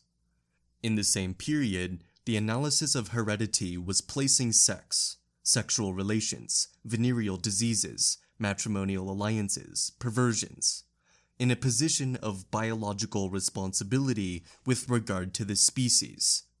Not only could sex be affected by its own diseases, it could also, if it was not controlled, transmit diseases or create others that would afflict future generations. Thus, it appeared to be the source of an entire capital for the species to draw from. Whence the medical, but also political, project for organizing a state management of marriages, births, and life expectancies. Sex and its fertility had to be administered. The medicine of perversions and the programs of eugenics were the two great innovations in the technology of sex of the second half of the 19th century. Innovations that merged together quite well, for the theory of degenerescence made it possible for them to perpetually refer back to one another. It explained how a heredity that was burdened with various maladies, it made little difference whether these were organic, functional, or psychical, ended by producing a sexual pervert. Look into the genealogy of an exhibitionist or a homosexual. You will find a hemiplegic ancestor, a phthistic parent, or an uncle afflicted with senile dementia. But it went on to explain how a sexual perversion resulted in the depletion of one's line of descent, rickets in the children, the sterility of future generations. The series composed of perversion, heredity, degenerescence formed the solid nucleus of the new technologies of sex. And let it not be imagined that this was nothing more than a medical theory which was scientifically lacking and improperly moralistic. Its application was widespread, and its implantation went deep. Psychiatry, to be sure, but also jurisprudence, legal medicine, agencies of social control, the surveillance of dangerous or endangered children, all functioned for a long time on the basis of degenerescence and the heredity perversion system. An entire social practice, which took the exasperated but coherent form of a state-directed racism, furnished this technology of sex with a formidable power and far-reaching consequences. And the strange position of psychiatry at the end of the 19th century would be hard to comprehend if one did not see the rupture it brought about in the great system of degenerescence. It resumed the project of a medical technology appropriate for dealing with the sexual instinct, but It sought to free it from its ties with heredity, and hence from eugenics and the various racisms. It is very well to look back from our vantage point and remark upon the normalizing impulse in Freud.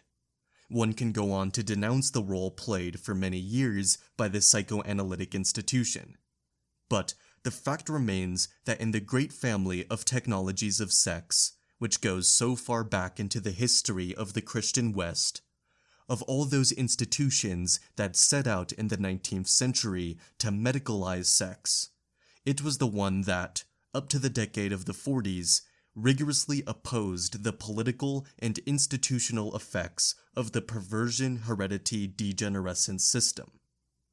It is clear that the genealogy of all these techniques, with their mutations, their shifts, their continuities and ruptures, does not coincide with the hypothesis of a great repressive phase that was inaugurated in the course of the classical age and began to slowly decline in the 20th.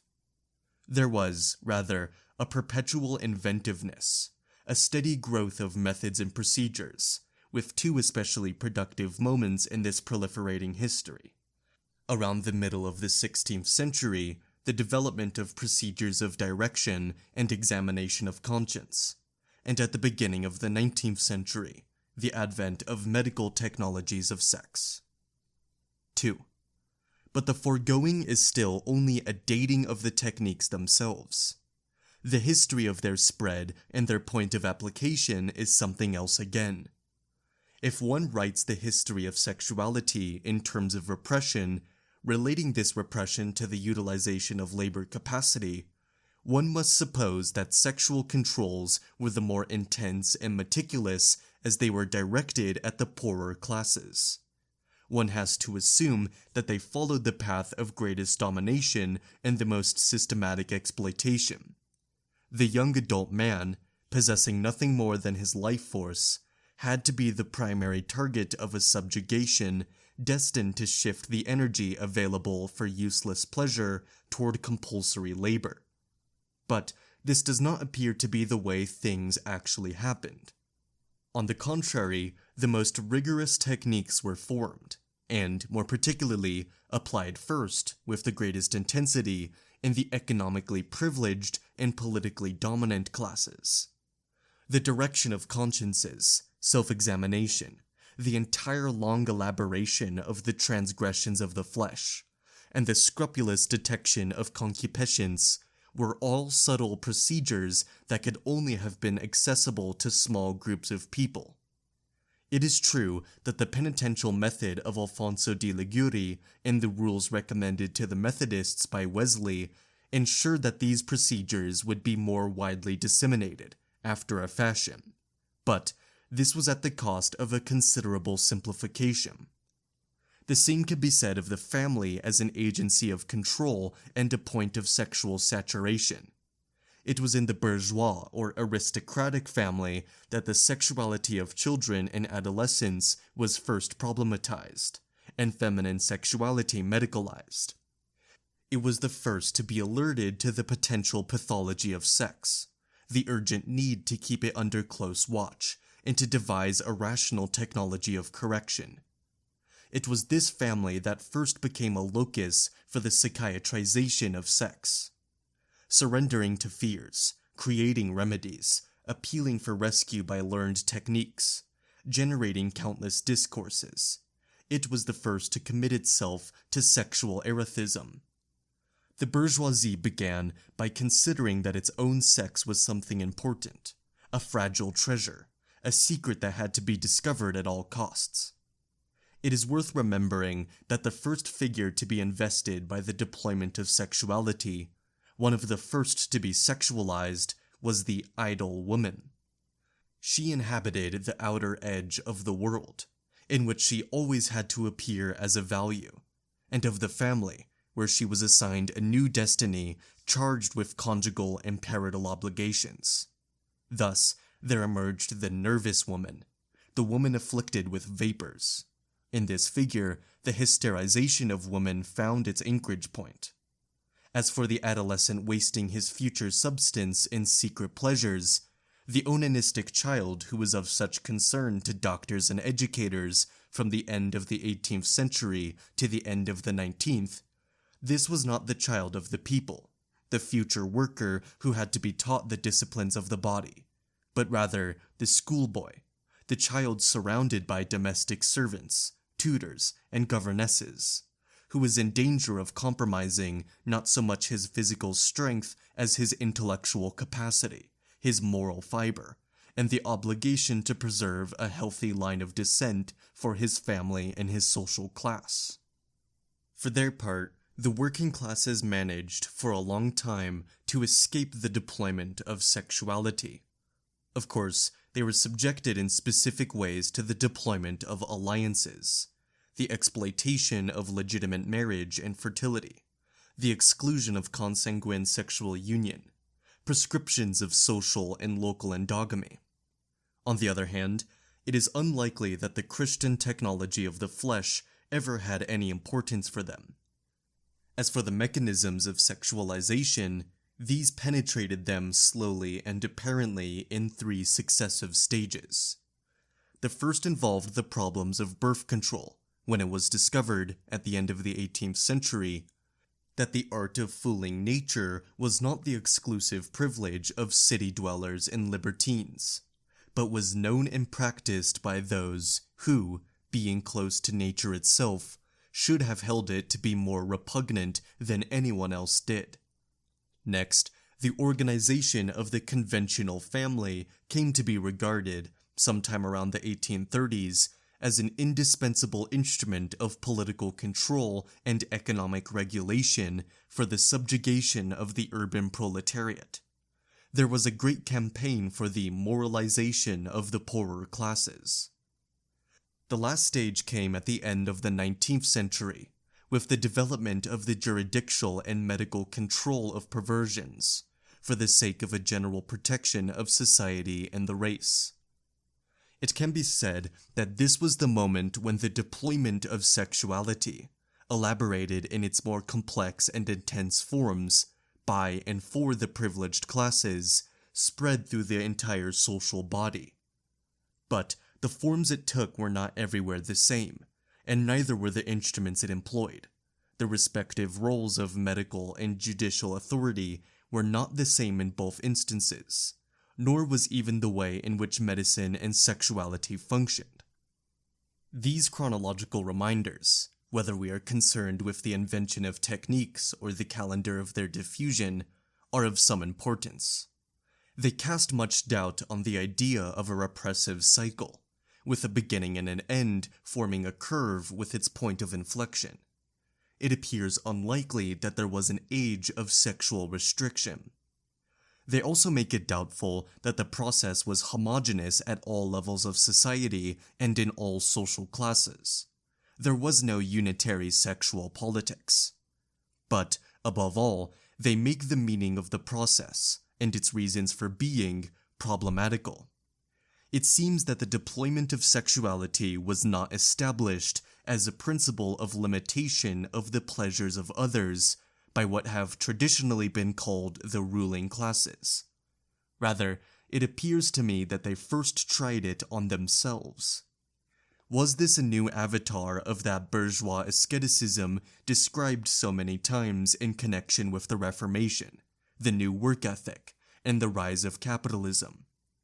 It seems, in fact, that what was involved was not an asceticism, in any case, not a renunciation of pleasure or a disqualification of the flesh, but, on the contrary, an intensification of the body, a problematization of health and its operational terms. It was a question of techniques for maximizing life. The primary concern was not repression of the sex of the classes to be exploited, but rather the body, vigor, longevity, progeniture, and descent of the classes that ruled.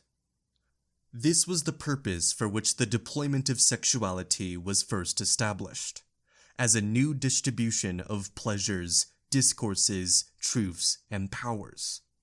It has to be seen as the self-affirmation of one class rather than the enslavement of another, a defense, a protection, a strengthening, and an exaltation that were eventually extended to others, at the cost of different transformations, as a means of social control and political subjugation. With this investment of its own sex by a technology of power and knowledge which it had itself invented, the bourgeoisie underscored the high political price of its body, sensations, and pleasures, its well-being and survival.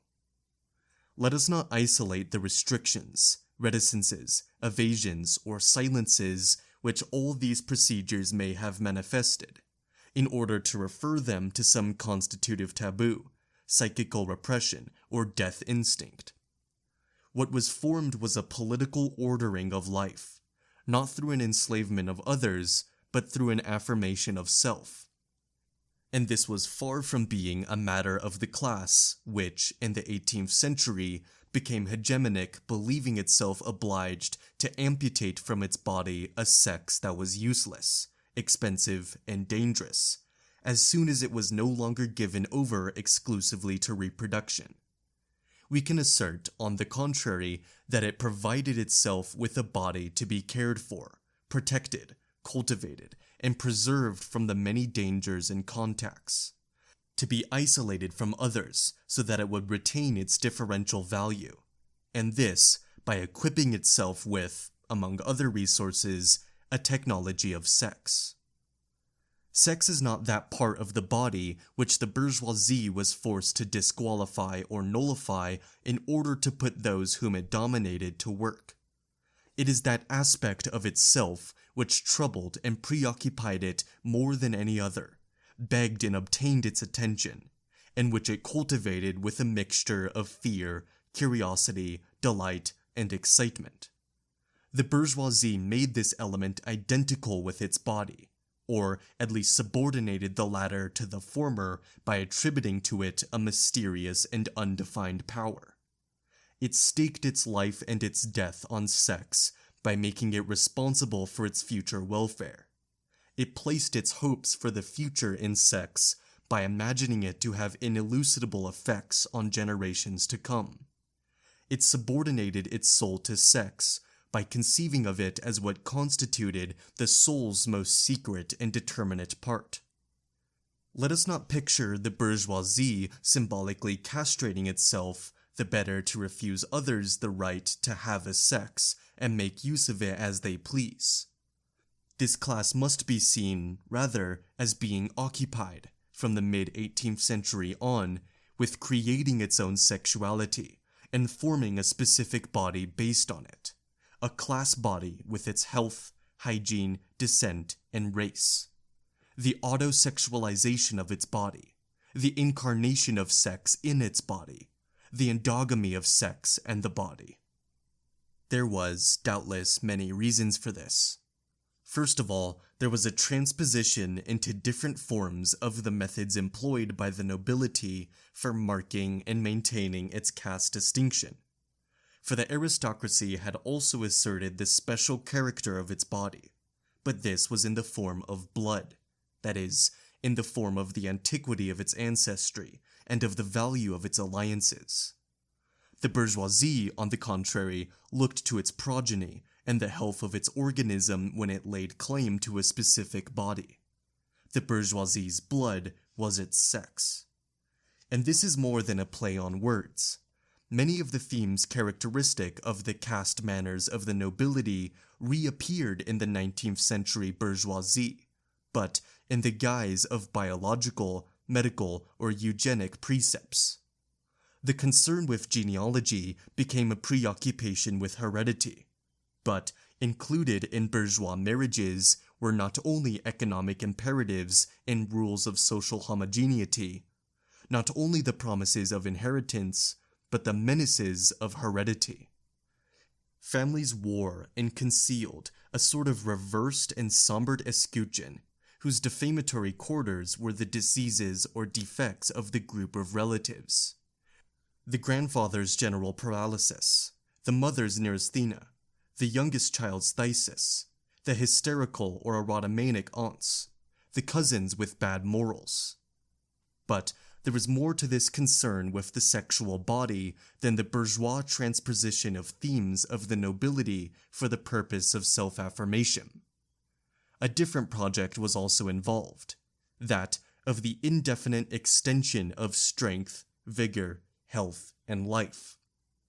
The emphasis on the body should undoubtedly be linked to the process of growth and establishment of bourgeois hegemony, not, however, because of the market value assumed by labor capacity, but because of what the cultivation of its own body could represent politically, economically, and historically for the present and the future of the bourgeoisie. Its dominance was in part dependent on that cultivation, but it was not simply a matter of economy or ideology. It was a physical matter as well. The works, published in great numbers at the end of the 18th century on body hygiene, the art of longevity, ways of having healthy children and of keeping them alive as long as possible, and methods for improving the human lineage, bear witness to the fact. They thus attest to the correlation of this concern with the body and sex to a type of racism. But the latter was very different from that manifested by the nobility and organized for basically conservative ends. It was a dynamic racism, a racism of expansion, even if it was still in a budding state, awaiting the second half of the 19th century to bear the fruits that we have tasted. May I be forgiven by those for whom the bourgeoisie signifies the elision of the body and the repression of sexuality, for whom class struggle implies the fight to eliminate that repression. The spontaneous philosophy of the bourgeoisie is perhaps not as idealistic or castrating as is commonly thought. In any event, one of its primary concerns was to provide itself with a body and a sexuality, to ensure the strength, endurance, and secular proliferation of that body through the organization of a deployment of sexuality. This process, moreover, was linked to the movement by which it asserted its distinctiveness and its hegemony. There is little question that one of the primordial forms of class consciousness is the affirmation of the body. At least, this was the case for the bourgeoisie during the 18th century. It converted the blue blood of the nobles into a sound organism and a healthy sexuality. One understands why it took such a long time, and was so unwilling to acknowledge that other classes had a body and a sex, precisely those classes it was exploiting. The living conditions that were dealt to the proletariat, particularly in the first half of the 19th century, show there was anything but concern for its body and sex. It was of little importance whether those people lived or died, since their reproduction was something that took care of itself in any case. Conflicts were necessary, in particular conflicts over urban space, cohabitation, proximity, contamination, epidemics, such as the cholera outbreak of 1832, or again, prostitution and venereal diseases, in order for the proletariat to be granted a body and a sexuality. Economic emergencies had to arise. The development of heavy industry with the need for a stable and competent labor force, the obligation to regulate the population flow and apply demographic controls. Lastly, there had to be established a whole technology of control which made it possible to keep that body and sexuality, finally conceded to them, under surveillance. Schooling, the politics of housing, public hygiene, institutions of relief and insurance, the general medicalization of the population.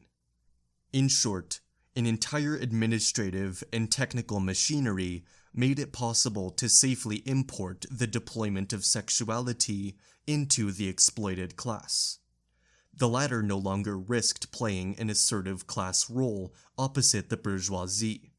It would remain the instrument of the bourgeoisie's hegemony. Whence, no doubt, the proletariat's hesitancy to accept this deployment, and its tendency to say that this sexuality was the business of the bourgeoisie and did not concern it. some think they can denounce two symmetrical hypocrisies at the same time. The primary hypocrisy of the bourgeoisie, which denies its own sexuality, and the secondary hypocrisy of the proletariat, which, in turn, rejects its sexuality by accepting the dominant ideology. This is to misunderstand the process whereby, on the contrary, the bourgeoisie endowed itself, in an arrogant political affirmation, with a garrulous sexuality, which the proletariat long refused to accept, since it was foisted on them for the purpose of subjugation. If it is true that sexuality is the set of effects produced in bodies, behaviors, and social relations by a certain deployment deriving from a complex political technology, one has to admit that this deployment does not operate in symmetrical fashion with respect to the social classes, and consequently that it does not produce the same effects in them. We must return, therefore, to formulations that have long been disparaged. We must say that there is a bourgeois sexuality, and that there are class sexualities. Or rather, that sexuality is originally, historically bourgeois, and that, in its successive shifts and transpositions, it induces specific class effects. A few more words are in order. As we have noted, the 19th century witnessed a generalization of the deployment of sexuality, starting from a hegemonic center. Eventually, the entire social body was provided with a sexual body, although this was accomplished in different ways and using different tools. Must we speak of the universality of sexuality, then? It is at this point that one notes the introduction of a new differentiating element. Somewhat similar to the way in which, at the end of the 18th century, the bourgeoisie set its own body and its precious sexuality against the valorous blood of the nobles. At the end of the 19th century, it sought to redefine the specific character of its sexuality relative to that of others, subjecting it to a thorough differential review, and tracing a dividing line that would set apart and protect its body. This line was not the same as the one which founded sexuality, but rather a bar running through that sexuality. This was the taboo that constituted the difference, or at least the manner in which the taboo was applied and the rigor with which it was imposed. It was here that the theory of repression, which was gradually expanded to cover the entire deployment of sexuality, so that the latter came to be explained in terms of a generalized taboo, had its point of origin. This theory is bound up historically with the spread of the deployment of sexuality. On the one hand, the theory would justify its authoritarian and constraining influence by postulating that all sexuality must be subject to the law. More precisely, that sexuality owes its very definition to the action of the law. Not only will you submit your sexuality to the law, but you will have no sexuality except by subjecting yourself to the law.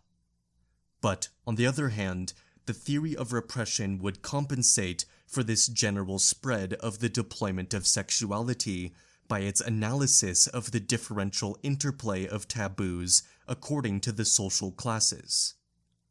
The discourse which, at the end of the 18th century, said, "There is a valuable element within us that must be feared and treated with respect. We must exercise extreme care in dealing with it, lest it be the cause of countless evils," was replaced by a discourse which said, "Our sexuality, unlike that of others, is subjected to a regime of repression so intense as to present a constant danger. Not only is sex a formidable secret, as the directors of conscience, moralists, pedagogues, and doctors always said to former generations. Not only must we search it out for the truth it conceals, but if it carries with it so many dangers, this is because, whether out of scrupulousness, an overly acute sense of sin, or hypocrisy no matter, we have too long reduced it to silence. Henceforth, social differentiation would be affirmed, not by the sexual quality of the body, but by the intensity of its repression. Psychoanalysis comes in at this juncture. Both a theory of the essential interrelatedness of the law and desire, and a technique for relieving the effects of the taboo where its rigor makes it pathogenic.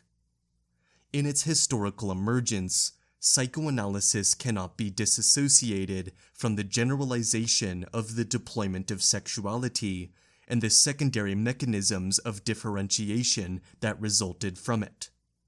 The problem of incest is still significant in this regard. On one hand, as we have seen, its prohibition was posited as an absolutely universal principle which made it possible to explain both the system of alliance and the regime of sexuality. This taboo, in one form or another, was valid therefore for every society and every individual. But, in practice, psychoanalysis gave itself the task of alleviating the effects of repression, for those who are in a position to resort to psychoanalysis, that this prohibition was capable of causing. It allowed individuals to express their incestuous desire in discourse. But, during the same period, there was a systematic campaign being organized against the kinds of incestuous practices that existed in rural areas or in certain urban quarters inaccessible to psychiatry. An intensive administrative and judicial grid was laid out then to put an end to these practices.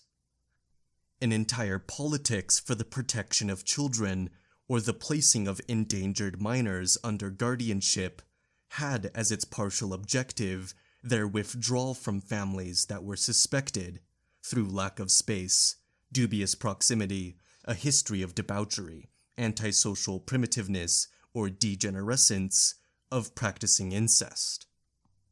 Whereas the deployment of sexuality had been intensifying affective relations and physical proximity since the 18th century, and although there had occurred a perpetual incitement to incest in the bourgeois family, the regime of sexuality applied to the lower classes, on the contrary, involved the exclusion of incestuous practices, or at least their displacement into another form.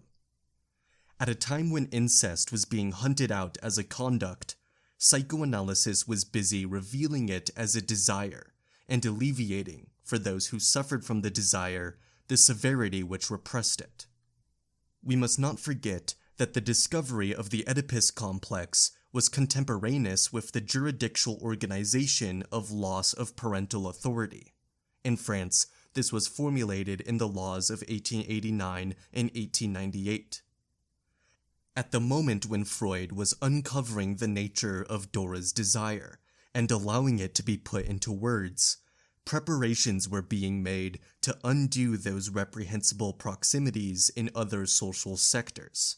On the one hand, the father was elevated into an object of compulsory love. But, on the other hand, if he was a loved one, he was, at the same time, a fallen one in the eyes of the law.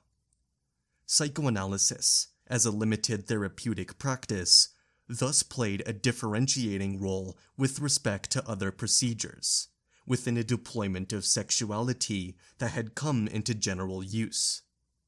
Those who had lost the exclusive privilege of worrying over their sexuality henceforth had the privilege of experiencing more than others the thing that prohibited it, and of possessing the method which made it possible to remove the repression. The history of the deployment of sexuality, as it has evolved since the classical age, can serve as an archaeology of psychoanalysis. We have seen, in fact, that psychoanalysis plays several roles at once in this deployment. It is a mechanism for attaching sexuality to the system of alliance. It assumes an adversary position with respect to the theory of degenerescence. It functions as a differentiating factor in the general technology of sex. Around it, the great requirement of confession that had taken form so long ago assumed the new meaning of an injunction to lift psychical repression. The task of truth was now linked to the challenging of taboos.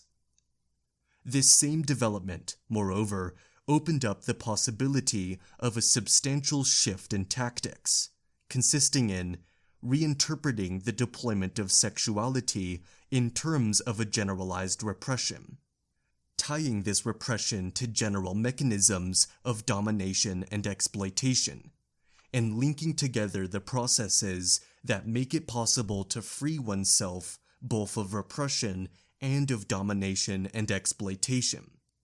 Thus, between the two world wars, there was formed, around Reich, the historico-political critique of sexual repression.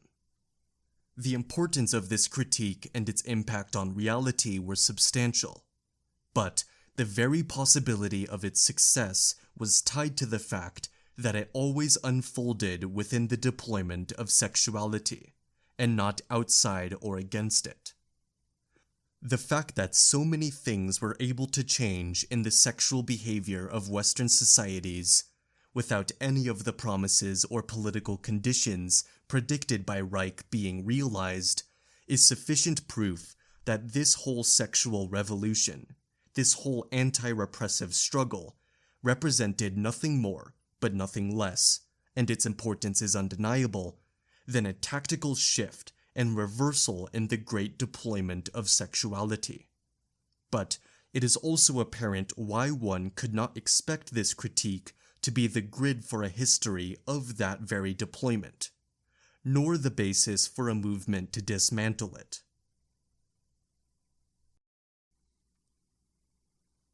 Part 5. Right of Death and Power over Life. For a long time, one of the characteristic privileges of sovereign power was the right to decide life and death. In a formal sense, it derived no doubt from the ancient patria potestas that granted the father of the Roman family the right to dispose of the life of his children and his slaves.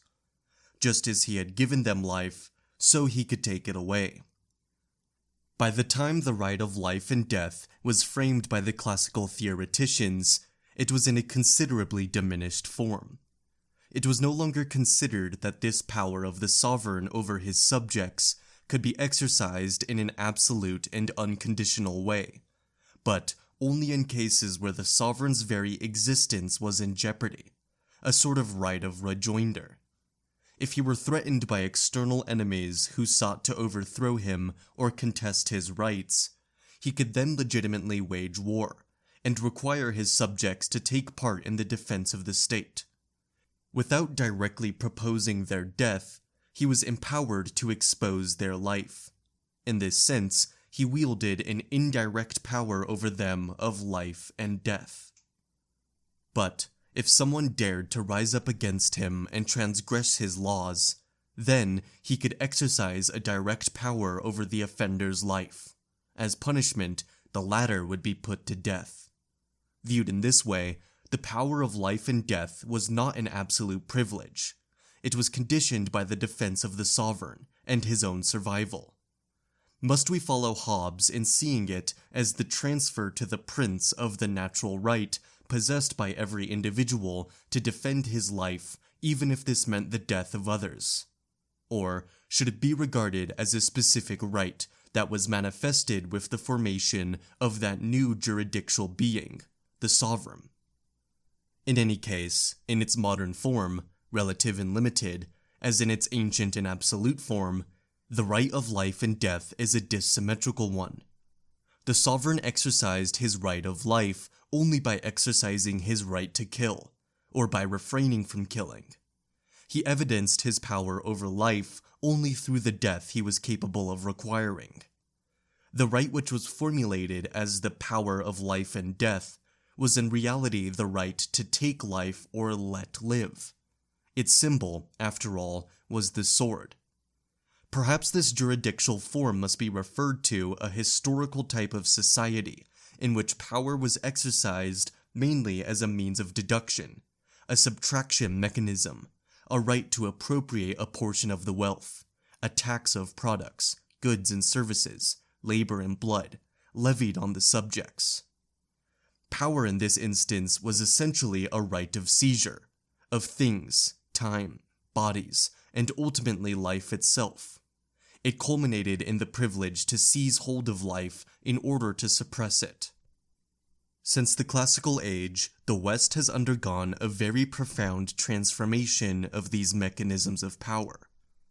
Deduction has tended to be no longer the major form of power, but merely one element among others, working to incite, reinforce, control, monitor, optimize, and organize the forces under it. A power bent on generating forces, making them grow, and ordering them, rather than one dedicated to impeding them, making them submit, or destroying them.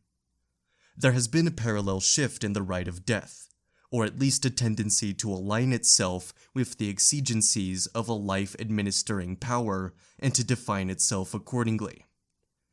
This death that was based on the right of the sovereign is now manifested as simply the reverse of the right of the social body to ensure, maintain, or develop its life. Yet, wars were never as bloody as they have been since the 19th century, and all things being equal, never before did regimes visit such holocausts on their own populations. But this formidable power of death, and this is perhaps what accounts for part of its force and the cynicism with which it has so greatly expanded its limits, now presents itself as the counterpart of a power that exerts a positive influence on life, that endeavors to administer, optimize, and multiply it, subjecting it to precise controls and comprehensive regulations. Wars are no longer waged in the name of a sovereign who must be defended. They are waged on behalf of the existence of everyone. Entire populations are mobilized for the purpose of wholesale slaughter in the name of life necessity. Massacres have become vital. It is as managers of life and survival, of bodies in the race, that so many regimes have been able to wage so many wars, causing so many men to be killed. And through a turn that closes the circle, as the technology of wars has caused them to tend increasingly toward all-out destruction, the decision that initiates them and the one that terminates them are, in fact, increasingly informed by the naked question of survival. The atomic situation is now at the endpoint of this process. The power to expose a whole population to death is the underside of the power to guarantee an individual's continued existence.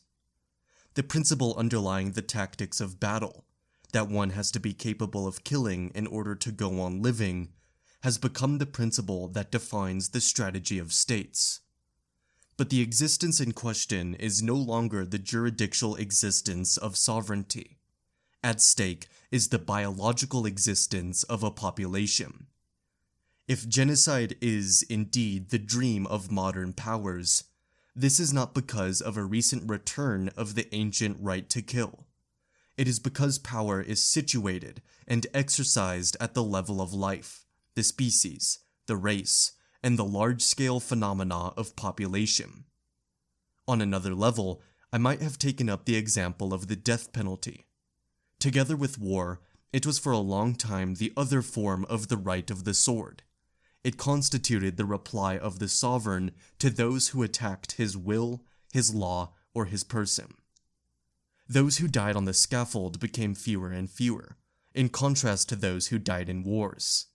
But it was for the same reasons that the latter became more numerous and the former more and more rare. As soon as power gave itself the function of administering life, its reason for being and the logic of its exercise, and not the awakening of humanitarian feelings, made it more and more difficult to apply the death penalty. How could power exercise its highest prerogatives by putting people to death, when its main role was to ensure, sustain, and multiply life, to put this life in order? For such a power, execution was at the same time a limit, a scandal, and a contradiction. Hence, capital punishment could not be maintained except by invoking less the enormity of the crime itself than the monstrosity of the criminal, his incorrigibility, and the safeguard of society. one had the right to kill those who represented a kind of biological danger to others. One might say that the ancient right to take life or let live was replaced by a power to foster life or disallow it to the point of death. This is perhaps what explains the disqualification of death, which marks the recent wane of the rituals that accompanied it. That death is so carefully evaded is linked less to a new anxiety which makes death unbearable for our societies than to the fact that the procedures of power have not ceased to turn away from death. In the passage from this world to the other, death was the manner in which a terrestrial sovereignty was relieved by another, singularly more powerful sovereignty. The pageantry that surrounded it was in the category of political ceremony. Now it is over life, throughout its unfolding, that power establishes its dominion.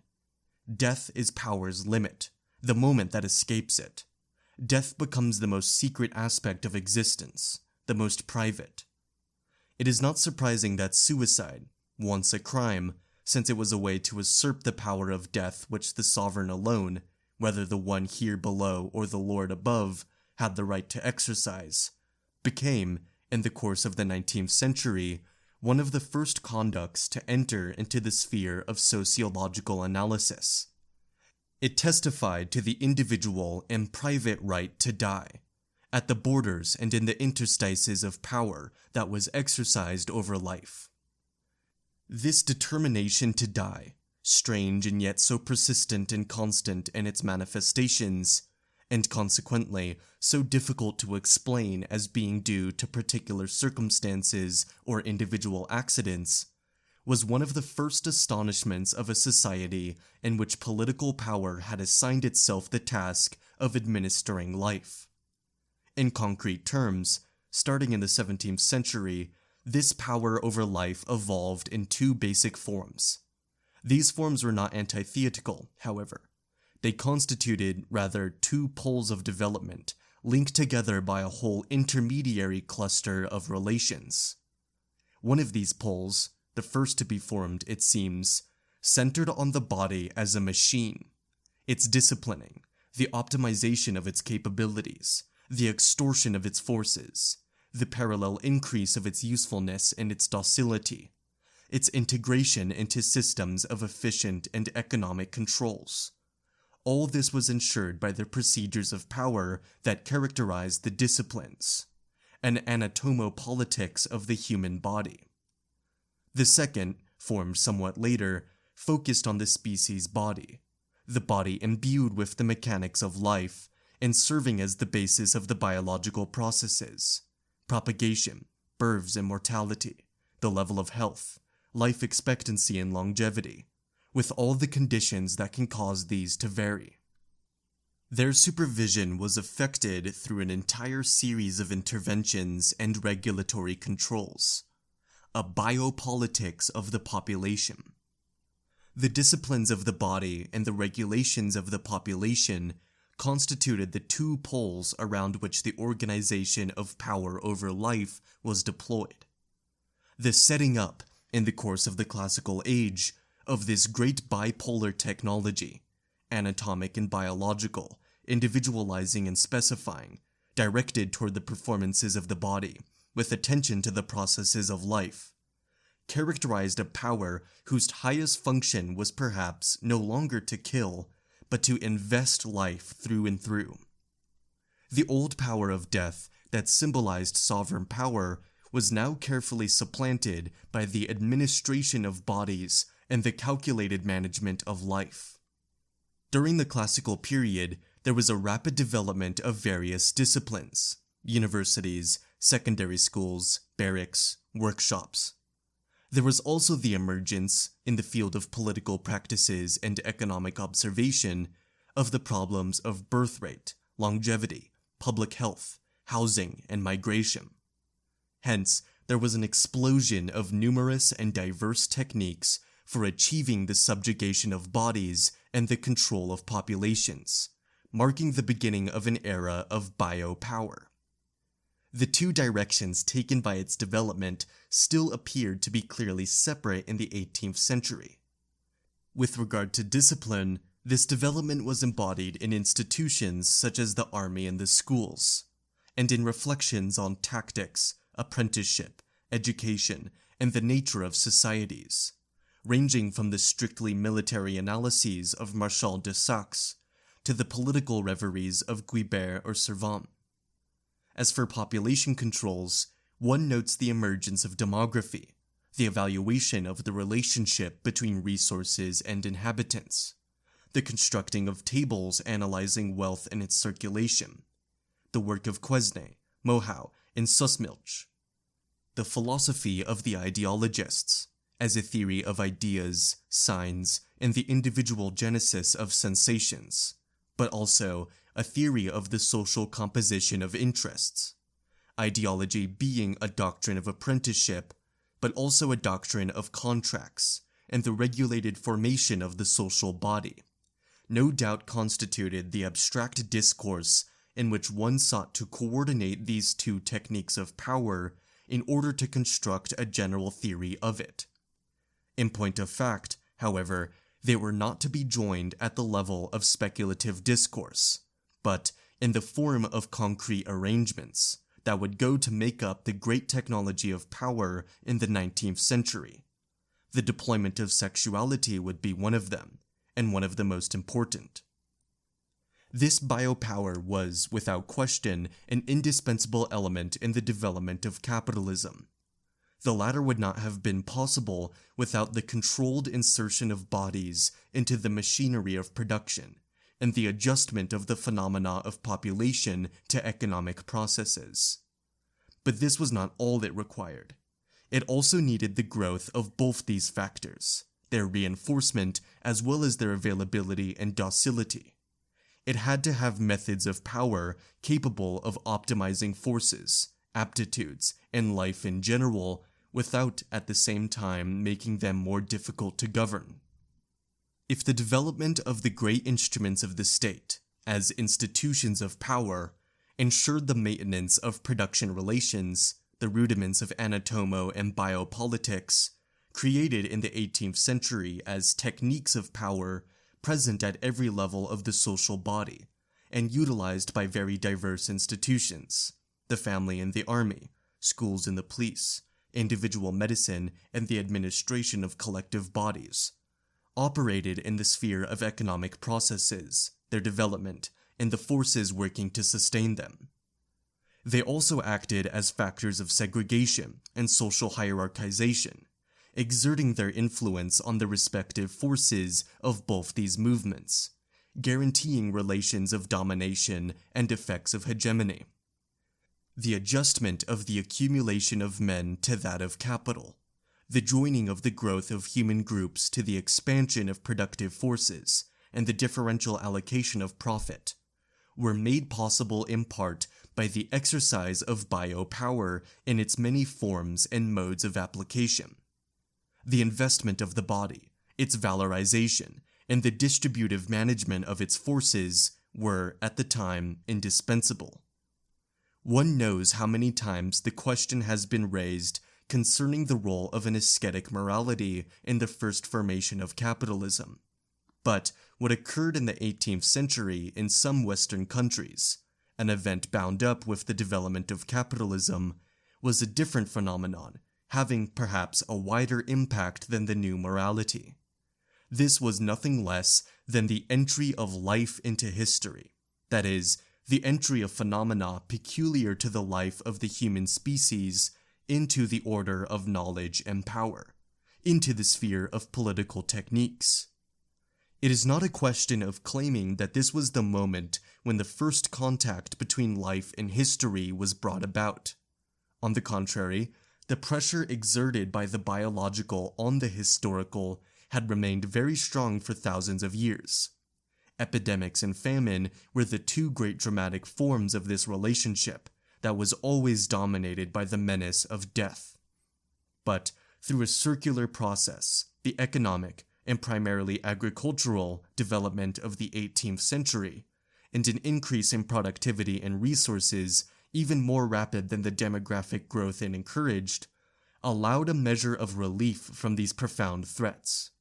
Despite some renewed outbreaks, the period of great ravages from starvation and plague had come to a close before the French Revolution. Death was ceasing to torment life so directly.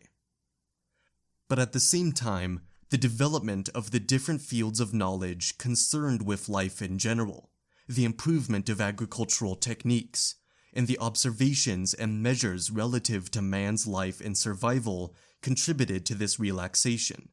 A relative control over life averted some of the imminent risks of death.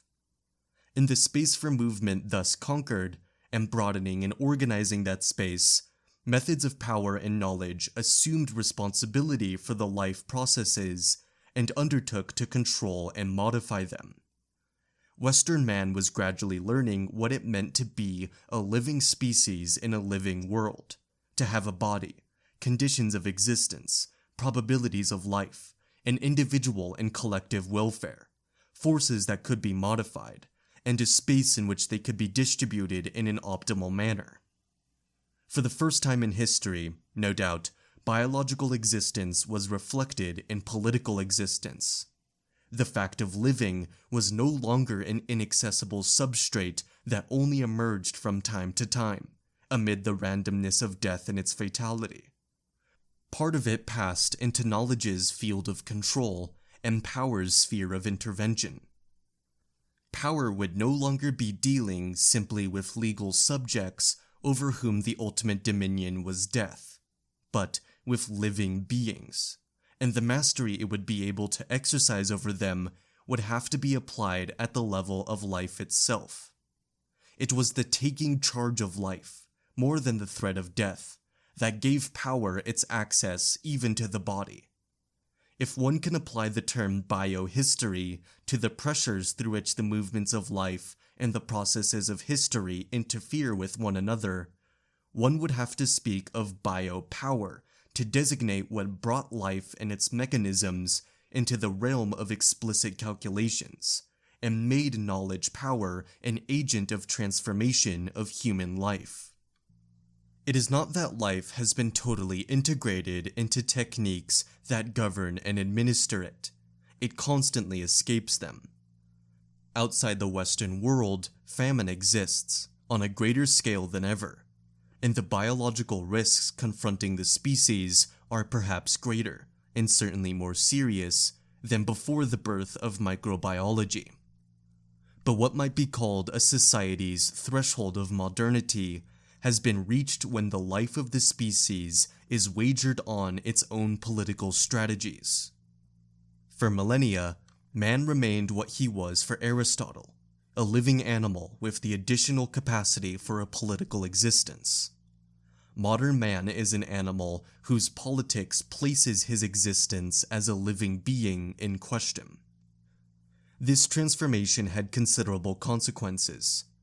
It would serve no purpose here to dwell on the rupture that occurred then in the pattern of scientific discourse, and on the manner in which the twofold problematic of life and man disrupted and redistributed the order of the classical episteme. If the question of man was raised, insofar as he was a specific living being, and specifically related to other living beings, the reason for this is to be sought in the new mode of relation between history and life, in this dual position of life that placed it at the same time outside history, in its biological environment, and inside human historicity, penetrated by the latter's techniques of knowledge and power.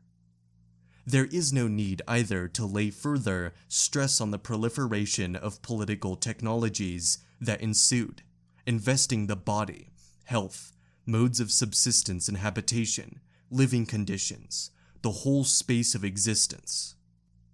Another consequence of this development of biopower was the growing importance assumed by the action of the norm, at the expense of the jurisdictional system of the law.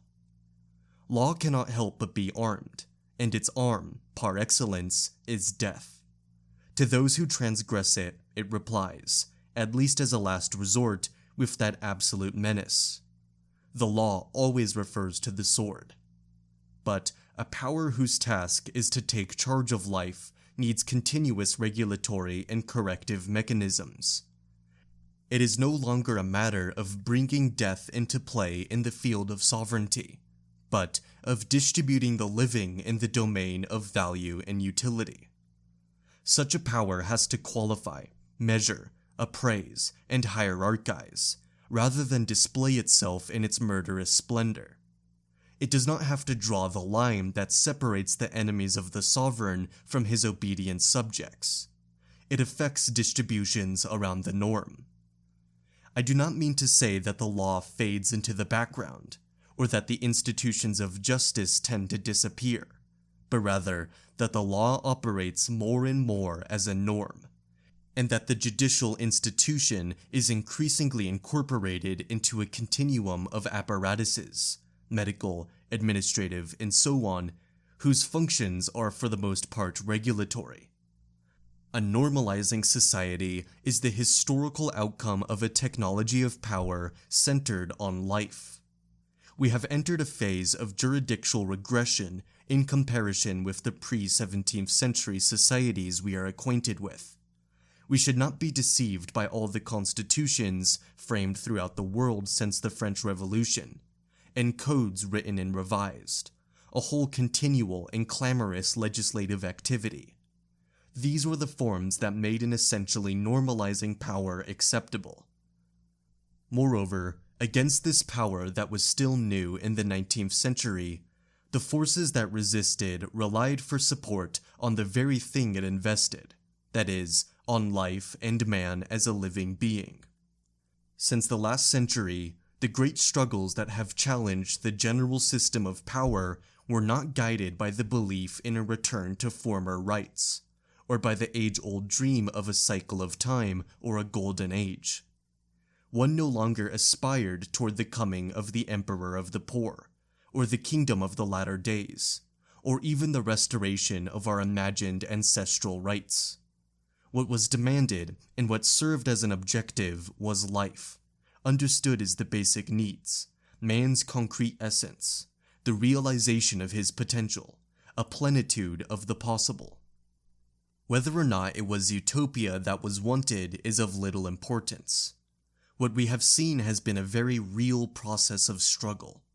Life as a political object was, in a sense, taken at face value, and turned back against the system that was bent on controlling it.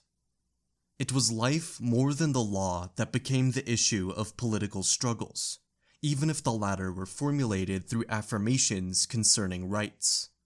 The right to life, to one's body, to health, to happiness, to the satisfaction of needs, and beyond all the oppressions or alienations, the right to rediscover what one is and all that one can be. This right, which the classical jurisdictional system was utterly incapable of comprehending, was the political response to all these new procedures of power, which did not derive either from the traditional right of sovereignty. This is the background that enables us to understand the importance assumed by sex as a political issue. It was at the pivot of the two axes along which developed the entire political technology of life. On the one hand, it was tied to the disciplines of the body, the harnessing, intensification, and distribution of forces, the adjustment and economy of energies. On the other hand, it was applied to the regulation of populations, through all the far-reaching effects of its activity. It fitted in both categories at once, giving rise to infinitesimal surveillances, permanent controls, extremely meticulous orderings of space, indeterminate medical or psychological examinations, to an entire micro-power concerned with the body. But it gave rise as well to comprehensive measures, statistical assessments, and interventions aimed at the entire social body, or at groups taken as a whole. Society was a means of access both to the life of the body and the life of the species. It was employed as a standard for the disciplines and as a basis for regulations. This is why, in the 19th century, sexuality was sought out in the smallest details of individual existences. It was tracked down in behavior, pursued in dreams. It was suspected of underlying the least follies. It was traced back into the earliest years of childhood. It became the stamp of individuality, at the same time what enabled one to analyze the latter and what made it possible to master it. But one also sees it becoming the theme of political operations, economic interventions, through incitements to or curbs on procreation, and ideological campaigns for raising standards of morality and responsibility. It was put forward as the index of a society's strength, revealing of both its political energy and its biological vigor. Spread out from one pole to the other of this technology of sex was a whole series of different tactics that combined in varying proportions the objective of disciplining the body and that of regulating populations. Whence the importance of the four great lines of attack along which the politics of sex advanced for 2 centuries. Each one was a way of combining disciplinary techniques with regulative methods. The first two rested on the requirements of regulation, on a whole thematic of the species, descent, and collective welfare, in order to obtain results at the level of discipline. The sexualization of children was accomplished in the form of a campaign for the health of the race. Precocious sexuality was presented from the 18th century to the end of the 19th as an epidemic menace that risked compromising not only the future health of adults, but the future of the entire society and species. The hysterization of women, which involved a thorough medicalization of their bodies and their sex, was carried out in the name of the responsibility they owed to the health of their children, the solidity of the family institution, and the safeguarding of society. It was the reverse relationship that applied in the case of birth controls and the psychiatrization of perversions. Here, the intervention was regulatory in nature, but it had to rely on the demand for individual disciplines and constraints. Broadly speaking, at the juncture of the body and the population, sex became a crucial target of a power organized around the management of life rather than the menace of death. The blood relation long remained an important element in the mechanisms of power, its manifestations, and its rituals. For a society in which the systems of alliance, the political form of the sovereign, the differentiation into orders and castes, and the value of descent lines were predominant. For a society in which famine, epidemics, and violence made death imminent, blood constituted one of the fundamental values. It owed its high value at the same time to its instrumental role, the ability to shed blood, to the way it functioned in the order of signs, to have a certain blood, to be of the same blood, to be prepared to risk one's blood, and also to its precariousness, easily spilled, subject to drying up, too readily mixed, capable of being quickly corrupted. A society of blood, I was tempted to say of sanguinity, where power spoke through blood, the honor of war, the fear of famine, the triumph of death, the sovereign with his sword, executioners and tortures. Blood was a reality with a symbolic function. We, on the other hand, are in a society of sex, or rather a society with a sexuality. The mechanisms of power are addressed to the body, to life, to what causes it to proliferate, to what reinforces the species, its stamina, its ability to dominate, or its capacity for being used. Through the themes of health, progeny, race, the future of the species, the vitality of the social body, power spoke of sexuality and to sexuality. The latter was not a mark or a symbol, it was an object and a target. Moreover, its importance was due less to its rarity or its precariousness than to its insistence, its insidious presence, the fact that it was everywhere an object of excitement and fear at the same time. Power delineated it, aroused it, and employed it as the proliferating meaning that always had to be taken control of again, lest it escape. It was an effect with a meaning value.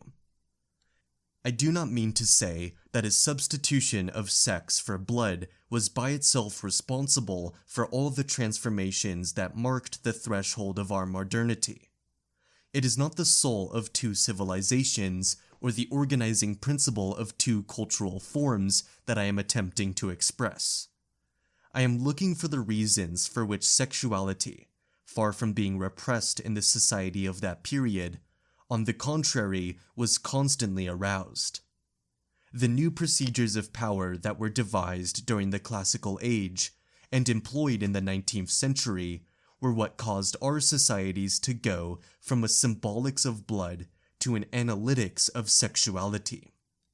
Clearly, nothing was more on the side of the law, death, transgression, the symbolic, and sovereignty than blood.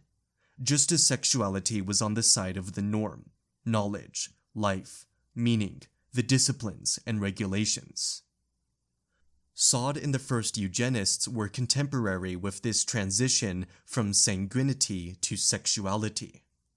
But whereas the first dreams of the perfecting of the species inclined the whole problem toward an extremely exacting administration of sex, the art of determining good marriages, of inducing the desired fertilities, of ensuring the health and longevity of children.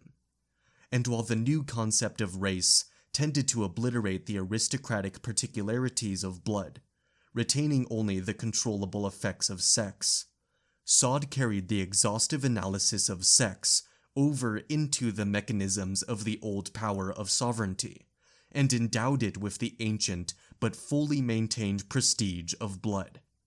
The latter flowed through the whole dimension of pleasure, the blood of torture and absolute power, the blood of the caste which was respected in itself, and which nonetheless was made to flow in the major rituals of parricide and incest, the blood of the people, which was shed unreservedly since the sort that flowed in its veins was not even deserving of a name.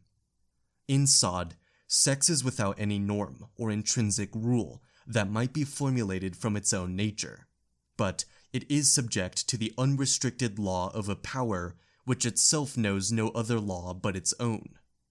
If, by chance, it is at times forced to accept the order of progressions carefully disciplined into successive days, this exercise carries it to a point where it is no longer anything but a unique and naked sovereignty, an unlimited right of all-powerful monstrosity. While it is true that the analytics of sexuality and the symbolics of blood were grounded, at first, in two very distinct regimes of power, in actual fact, the passage from one to the other did not come about, any more than did these powers themselves, without overlappings, interactions, and echoes. In different ways, the preoccupation with blood in the law has, for nearly 2 centuries, haunted the administration of sexuality. 2 of these interferences are noteworthy, the one for its historical importance, the other for the problems it poses. Beginning in the second half of the 19th century, the thematics of blood was sometimes called on to lend its entire historical weight toward revitalizing the type of political power that was exercised through the devices of sexuality. Racism took shape at this point, racism in its modern, biologizing, statist form. It was then that a whole politics of settlement, family, marriage, education, social hierarchization, and property, accompanied by a long series of permanent interventions at the level of the body, conduct, health, and everyday life, received their color and their justification from the mythical concern with protecting the purity of the blood and ensuring the triumph of the race. Nazism was doubtless the most cunning and the most naive, in the former because of the latter, combination of the fantasies of blood and the parasitisms of a disciplinary power. A eugenic ordering of society, with all that implied in the way of extension and intensification of micro-powers, in the guise of an unrestricted state control, was accompanied by the wonderic exaltation of a superior blood. The latter implied both the systematic genocide of others and the risk of exposing oneself to a total sacrifice. It is an irony of history that the Hitlerite politics of sex remained an insignificant practice, while the blood myth was transformed into the greatest bloodbath in recent memory. At the opposite extreme, starting from the same end of the 19th century, we can trace the theoretical effort to reinscribe the thematic of sexuality in the system of law, the symbolic order, and sovereignty.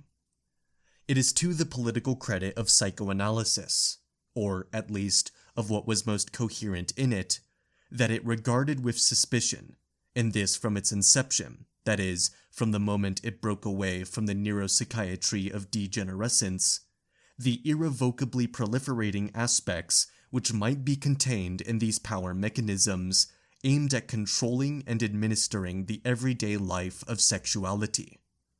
Whence the Freudian endeavor, out of reaction, no doubt, to the great surge of racism that was contemporary with it, to ground sexuality in the law of alliance, tabooed consanguinity, and the sovereign father. In short, to surround desire with all the trappings of the old order of power. It was owing to this that psychoanalysis was, in the main, with a few exceptions, in theoretical and practical opposition to fascism. But this position of psychoanalysis was tied to a specific historical conjuncture. And yet, to conceive the category of the sexual in terms of the law, death, blood, and sovereignty, whatever the references to Sade and Bataille, and however one might gauge their subversive influence, is, in the last analysis, a historical retroversion. We must conceptualize the deployment of sexuality on the basis of the techniques of power that are contemporary with it. People are going to say that I am dealing in a historicism which is more careless than radical, that I am evading the biologically established existence of sexual functions for the benefit of phenomena that are variable, perhaps, but fragile, secondary, and ultimately superficial, and that I speak of sexuality as if sex did not exist. And one would be entitled to object as follows. You claim to analyze in detail the processes by which women's bodies, the lives of children, family relationships, and an entire network of social relations were sexualized. You wish to describe that great awakening of sexual concern since the 18th century, and our growing eagerness to suspect the presence of sex in everything. Let us admit as much and suppose that the mechanisms of power were in fact used more to arouse and excite sexuality than to repress it. But here you remain quite near to the thing you no doubt believe you have gotten away from. At bottom, when you point out phenomena of diffusion, anchorage, and fixation of sexuality, you are trying to reveal what might be called the organization of erotic zones in the social body. It may well be the case that you have done nothing more than transpose to the level of diffuse processes mechanisms which psychoanalysis has identified with precision at the level of the individual. But you pass over the thing on the basis of which this sexualization was able to develop, and which psychoanalysis does not fail to recognize, namely, sex. Before Freud, one sought to localize sexuality as closely as possible, in sex, in its reproductive functions, in its immediate anatomical localizations. One fell back upon a biological minimum, organ, instinct, and finality. You, on the other hand, are in a symmetrical and inverse position. For you, there remains only groundless effects, ramifications without roots, a sexuality without a sex. What is this if not castration once again? Here, we need to distinguish between two questions. First, does the analysis of sexuality necessarily imply the elision of the body, anatomy, the biological, the functional? To this question, I think we can reply in the negative. In any case, the purpose of the present study is, in fact, to show how deployments of power are directly connected to the body, to bodies, functions, physiological processes, sensations, and pleasures. Far from the body having to be effaced, what is needed is to make it visible through an analysis in which the biological and the historical are not consecutive to one another, as in the evolutionism of the first sociologists, but are bound together in an increasingly complex fashion in accordance with the development of the modern technologies of power that take life as their objective. Hence, I do not envision a history of mentalities that would take account of bodies only through the manner in which they have been perceived and given meaning and value, but a history of bodies, and the manner in which what is most material and most vital in them has been invested. Another question, distinct from the first one. This materiality that is referred to, is it not, then, that of sex? And is it not paradoxical to venture a history of sexuality at the level of bodies, without there being the least question of sex? After all, is the power that is exercised through sexuality not directed specifically at that element of reality which is sex in general? That sexuality is not, in relation to power, an exterior domain to which power is applied. That, on the contrary, it is a result and an instrument of power's designs, is all very well. But, as for sex, is it not the other with respect to power, while being the center around which sexuality distributes its effects? Now, it is precisely this idea of sex in itself that we cannot accept without examination. Is sex really the anchorage point that supports the manifestations of sexuality? Or is it not rather a complex idea that was formed inside the deployment of sexuality? In any case, one can show how this idea of sex took form in the different strategies of power and the definite role it played therein. All along the great lines which the development of the deployment of sexuality has followed since the 19th century, one sees the elaboration of this idea that there exists something other than bodies, organs, somatic localizations, functions, anatomo-physiological systems, sensations, and pleasures. Something else and something more, with intrinsic properties and laws of its own, sex. Thus, in the process of hysterization of women, sex was defined in three ways: as that which belongs in common to men and women, as that which belongs par excellence to men, and hence is lacking in women, but, at the same time, as that which by itself constitutes woman's body, ordering it wholly in terms of the functions of reproduction, and keeping it in constant agitation through the effects of that very function. Hysteria was interpreted in this strategy as the movement of sex insofar as it was the one and the other, whole and part, principle and lack. In the sexualization of childhood, there was formed the idea of a sex that was both present, from the evidence of anatomy, and absent from the standpoint of physiology. Present, too, if one considered its activity, and deficient if one referred to its reproductive finality. Or again, actual in its manifestations, but hidden in its eventual effects, whose pathological seriousness would only become apparent later. If the sex of the child was still present in the adult, it was in the form of a secret causality that tended to nullify the sex of the latter. It was one of the tenets of the 18th and 19th century medicine that precocious sex would eventually result in sterility, impotence, frigidity, the inability to experience pleasure, or the deadening of the senses. By sexualizing childhood, the idea was established of a sex characterized essentially by the interplay of presence and absence, the visible and the hidden. Masturbation and the effects imputed to it were thought to reveal in a privileged way this interplay of presence and absence, of the visible and the hidden. In the psychiatrization of perversions, sex was related to biological functions and to an anatomo-physiological machinery that gave it its meaning, that is, its finality. But it was also referred to an instinct which, through its peculiar development and according to the objects to which it could become attached, made it possible for perverse behavior patterns to arise and made their genesis intelligible. Thus, sex was defined by the interlacing of function and instinct, finality and signification. Moreover, this was the form in which it was manifested, more clearly than anywhere else, in the model perversion, in that fetishism which, from at least as early as 1877, served as the guiding thread for analyzing all the other deviations.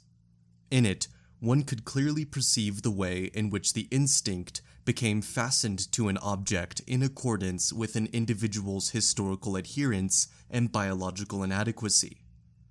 Lastly, in the socialization of procreative behavior, sex was described as being caught between a law of reality, economic necessity being its most abrupt and immediate form, and an economy of pleasure, which was always attempting to circumvent that law, when, that is, it did not ignore it altogether. The most notorious of frauds, coitus interruptus, represented the point where the insistence of the real forced an end to pleasure, and where the pleasure found a way to surface despite the economy dictated by the real. It is apparent that the deployment of sexuality, with its different strategies, was what established this notion of sex. And in the four major forms of hysteria, onanism, fetishism, and interrupted coition, it showed this sex to be governed by the interplay of whole and part, principle and lack, absence and presence, excess and deficiency, by the function of instinct, finality, and meaning, of reality and pleasure. The theory thus generated performed a certain number of functions that made it indispensable. First, the notion of sex made it possible to group together, in an artificial unity, anatomical elements, biological functions, conducts, sensations, and pleasures, and it enabled one to make use of this fictitious unity as a causal principle, an omnipresent meaning, a secret to be discovered everywhere. Sex was thus able to function as a unique signifier and as a universal signified. Further, by presenting itself in a unitary fashion, as anatomy and lack, as function and latency, as instinct and meaning, it was able to mark the line of contact between a knowledge of human sexuality and the biological sciences of reproduction. Thus, without really borrowing anything from these sciences, excepting a few doubtful analogies, the knowledge of sexuality gained through proximity a guarantee of quasi-scientificity. But, by virtue of this same proximity, some of the contents of biology and physiology were able to serve as a principle of normality for human sexuality. Finally, the notion of sex brought about a fundamental reversal.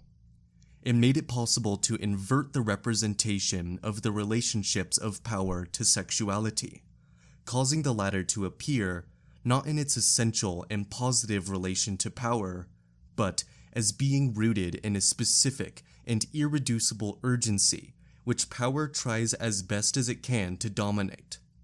Thus, the idea of sex makes it possible to evade what gives power its power. It enables one to conceive power solely as law and taboo. Sex, that agency which appears to dominate us, and that secret which seems to underlie all that we are, that point which enthralls us through the power it manifests and the meaning it conceals, and which we ask to reveal what we are and to free us from what defines us, is doubtless but an ideal point made necessary by the deployment of sexuality and its operation. We must not make the mistake of thinking that sex is an autonomous agency, which secondarily produces manifold effects of sexuality over the entire length of its surface of contact with power. On the contrary, sex is the most speculative, most ideal, and most internal element in a deployment of sexuality organized by power in its grip on bodies and their materiality, their forces, energies, sensations, and pleasures. It might be added that sex performs yet another function that runs through and sustains the ones we have just examined.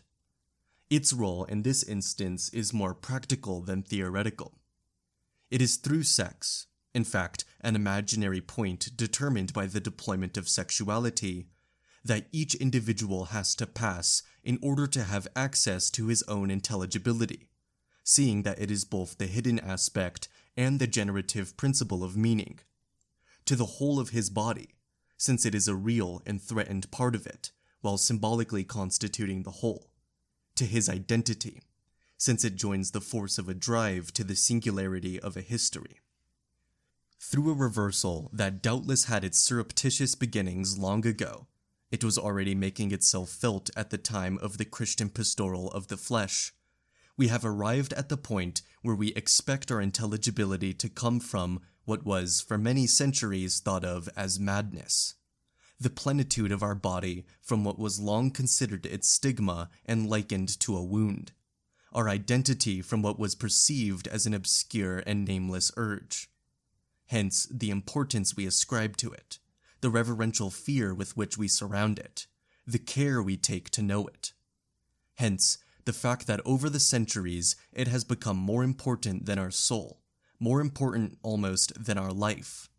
And so it is that all the world's enigmas appear frivolous to us compared to this secret, minuscule in each of us, but of a density that makes it more serious than any other. The Faustian Pact, whose temptation has been instilled in us by the deployment of sexuality, is now as follows: to exchange life in its entirety for sex itself, for the truth and the sovereignty of sex. Sex is worth dying for. It is in this strictly historical sense that sex is indeed imbued with the death instinct. When, a long while ago, the West discovered love, it bestowed on it a value high enough to make death acceptable. Nowadays, it is sex that claims this equivalence, the highest of all. And while the deployment of sexuality permits the techniques of power to invest life, the fictitious point of sex, itself marked by that deployment, exerts enough charm on everyone for them to accept hearing the grumble of death within it. By creating the imaginary element that is sex, the deployment of sexuality established one of its most essential internal operating principles: the desire for sex, the desire to have access to it, to discover it, to liberate it, to articulate it in discourse, to formulate it in truth. It constituted sex itself as something desirable. And it is this desirability of sex that attaches each one of us to the injunction to know it, to reveal its law and its power. It is this desirability that makes us think we are affirming the rights of our sex against all power, when, in fact, we are fastened to the deployment of sexuality that has lifted up from deep within us a sort of mirage in which we think we see ourselves reflected, the dark shimmer of sex. "It is sex," said Kate in The Plumed Serpent.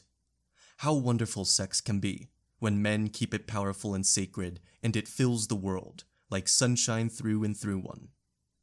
So, we must not refer a history of sexuality to the agency of sex, but rather show how sex is historically subordinate to sexuality. We must not place sex on the side of reality, and sexuality on that of confused ideas and illusions. Sexuality is a very real historical formation. It is what gave rise to the notion of sex, as a speculative element necessary to its operation. We must not think that by saying yes to sex, one says no to power. On the contrary, one tracks along the course laid out by the general deployment of sexuality. It is the agency of sex that we must break away from, if we aim, through a tactical reversal of the various mechanisms of sexuality, to counter the grips of power with the claims of bodies, pleasures, and knowledges, in their multiplicity and their possibility of resistance.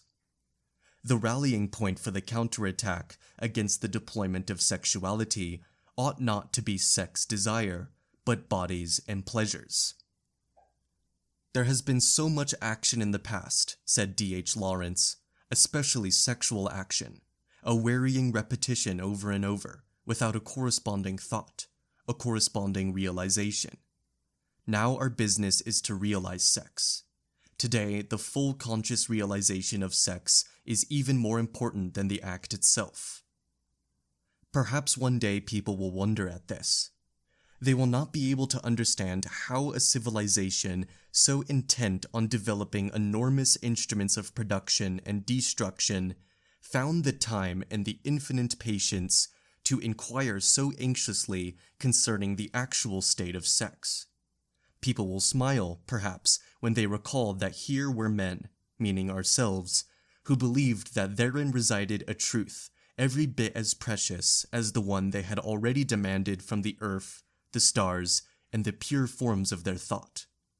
People will be surprised at the eagerness with which we went about pretending to rouse from its slumber a sexuality, which everything, our discourses, our customs, our institutions, our regulations, our knowledges, was busy producing in the light of day and broadcasting to noisy accompaniment. And people will ask themselves why we were so bent on ending the rule of silence regarding what was the noisiest of our preoccupations. In retrospect, this noise may appear to have been out of place, but how much stranger will seem our persistence in interpreting it as but the refusal to speak and the order to remain silent. People will wonder what could have made us so presumptuous. They will look for the reasons that might explain why we prided ourselves on being the first to grant sex the importance we say it is due, and how we came to congratulate ourselves for finally, in the 20th century, having broken free from a long period of harsh repression, a protracted Christian asceticism, greedily and fastidiously adapted to the imperatives of bourgeois economy. And what we now perceive as the chronicle of a censorship and the difficult struggle to remove it will be seen, rather, as the centuries-long rise of a complex deployment for compelling sex to speak, for fastening our attention and concern upon sex, for getting us to believe in the sovereignty of its law, when, in fact, we were moved by the power mechanisms of sexuality. People will be amused at the reproach of pansexualism that was once aimed at Freud in psychoanalysis. But the ones who will appear to have been blind will perhaps be not so much those who formulated the objection as those who discounted it out of hand, as if it merely expressed the fears of an outmoded prudishness. For the first, after all, were only taken unaware by a process which had begun long before, and by which, unbeknown to them, they were already surrounded on all sides. What they had attributed solely to the genius of Freud had already gone through a long stage of preparation. They had gotten their dates wrong as to the establishment, in our society, of a general deployment of sexuality. But the others were mistaken concerning the nature of the process. They believed that Freud had, at last, through a sudden reversal, restored to sex the rightful share which it had been denied for so long. They had not seen how the good genius of Freud had placed it at one of the critical points marked out for it since the 18th century by the strategies of knowledge and power. How wonderfully effective he was, worthy of the greatest spiritual fathers and directors of the classical period, in giving a new impetus to the secular injunction to study sex and transform it into discourse.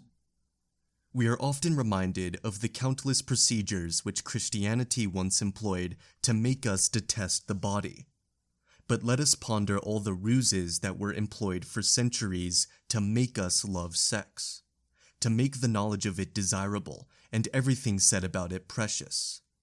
Let us consider the stratagems by which we were induced to apply all our skills to discovering its secrets, by which we were attached to the obligation to draw out its truth, and made guilty for having failed to recognize it for so long. These devices are what ought to make us wonder today. Moreover, we need to consider the possibility that one day, perhaps, in a different economy of bodies and pleasures, people will no longer quite understand how the ruses of sexuality and the power that sustains its organization were able to subject us to that austere monarchy of sex, so that we became dedicated to the endless task of forcing its secret, of exacting the truest of confessions from a shadow. The irony of this deployment is in having us believe that our liberation is in the balance.